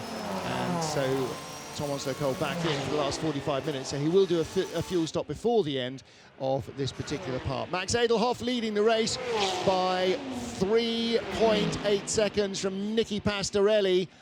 And there is the pale blue car, number 24. That car now down to 4th place. Richard Feller behind Ralph Bohn. You saw Ralph Bohn in the pre-coat. Herbert Porsche just in front of him. There is the Herbert Motorsport machine. Ralph Bohn flashing the headlamps because he's only 10.5 seconds behind Nicky Pastorelli. So he's about 16 seconds off the race lead. But Pastorelli, last time round, took another 1.3 seconds out of Max Edelhoff, the race leader. The 32-car collection Audi is the car that leads, but only by a little. And Pastorelli is hauling him in behind a 1:47.0 for Ralph Bohn last time round. So he's going quicker than both the top 2 men. So we could get to a situation very soon in the next couple of laps where first, second and third all change hands. Here's Andrew Marriott, who I think is still down with Ram Racing. Yeah, with Raymond Vos just rehydrating after a double stint, Raymond. Yes. I think you were happy with that. I do, yeah, I am happy with that. Everything went well. Unfortunately, there was no code 60 for us to pit, so we had to pit for fuel and tires, but so far so good, I think, yeah. I'm quite happy with the car and how things went so far. You're still learning stuff from Tom, though, all the time. I do, yeah. It's my first year, really, so it's we come to Imola to do some racing, for me to have some time behind the steering wheel. So that's great fun. So Tom is a great teacher, mentor. He helps me a lot. So. What are your thoughts on this Imola track? It's a fabulous old-style circuit. It is beautiful here, indeed. Yeah. Well, I know Imola, of course, from the history and from the races I've seen, and it's great to be on track here myself now. It's really a nice track, really, and yeah, it's worth 12 hours of racing here. So. And as you got out of the car, you had a few words with a very famous Dutch driver here. Peter Cox, of course, his daughter, just on our right here, is about to get in her Audi. But Peter's obviously had a great career for Dutch racing people. Absolutely, it's an honor to meet Peter. He's a legend in Holland. I met him 2 weeks ago at Le Mans. We did the Le Mans Cup, and it's very nice to be with Peter sometimes. And yeah, it's very good to see his daughter racing as well, and I hope they will be very successful here this weekend. Are you still building plenty of those business parks? I do, indeed. Yeah. More and more. I still have time for that. This gives me energy. That pays for this. Thank you. It's a good challenge indeed. Yeah. Thank you, Raymond. Raymond Vos sharing with Tom Onslow-Cole at Ram Racing this weekend. That could be the start of a lengthy partnership, I think, between Tom and Raymond. They get on really well. Think he's enjoying himself? I think he definitely is enjoying himself. Very slight chance he may be having the time of his life. And of course, not only Peter Cox here, but another famous Dutchman, Jan Lammers, is here. Yes. That lead battle stretched out again last time round. Max Edelhoff got a break in traffic, opened the gap up from 3.0 to 4.9 seconds, but Ralph Bone now 11 seconds away from the lead as Stefan Cox waits to take her car back out. And her father, Peter, should be with Andrew now. I'm going to spin Peter around, Peter. Just giving your daughter a few words. Are you more nervous than when you were racing? Oh, absolutely. It's horror it is, Andrew. I mean, I like it, but on the other hand, I want it to be over, So, but she's doing really well, and but it is. If I'm then watching the monitor and everything, it's like I'm doing a light cardio training. If my pulse is quite high, then also I must say, yeah. But you're, of course, still racing very regularly, Peter, in several disciplines, just racing in America and so on. Yes, I'm factory driver for Honda, for Acura as they call it in America. And I have my own LMP3 team with Cox Racing. And I drive together with a Dutch driver, Nico Pronk. We formed already a long time a couple, and we now have our own team, so I'm still quite busy. Well, we'll see how she gets on. Stefan is just about to climb into the car, and I know she's pretty fast, so we'll see what happens. Yeah, they raced together at Paul Ricard in the race last year. Not together, but in different cars. And she actually came higher up in her class than he did in the Scuderia Praha Ferrari. So she went home with the trophy, and he went home not to cook Sunday lunch. Richard Feller is in the pit lane in the number 24 SPS Mercedes, that car in from 7th place. Fastest lap of the race just being set by Robert Lucas in the Porsche. That car is in 5th position, a 1 minute 43.368. Where's my grid sheet? A 43.368 would have left him 0.2 of a second quicker than they managed in qualifying. So that car has now gone 0.2 quicker than they managed in qualifying. It would have moved them 1 spot up the grid that lap. Max Edelhoff across the line, 1.2 seconds ahead of Nicky Pastorelli. Crikey, Pastorelli finding 1.7 seconds on him, and Ralph Bone now 9.6 seconds behind them from 10 point something. Ralph Bone at 1:45.8. So the battle for the lead, there's the 5th place car. That's the quickest car on track at the moment. But the leaders, the 32 car collection Audi and the 27 Renault, are 1.2 seconds apart. So we could get a change for the lead on this lap. We need to try and find that battle. They're already in sector 2, they're already in sector 3, coming down towards the end of the lap. So the Audi leading, but Nicky Pastorelli in the Renault right behind him. They'll be in sector 3 in a second, and let's see who goes into that final sector first. Will it be Edelhoff?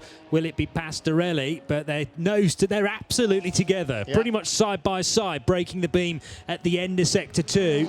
So I'll be able to clock those two cars out of the window in a minute as they come across the line. The 206 LMS Engineering Audi TT. We know it's 2 hours behind everybody else because of all that. Stefan Cox waiting to take that over. And the leaders coming down to the line. And they will come past our window, probably, with the lead having changed. 1.2 seconds between them last time round. Looking out for the gold-coloured Renault of Nicky Pastorelli. Maybe caught in a bit of traffic. The headlights are on. And coming then across the line. There's the Audi. And where's the Renault? Renault's in the pits. or he's gone. The Audi's, that's the 34 Audi that's just come past us. Yeah, 32, and the Renault is in the pits, you're quite 32. right, car 27 Yeah, pits. Okay, so Renault is in the pits, and I was going to say he's been out half an hour longer than Max Edelhoff. Wow, so Ralph Bone now across the line, second place, 8.4 seconds off the lead from 10 point something, because he's just done a 45.0 to the 46.2 of Max Edelhoff. So Ralph Bone in a couple of laps could take the lead on pace, and he's in the first 23 minutes of his stint. Nicky Pastorelli has been in the car for an hour and 50 minutes, and so Pastorelli, I think, is going to get out now. There's your race leader, still the red, white and blue Audi. Now, it's going to be a long wait before we see the Herbert Racing Porsche, because he was 8.4 seconds behind. Patrice Lafargue third in the IDEC Mercedes. That's the grey car with a few highlights on it. Robert Lukas fourth place now in the Porsche. And I know. Josef Kral up to fifth for Scuderia Praha. Nicky Pastorelli dropping down the order as he makes that stop. And Richard Feller goes out of the pit lane. So he stayed in the pale blue, sky blue, I think is absolutely right, because it's sponsored by Cool Airlines. Sky blue. 35 receives a time penalty. That's the B2F competition Porsche of Benoit Bruno Fratin and Michel Mitius. B2F competition also running a TCR Seat, aren't they? And the race leader comes around the corner of the pits wall again. And at the line, Max Edelhoff still leads. Gap was 8.2. Gap is... Still waiting, 6.6. A 147.6 for Edelhoff, a 145.8. That's 1.8 seconds Ralph Bone has taken out of him at that rate of catching. He'll be with him in a couple of laps and by him in 3. That is the Herbert Motorsport Porsche. Just went through your shot. That's what the gap was. So that is very close indeed. And the Audi still not by the Grasser Racing Lamborghini of Milos Pavlovic. Pavlovic having completed 104 laps to 107 of the leaders, so he will get out of the way, as we've seen before when the leaders come up behind. Max Edelhoff, Ralph Bone, the top two, 44 seconds further back. Patrice Lafargue in third in the IDEC Mercedes. Robert Lukas in fourth. Fifth, Josef Kral. 6 now out of the pits, Nicky Pastorelli, ahead of the 34 car collection Audi of Dr. Johannes Kirchhoff. And then Richard Feller, the car you were just on board with, number 24, that's in 8th position. Leader in traffic, the Felbermeyer Audi. This is Max Edelhoff driving the car collection car. Oh, now he's right up behind 24, Richard Feller. So he's about to put a lap on the car that is in 8th place. So the leader are right up behind him. We are trying to get a word with Nicky Pastorelli to get a word with him as far as the Renault is concerned. Meanwhile, the race leader, Max Edelhoff, caught up behind here, the 24 of Richard Feller, and Pastorelli, yes, has just clambered out of the Renault. So in a moment or two, we'll be able to get a word with Andrew Marriott as to his perspective on the race with 35 minutes to go, but absolutely nose to tail now for the race leader, about to stick a lap on the 24 SPS Automotive Performance Mercedes. What's the gap now? Back to the second place car, 4.3 seconds back to the 911 Porsche from Herbert Motorsport, Martin. And this is a real problem for Max Edelhoff, because we're 34 minutes away from the end of the race. What is the single thing that the blue Mercedes does not want to do is give away a lap to the leader, and that is going to play into the hands of Ralph Bone, but then he's going to have to try and get by as well. This is real pressure for our race leader here, Max Edelhoff. Here is Andrew Marriott. Yeah, with Nicky Pastorelli has just climbed out of the car. Nicky, that was a big stint there. Yeah, it was big, it was long, it was hard, it was quite difficult, but it was also really good. We made up a lot of time, which we lost because we had a flat tire, unfortunately. But everything goes well until now, so let's hope we can go and continue like this until the finish. So tomorrow, do you think you got a chance of a podium now? Well, there is a chance, but it's still long. There's a lot of things that can happen to us, but to others as well. So there is the chance, and we'll see. It's nice that the series allowed you to swap cars. A lot of series wouldn't allow you to do that. Well, that's one of the great things about Cementics. they understand that everybody wants to race. Let's get the best guy in the car. Yeah, exactly. And we were a little bit unlucky with a few things happening to us. We were able to switch cars, help Fred for the championship. So that's the most important thing, that's what counts. And yeah, thank you for Creventic to allowing us to do that. Go and have a rest. 3 Dutchmen I've interviewed in a row. You must be about a foot taller by now, just from osmosis, Andrew, I would have thought. Now then, here we go. There is the Porsche still closing in. Leader has not yet got by the blue Mercedes, and right behind 32 is the 34 Audi. Now that's Dr. Johannes Kirchhoff, and he is racing the blue and grey Audi Mercedes for position. So the race leader is right in front of us. That's the number 32 Audi, goes down the inside into, through he goes into Villeneuve, so he gets by, puts a lap on Richard Feller in the Audi, but right behind, 0.3 of a second behind at the line, is Dr. Johannes Kirchhoff. So that white Audi, 34, that's racing the blue Mercedes for position for 6th place in the race.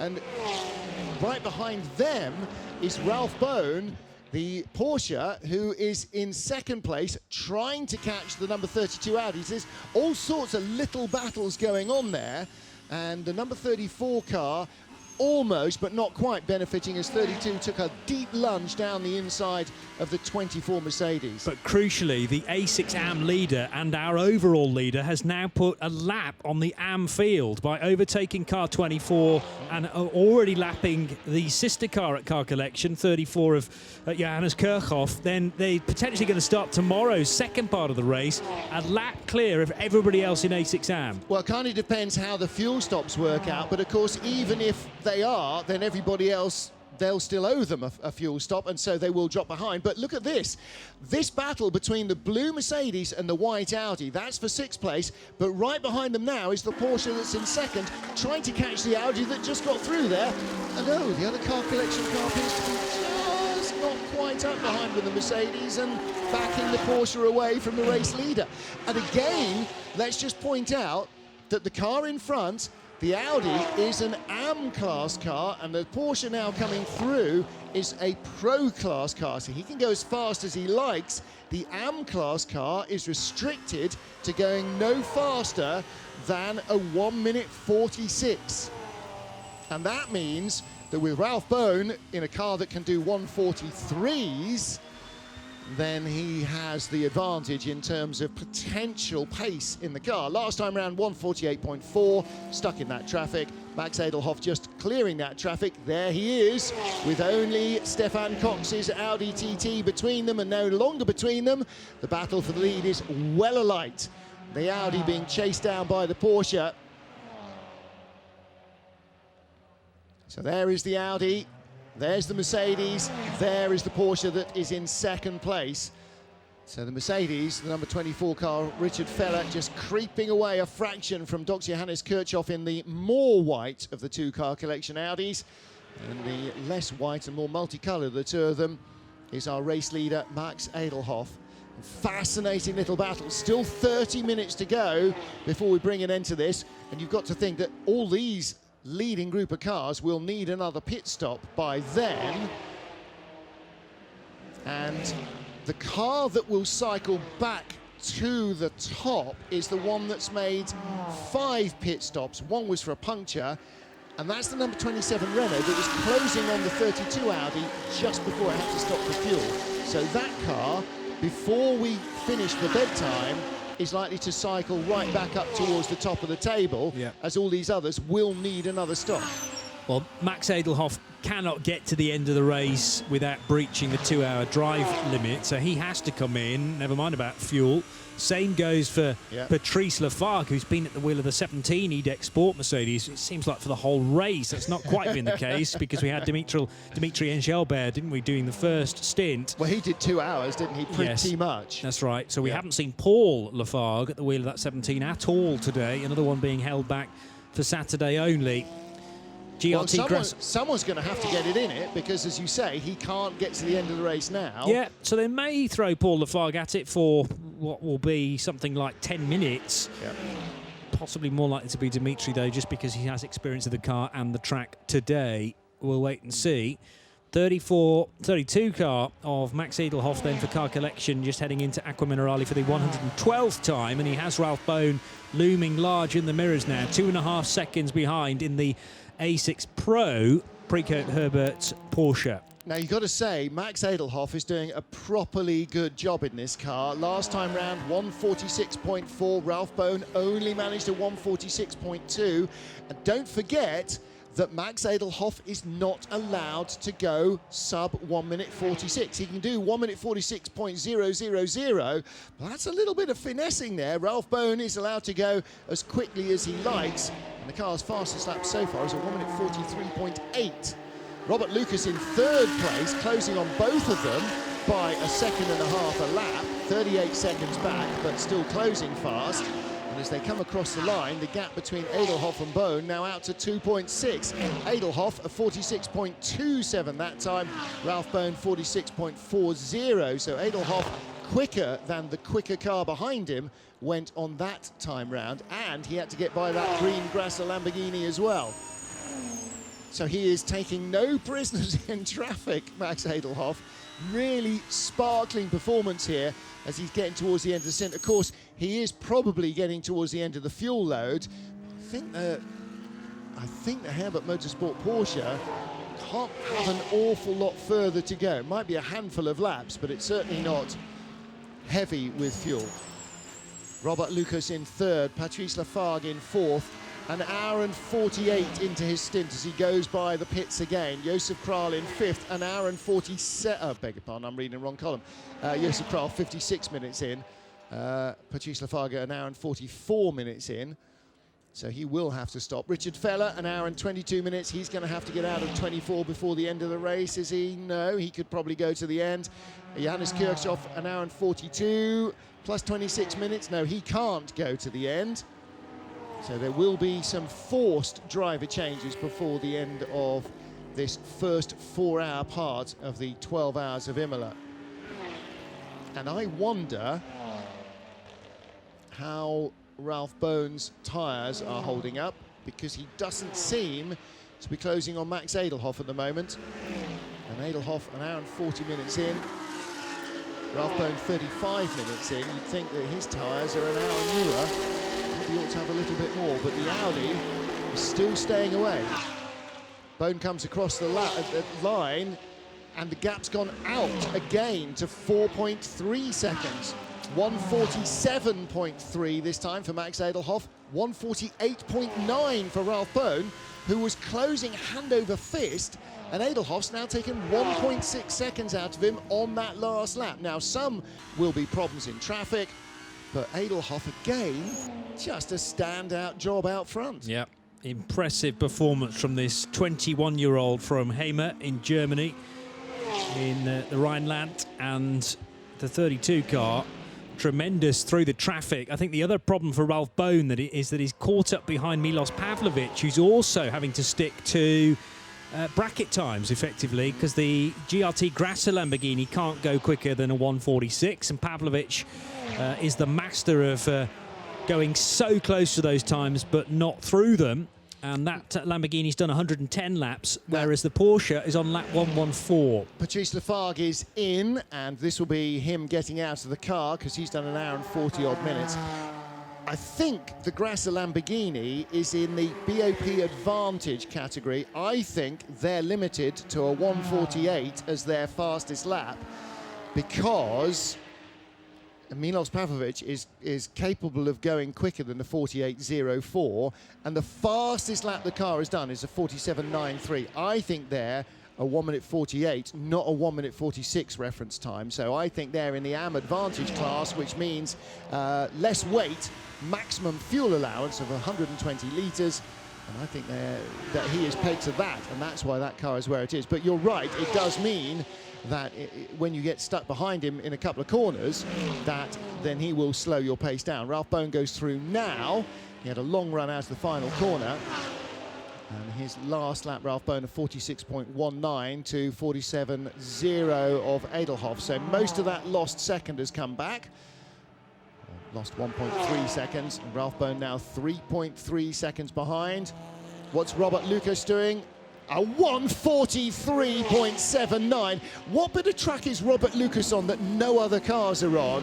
Because that is the second fastest lap of the race, and he's done the fastest lap as well, a 1:43.36. That's quicker than the fastest lap that the Herbert Motorsport Porsche has managed, which is a 1:43.8, which was the second fastest lap. So Robert Lucas in that Force Racing Porsche, this Force Racing Porsche, has now set the fastest lap of the race and the second fastest lap of the race.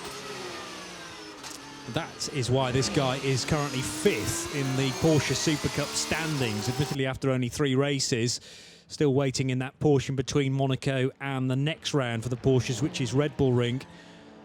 But yeah, nevertheless, it's a couple of months off, it isn't is, it? yeah. This is kind of courtesy of the yawning gap flyaway races. Yeah, they don't the go Porsches to don't go Canada to and places. So yeah. But nevertheless, this could be a great season for the pole, and Robert Lucas clearly finding other places to go racing. He featured as part of the Force Racing lineup at Red Bull Ring for the 12 hours there, which was round 3 of the 24-hour series in May. Yeah, and he's been part of their Super Cup team for a number of years as well, just getting quicker and quicker. But again, you know, for all of that, for all of the fact that he spends a lot of time pedaling quick Porsches quickly, he is still trying to close down the leader. 5 seconds, well, 4.5 on that lap, quicker than the 32 Audi of Max Edelhoff. Ralph Bohn went a fraction quicker as well, 0.8 quicker, so the gap is now down to 2.1 seconds. So now is the balance swinging the other way? Has the Audi asked too much of its tyres? Dives down to the inside of the Peugeot 308, number 308, and through he goes.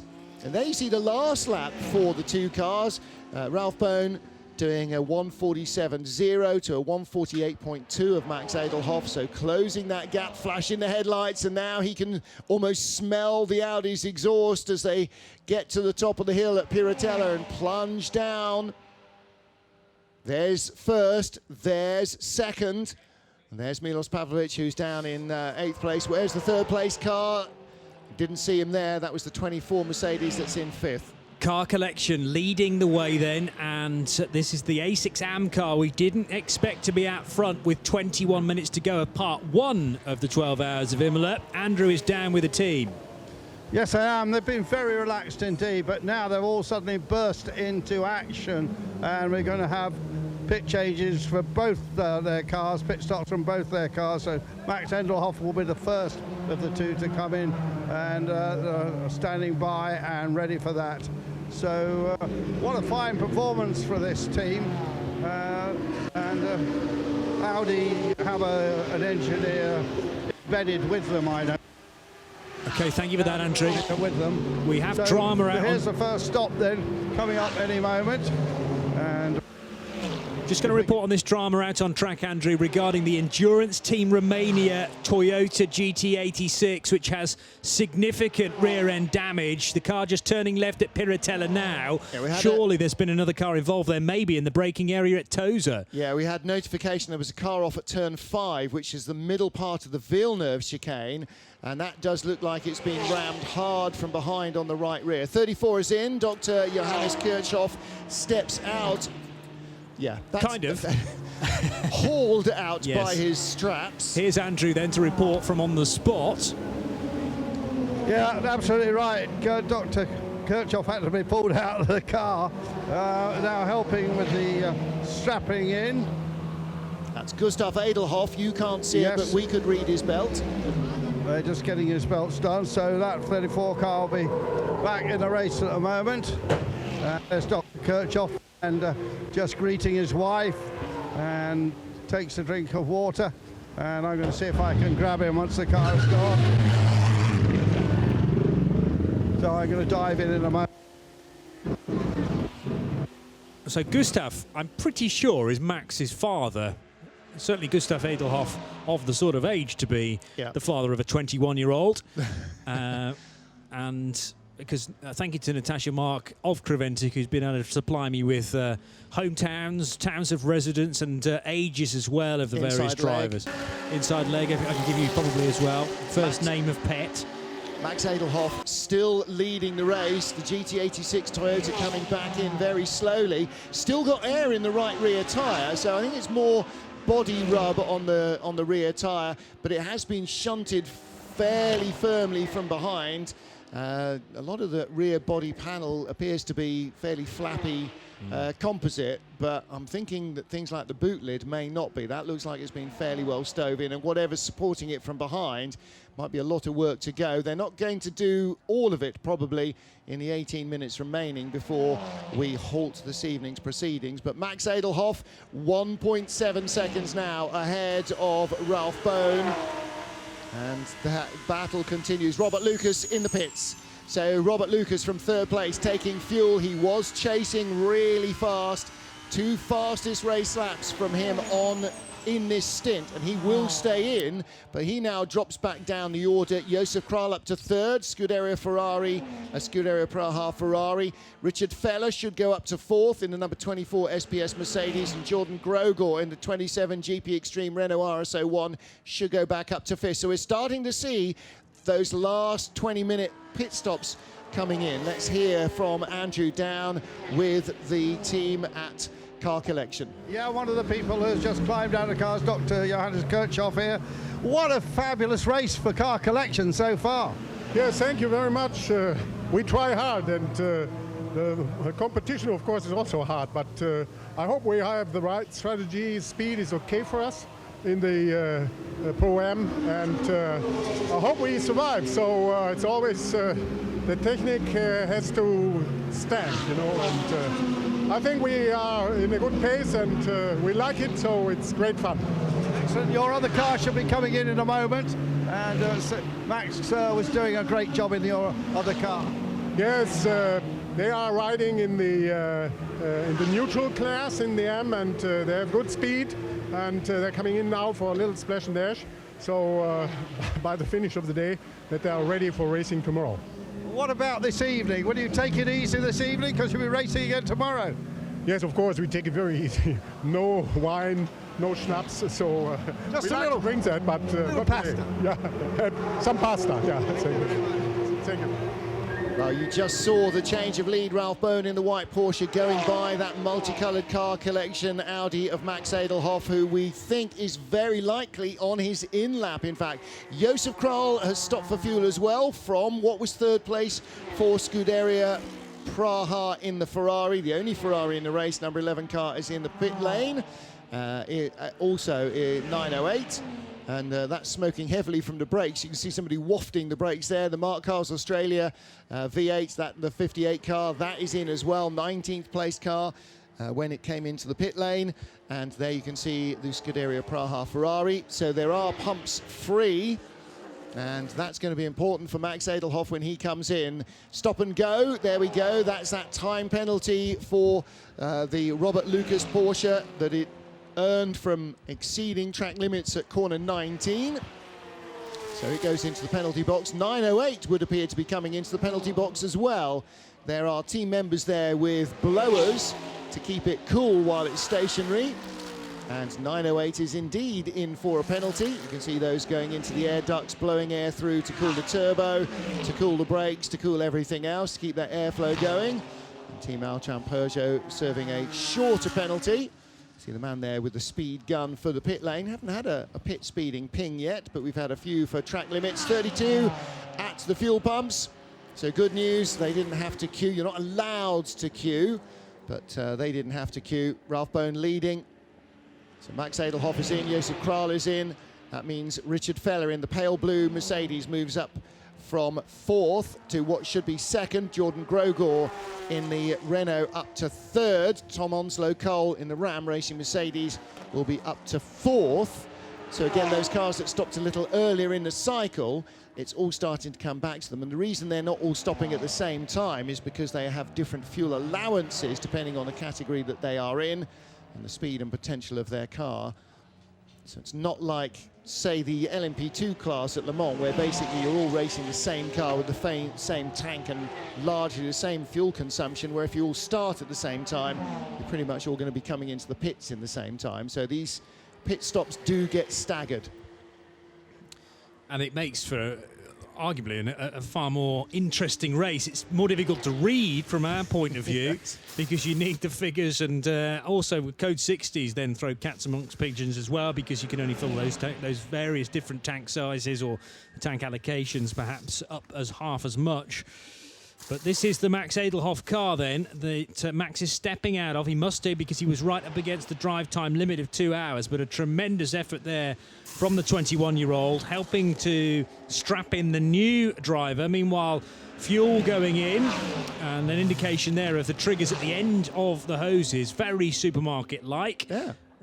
Standard petrol pump. It is indeed, yes, and one of the 911 crew there making sure that the right amount of fuel goes in. But there is the congratulation for Max Edelhoff, well and truly deserved for the young German. Proper stint from Max Edelhoff, absolutely super. And Andrew is there, you can see him in the yellow shirt. Hopefully we'll get a word with him. So Ralph Bone's in the pits, was the leader. Max Edelhoff in was second. 24 is in, that was up at the top, 24 rather now, will cycle through to our lead, but only 1.9 seconds ahead of Jordan Grogor. I said that by the end of this stint, we may have that Renault RS01 back at the top of the pile. We may have it by the end of this lap, because Jordan Grogor 1 second quicker than the number 24 Mercedes. So that's what we need to find. The pale blue Mercedes and the yellow and grey Renault, they are the cars that will be battling for the lead. We are on board with the pale blue Mercedes. In front of us is the number 1, the Hofer Racing car, very badly delayed, and there's the Renault. So up at Variante Alta, one Mercedes goes by the other. That is your lead battle, and the Renault comes off the corner like a slingshot. It's got the inside line over the brow. That's what it needs.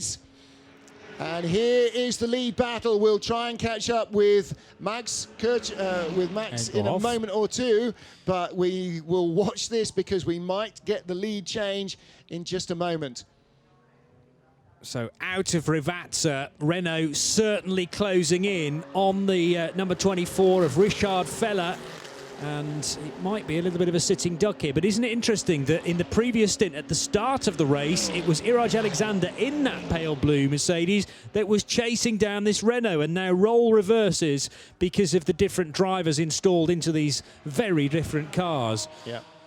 And a good balance as well. You know, when the driver makes a difference and you can see the gaps opening or closing because of the driver, you know that the balance of the cars is working well. Well, that continues. Let's get down to the pit lane there. Does Andrew have Max to talk to? Yeah, Max is here. Climbed out of the car after almost 2 hour stint. Yes, it was a very long stint. We did a double stint, and we did just a splash and dash without tire changes, and I stayed in the car. And was a very good turn, and I feel very confident. The car was very good, so we decided that I stay in the car. Robert Lucas was pushing you really hard.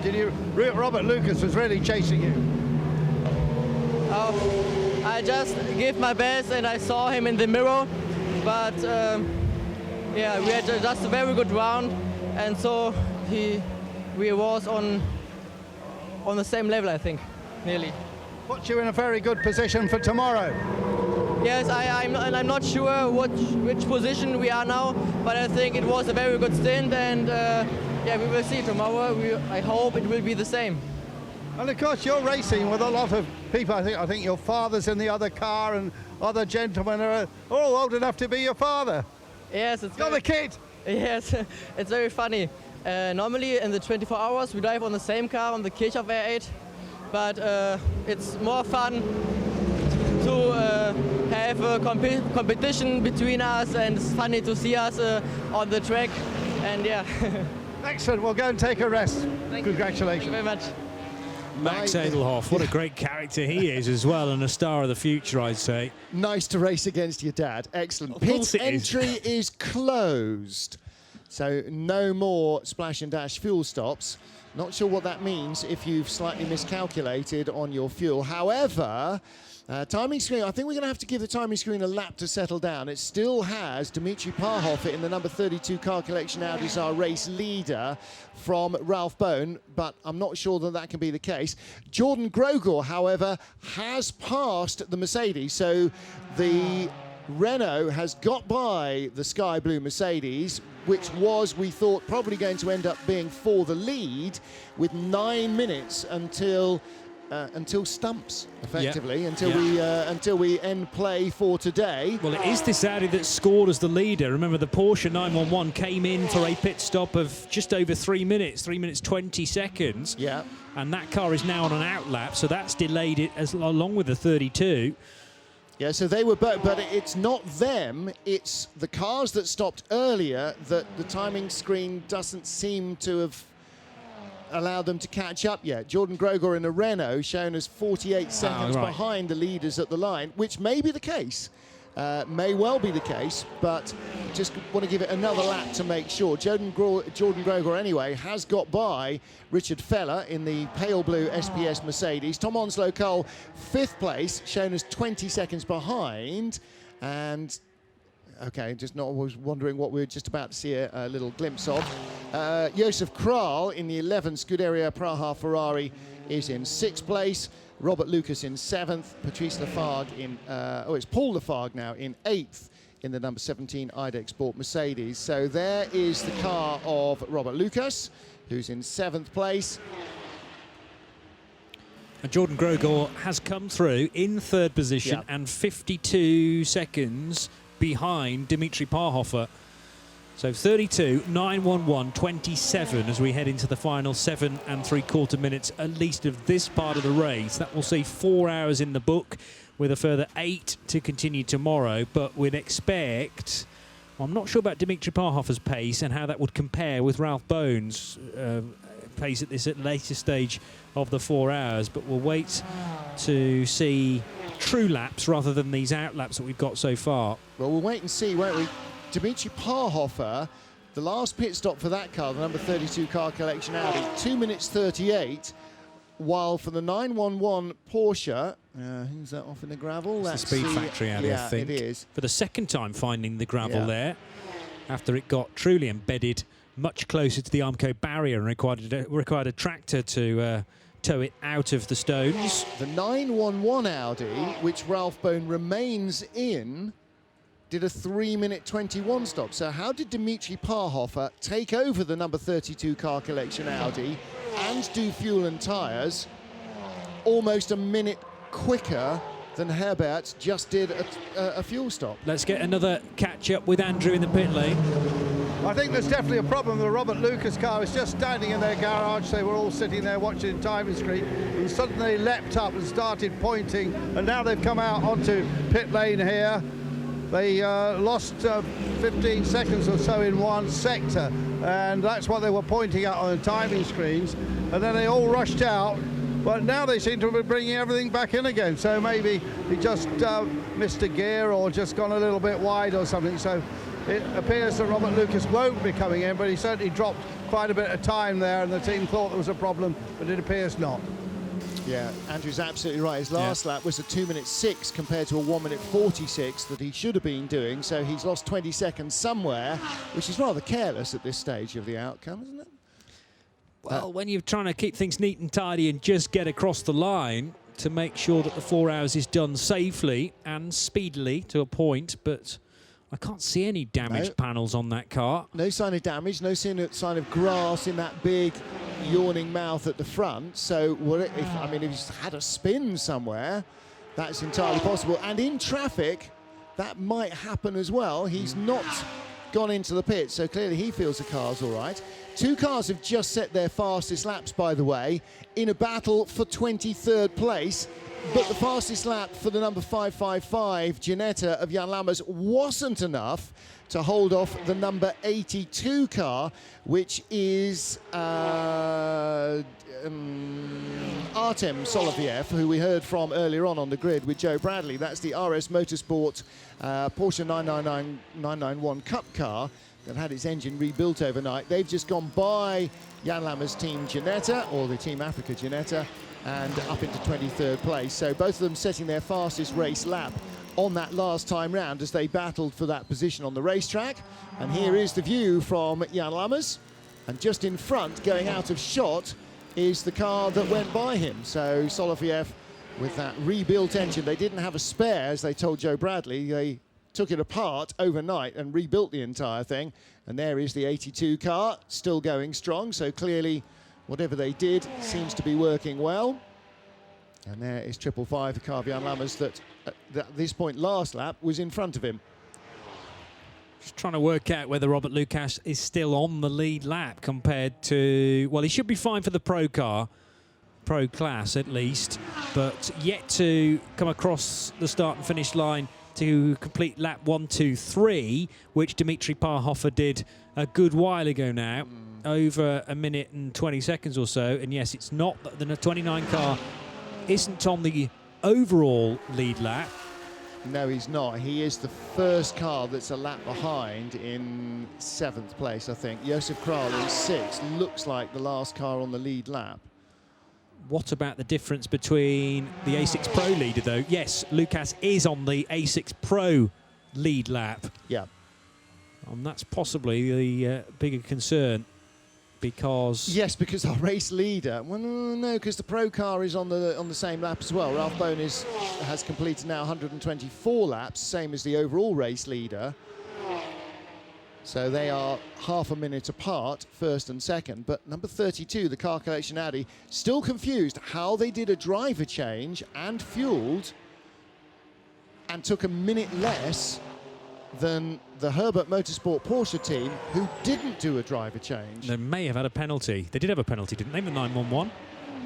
No, I'm misremembering that. Only a 3-minute 20. So I'm assuming that to stay in front overnight, Car Collection have short-fueled and done a driver change and a tyre change, but that's quite a long way short on fuel. Joe Bradley, sitting in our commentary booth now, just enjoying the final few moments of today's part of the race, is nodding, saying 911 has had a penalty. What, in the last stop? When they swapped with Ralph? Yeah, no, we saw that. Oh, yeah, earlier on, yes. No, but it was just... this last pit stop, they were a minute short. The 32 Car Collection car was a minute faster. And in fact, they did a 2-minute 38 stop, and nobody else has done a 2-minute 38 stop, apart from the change at Car Collection to put Gustav Edelhoff in the 34 car, which was a 1-minute 37 stop. How can you even do a driver change and come through the pit lane in 1-minute 37? That car can't have been fueled. It must have been just... They came to the team, they did the work. Just wave the pump handle at it and send him on his way? I don't know where they were in the fuel cycle. Certainly 32 needed to be fueled, because we know that it did that mammoth stint with Max Edelhoff at the wheel. But 34 came in a lap before it, didn't it? So they both came in. Right. Okay. That's mysterious. You see, there is rarely... No, I'm going to rephrase that. There is never a time when you don't need Paul Truswell to answer questions like that. That's exactly what he needs. So, little wide out there from 114. And that is Bob Herber in the JR Motorsport BMW. Still second in the SP3 GT4 class behind Adrian Barwick's Optima Motorsport Ginetta. And the gap between them is 39.7 seconds. And the speed, Herber a second quicker on that last lap. Moves to let the leader go through. Tell you what, Car Collection are having a bit of a good Friday, aren't they? Where do they start on the grid? The 32 car and the 34 car. 32 was in 11th and 34 was in 13th. And they are currently lying 1st and 9th. So not bad progress from grid spot. Whereas Herbert Motorsport started on pole position, currently lying 2nd. They're right in there swinging, no question about that. And that, of course, they had a slight penalty, and they also had a puncture that they had to replace as well. They picked up a puncture on the rear of that Porsche, so that cost them probably a good 30 seconds, 40 seconds, which otherwise would see them still in the lead of the race. Another punctured car was last lap of... time has run out, yes, down to 0 minutes.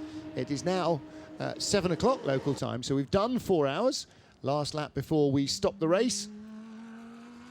And then everything will be... all the cars will come round into Parc Fermé. They won't be touched by the teams. They will sit and cool down and tick gently until they are ready to go again tomorrow morning. And I reckon that the 29 car and possibly the 17 car are effectively going to get a lap back here, because they haven't yet fallen off the A6 Pro lead lap.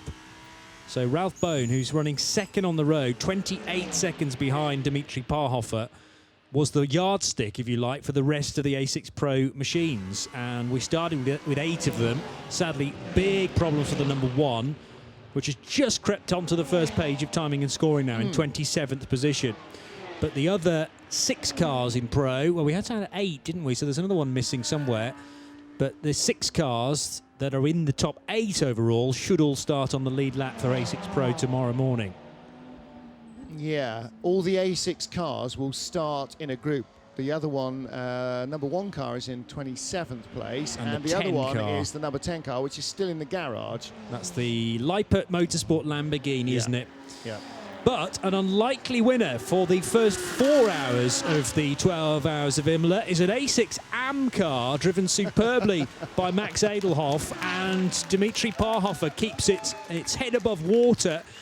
So there's a round of applause there with many smiling faces down at Car Collection. This is 1/3 distance done, remember, but nevertheless, you can only be leading after 4 hours on Friday night.